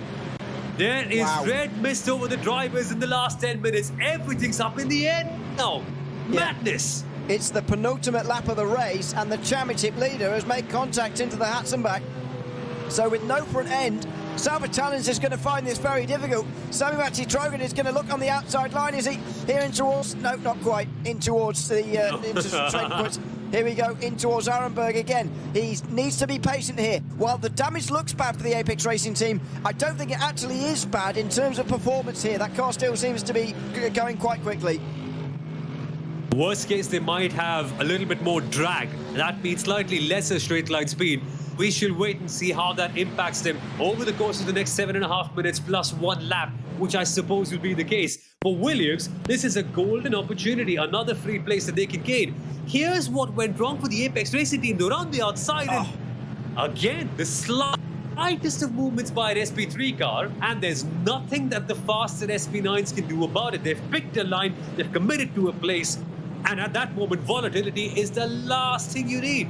But it's what you get eventually sometimes. Well, I'm afraid, the Clio was the one that went up on the curb and went offline, but that's exactly why you don't go side by side into the Hatzenbach with a slower class car.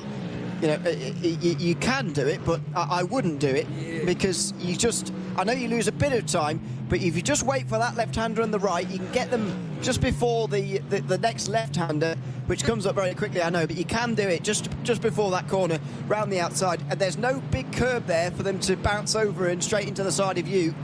It's a lot safer. So, well, it was the Clio that changed line because it hit the curb. I don't suspect anything will be done from race control there because the Apex Racing Team, I don't think, should have been trying to make a move through there, in my opinion. But we'll see what happens. But isn't it so interesting, right? It's like the racing gods have dealt us a chance card, like in Monopoly. You pick up a chance card, it's a pay 50 fine right at the very end of the race. Unfortunate. And imagine if you only got £50 in your Monopoly wallet and you get a pay 50 chance. That's exactly what's happened here. Apex Racing Team were on a very, very good course to finish in P4, which they could still do, by the way. It's just that their job has been made much harder with that crash. And life just comes in the way. The randomness of life is the way I'd like to describe things like this.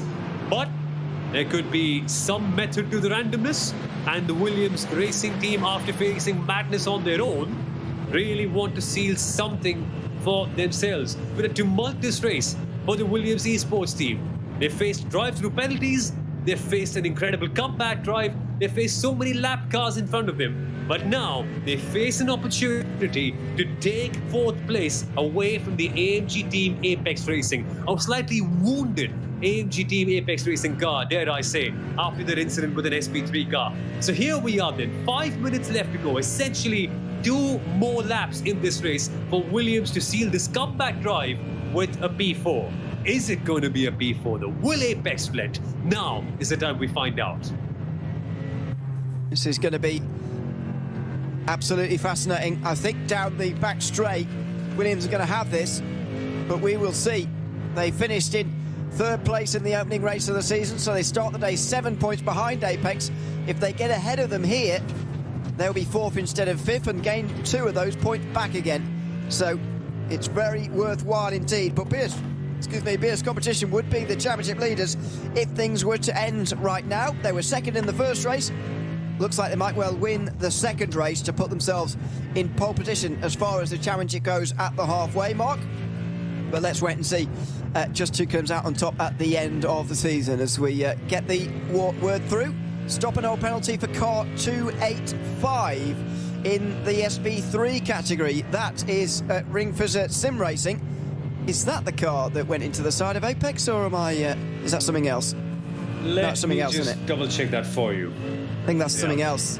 Since it's a stop and hold 12 seconds, that suggests to me, yeah, they didn't do their minimum pit stop time. Yep, you're right about that. That's exactly what it is.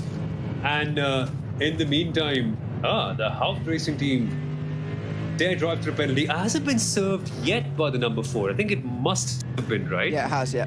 It has, yeah. So even they were fighting somewhere in the top part of this SP9 class. They have now dropped back down to BA. That's the House Racing team by G&G and we're talking about.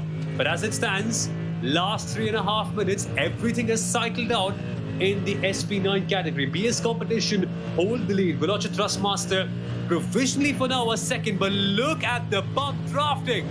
Williams have now pulled up to the side. They are making a firm move for P4 and their comeback drive has been sealed up with a brilliant pass.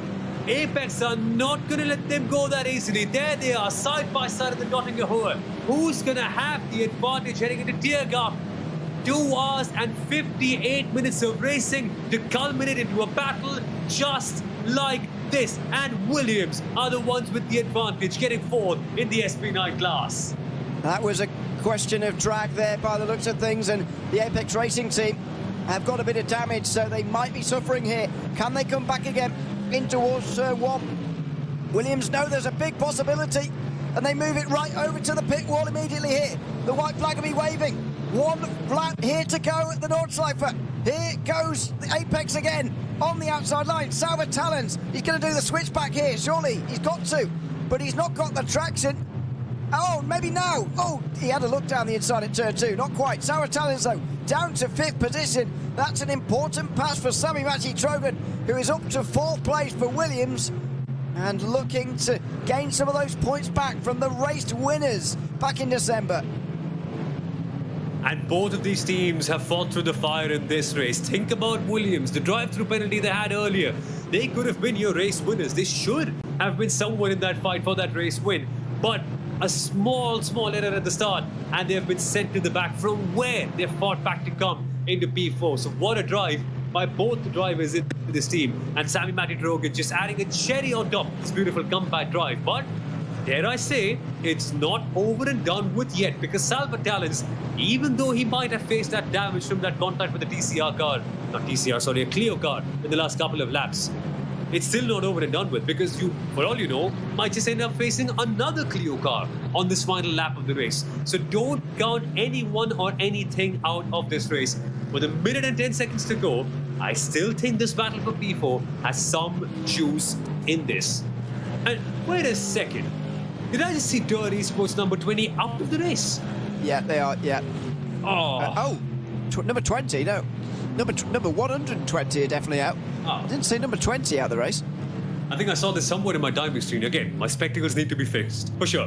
But lots of chaos. Maybe I'm losing sight as a result. I'm potentially also losing sight because I see 2 Mercedes green cars, 2 Nürburgring Esports Mercedes AMG GT3 cars. Am I seeing correct, or is it double, Newman? What's happening here? Double. We're not seeing double. That is indeed 2 Nürburgring Esports cars. Eric Trotsch ahead of Nicholas Schaefer, 11th and 12th at the moment. Meanwhile, the Porsche Cup class, this is Austrian sim racers on the back of Avia W&S E-Motorsport for 2nd place in the Porsche Esports Endurance Trophy Nürburgring AM class. This is in the SP10, where we've got BS Competition behind WSO Sports Bookgiger. What a great end to the race for BS Competition to be knocking on the door of a top 5 after struggling a lot earlier on in the race. And for WSR Esports butt kicker, it's about holding on now. It's just about holding on. I get a feeling this might be the last lap in the GD4 category. We'll just get confirmation on that by looking at the track map in a short while. But as it stands, that BMW, with its straight line speed, is going to be hungry on the Nottingham Hoa. Can that Aston Martin, the WSR Esports butt kicker car driven by Esteban Rodriguez, just be calm and patient enough to get a good run off the final couple of corners, and especially the Kleines carousel, so that when the BS competition comes up, the draft ultimately becomes useless? Easier said than done, but that's what has to be on the menu for them now as we come towards the final lap.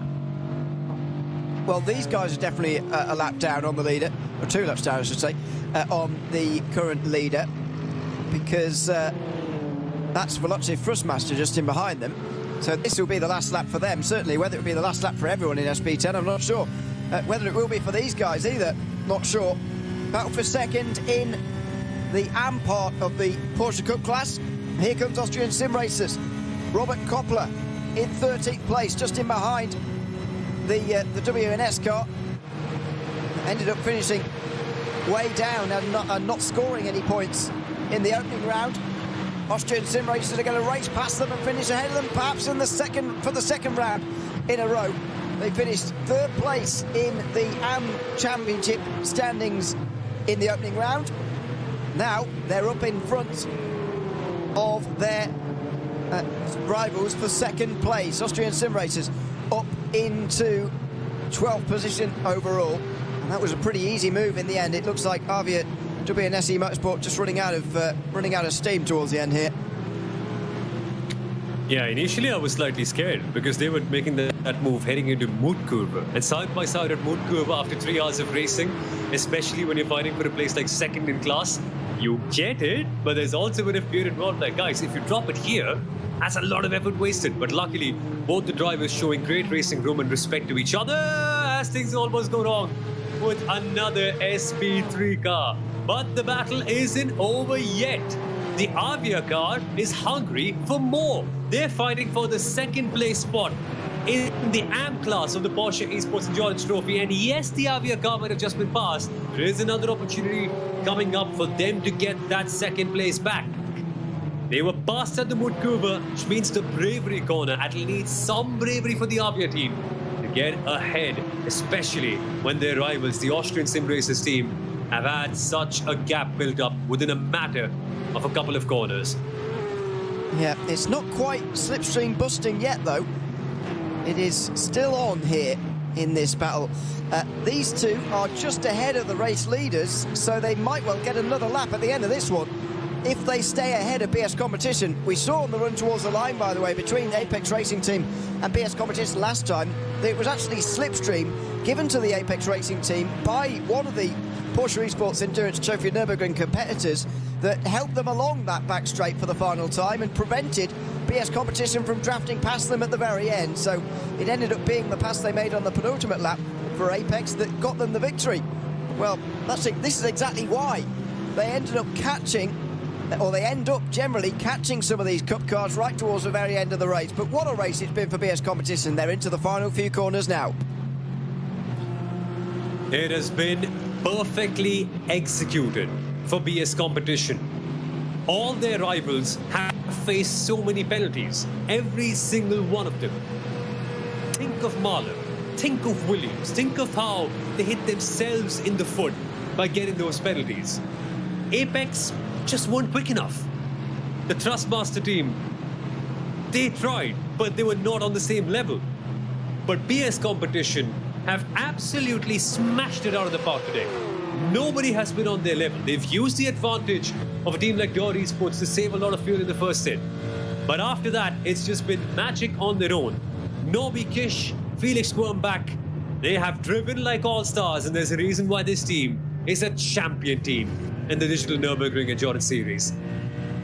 Out of the final corner, and the number 1 BS Competition Mercedes, driven by Felix Wormbach and Norby Kish, is going to win round 2 of the Digital Nürburgring Langstrecken-Series here at the Goodridge 3-hour race. Fantastic drive from the both of them, flashing the lights over the line, and a championship lead to go with a race win here this afternoon. We're going to have to wait some time for some of the others to cross the line. In fact, the SP10 cars have just made their way over the line for the final time. It's telling me that grid and go on the timing screens, it's giving us grid and go as the leaders now in SP10. That surely can't be true. We'll wait and see. We'll get to the bottom of that in a moment. But meanwhile, Share Esport in SP3 are coming up towards the line. It's only 20 seconds at the end here for them. And considering how they were racing away early on, that's a credit to the others for keeping them so close. But it's still another race of dominance. And SP3 for the second round in a row is going to go to Share Esport. They extend their championship lead over Somalia Esports now by double, as it will be they who come runner-up. Share Esport flash the lights. Renault Clio, they take the victory in round 2. And look at that Clio smiling. It has every single reason to. It's a double in the SP3 class for Share Esport. That would basically mean the championship, it's partly in their hands, right? 4 races in the season, you've won 2 of them. You've done everything right to make sure that you can be called champions at the very end. A big salute to Share Esports for making sure that they get another big win in the SP3 class. But here's both of our Nürburgring Esports cars taking the finish line together in tandem, celebrating yet another phenomenal race at the Nürburgring Nordschleife. The Green Hell and the 2 Green Beauties finishing all together. What a race. If there's... I think that's the shot you want to hang on the wall, right? If you have a Nürburgring Esports Wall of Fame, that, both of their cars in tandem, they look so beautiful. Hopefully next time we can have them on the podium as well, celebrating that together. But what can be said about the Share Esports 116? While their teammates in the SP3 category have gone on to seal the double, they are on course to do the same in their class as well. They won the last time out here at the Nordschleife in DNLS 1. It was a commanding win, and today has been a performance of the same fashion. What a drive it's been so far, but more winners are yet to be crowned. Certainly are. Yeah, the live timing was incorrect, by the way. The Falcon Simulator team and SimRC team are still both out. That's telling checkered flag. It's not taken the checkered flag yet, this car. They've not won yet. There is the SimRC car as well. It's not over yet. Lucas Muller has still got some work to do here to see off Marvin Strell. This, meanwhile, is Harder Motorsport in number 8. Carlo Scholl, the real-life driver, getting back at the wheel of this one. Crosses the line in 17th place. Mulner Motorsport will be over the line next. It will be Sergei Blum who has the chance to take the car over the line for them, with 271 on its way down the hill here as well. This is Eiffel Racing. We're going to cross the line. They finished down in 9th place in the opening round, so this is a recovery and a better day for them. A nice top 5, and it means so much more in this series when you're up against the competition that you're in, but also you score a lot more points when you're inside the top 5, indeed inside the top 7. You score a lot more points than you do just for finishing the race, and so they'll be very pleased with that. There is Alexander Leonhard making his way over the line. Even finishing one of these races is something to be pleased about, and he weaves over the line in celebration of just that, just ahead of home of sim racing.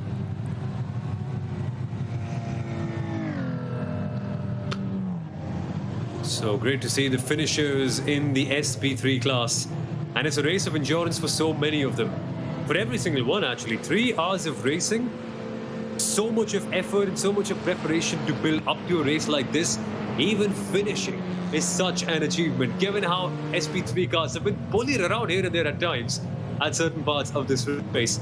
RC Car Shop Esports, they are done with their race in the SP9 category as well. And firstly, congratulations to all the finishers. It's been incredible to see only one major retirement, if I'm reads correctly, and that is a testament to the quality of driving and also the quality of officiating in this championship as well. Top-class drivers, top-class teams, and a top-class circuit run by top-class organizers. Yeah, the Digital Nürburgring Endurance Series is that championship that you really want to come race at.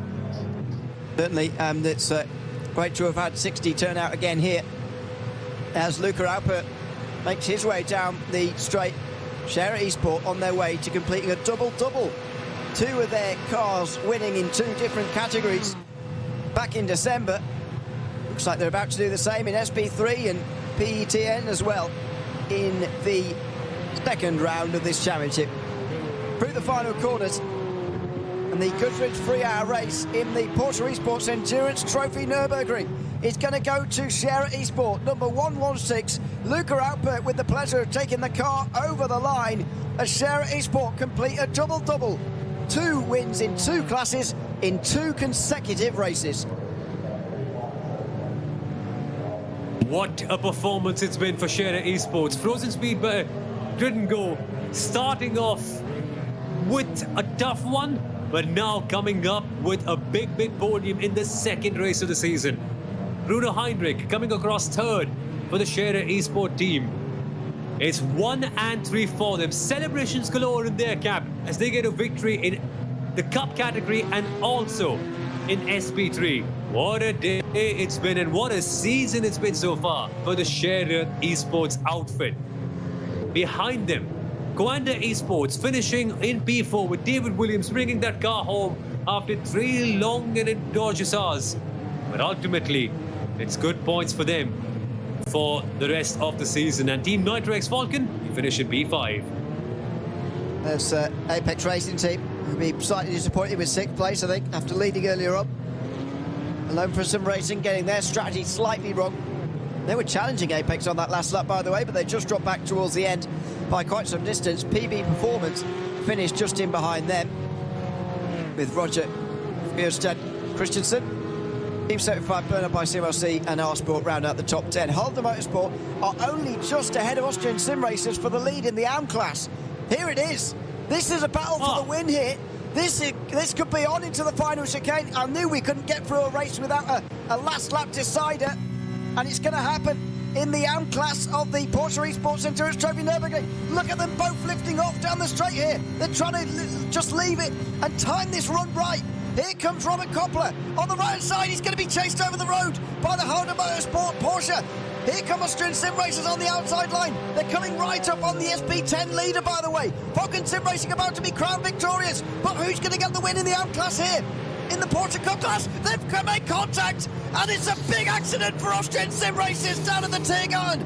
My goodness me, they're into the Arco barriers. They're going to be down to 3rd, but perhaps down further as Avia, WNSE Motorsport close up in the back of them. They are chasing all the way home, but Hold the Motorsport win in the AM class. Falcon Sim Racing win in SP10. What a remarkable finish to that race.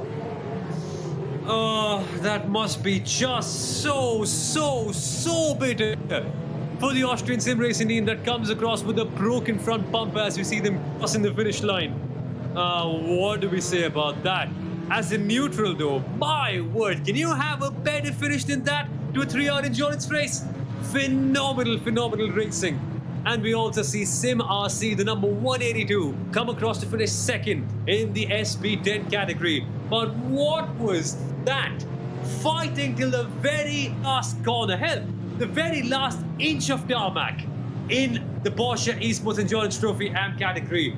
And the ending might not have been sweet. Yes, there was a crash at the end, but that's the kind of stuff you fight for. 3 hours of tough endurance driving, so that when you come to the final 10 minutes, you can duke it out and find out who is the true winner. And that tag, in whatever fashion it does go to, it belongs to Halde Motorsport. What a win for them in the AM category. Well, is there going to be anything post-race to say about that, I wonder? Anyway, let's find out later. PS Competition are the winners by 21 seconds ahead of Veloce Thrustmaster in 2nd place. Marla Racing Team couldn't quite chase them, but they finished in 3rd ahead of Williams, with the race winners from last time finishing down in 5th place. M&J Downforce could put in a good performance to finish in 6th ahead of the number 50 Apex Racing car. That finished in 7th. Then you get to those who only get 1 point from the afternoon. Hupt Racing Team by Grid and Go will be one of them, along with the rest of the finishers that are about to pop through on your screen. They are Impulse Racing, M&J Downforce number 11, the two Nürburgring Esports cars, Line GP, Liberty Esport and Falcon Sim Racing, the top two Porsches, Door Esports, who had that minute stop and go in 16th place with Harder Motorsport, Mulder Motorsport, RC Car Show Esports and Team Nitro Falcon down towards the back. But a dominant victory for BS Competition, who were away with three others early on in that race. Three others had issues, penalties for the most part, and they were able to take a pretty comfortable win in the end. Yeah, comfortable, given the fact that the rest of their rivals actually eliminated themselves from the mix with all the penalties that they got. They've really seen a phenomenal battle between BS, Mahler, AMG Team Williams, perhaps a few of the Apex racing cars as well. But the way it ends is with BS Competition getting a 21-second advantage over the rest of the pack. And dare I say, this probably has to be one of the performances of the season, given how they've just relaxed at the very top. Nothing to worry about. But the sadder part is seeing a car like Door Esports finishing 2 minutes and 28 seconds behind when they generally had race-winning pace. That's the stinger over there. Unfortunately, not having a real-world driver, but if penalties mixing things up, and they have to finish right at the very bottom. Yep. And to be fair, 2.5 minutes off of the front suggests that even if they hadn't had that penalty, they wouldn't have exactly been fighting for the top spot anyway. But, you know, it's difficult to say that because, of course, they got caught up in so much more traffic that they otherwise wouldn't have if they had not had the penalty. It's worth noting as well that Falcon Sim Racing actually finished ahead of them. So in terms of those three teams who had that penalty to serve for not having a real-world driver, the Falcon Sim Racing team were actually the best off of those three teams. Yeah, exactly. And that's also fascinating the way it's all ended out. Even when you've got a penalty, right, there's so much to fight for nonetheless, and great to see that they're actually keeping that spirit of endurance racing on and not just throwing in the towel as soon as they see a penalty. That's not the kind of stuff we like. No, absolutely. As we will scroll through the rest of the results in a few moments' time. As far as the championship is concerned, that will mean BS Competition will be leading the way ahead of the Apex Racing team, I think. Let me put it to you this way. Number 49 Apex, number 5 Williams and number 10 Mahler are going to be very, very close in the championship after these first two rounds. I think it is probably between those four, to be honest, as far as the championship goes. And there's no success penalty this season, so there's no disadvantage in effect of winning the race. You used to have 30 seconds worth of a longer stop. You don't have that anymore with 20 seconds for second and 10 seconds for third. It's a straight race every time. I think those four particularly are going to be very, very exciting to watch throughout the season as far as the championship goes.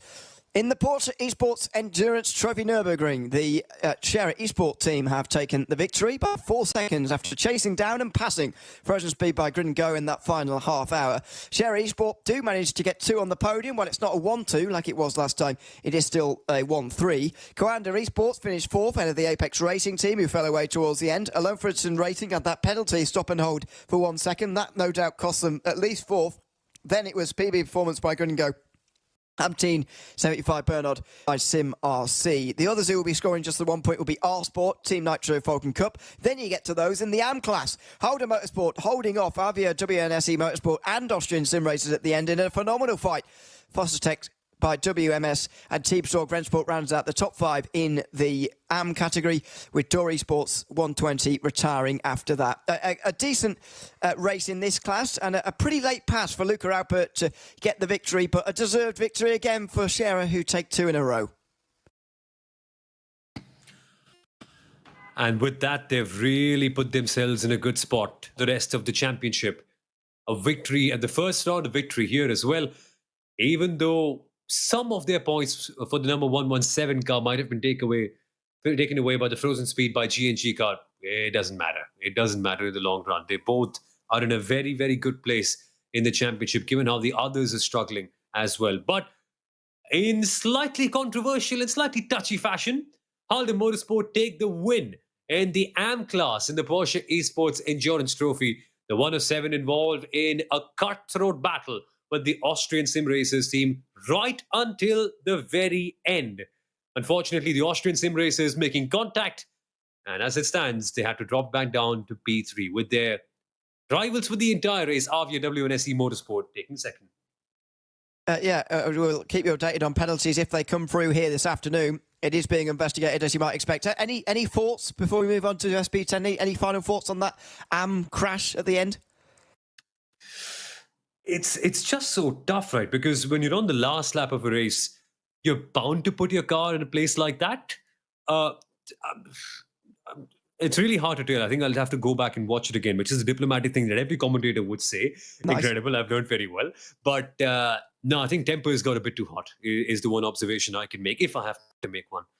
Yeah, I think Harder Motorsport could find themselves in trouble for it, but we'll see about that. Falcon Sim Racing team take the win in SP10 ahead of Marcy, who were really chasing them at the end, but the gap did balloon towards 12 seconds on the last lap. Grid & Go Esports got lapped right towards the line there, and so finished third ahead of the Apex Racing car in fourth.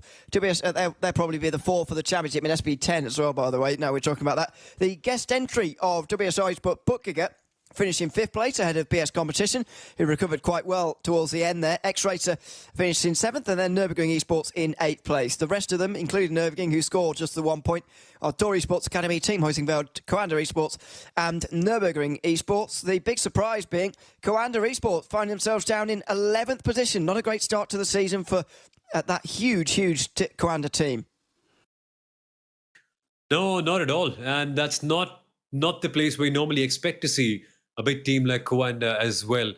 But unfortunately, the GT4 car, it's just not been anything helpful for them. I mean, we saw them on an alternate strategy. They were trying to experiment with something, going longer than the pack, but it's not ended up well. But it's a victory once again for Scherer Esports in the SP3 category. A double, if you come to think about it, isn't it? Where they had a double in the first round with their win in the Cup class and SP3, and they've gone and done that yet again with a win in the Cup class, and now with the SP3 team also doing an incredible job, winning by 25 seconds. At some point, I remember I was going on and on about the fact that Smiller Esports Executive B could have a potential chance. Maybe they could find themselves in the mix in the last stint. No, they could not. They clearly could not. 25 seconds the gap between them. And Adopt Don't Shop, a very, very well-earned podium for them. Yep, certainly. So Scherer, Similia and Adopt Don't Shop share the podium. A few more seconds further back was Wolf Motorsport Sim Racing, with Eiffel Racing just holding on to that top five ahead of Home of Sim Racing. That was the closest battle towards the end there. Ringsford Sim Racing finishing seventh ahead of Race Sim Zone in eighth. And then the rest of those who scored just the 1 point. Thomas Enger Sim Racing, D7 Racing, FK Motorsport and Stub Shen AC Mayen finishing at the back end there, 7 laps down in the end. I believe, if I'm not mistaken, we could have even had 4 retirements there. Maybe those bottom 3 didn't make it over the line at the end. I'm not entirely sure about that, but there was certainly a few towards the back end. Dory Sports definitely retired from the Porsche Cup class. I'm pretty sure the bottom 2 retired. Maybe the 7 Racing also retired in 10th place as well, finishing 2 laps down. But there we go. That is just about it for the second round of the Digital Nürburgring Langstrecken-Serie for season 2024-25. What a fantastic race. This has been the Goodridge 3-hour race from the Nürburgring. We'll be back exactly same place, same time, in just 2 weeks' time for round 3 of the series, the Ravenol 3-hour race on the 15th of February. I very much hope that you will join us for that then. I've been Neil O'Leary alongside Simula Arua, and Michael Villa has been behind the scenes telling us what to do and monitoring us. So big thanks to him and everybody who has been behind the scenes this afternoon. It's goodbye from the Nürburgring for now, and we'll see you in a couple of weeks' time.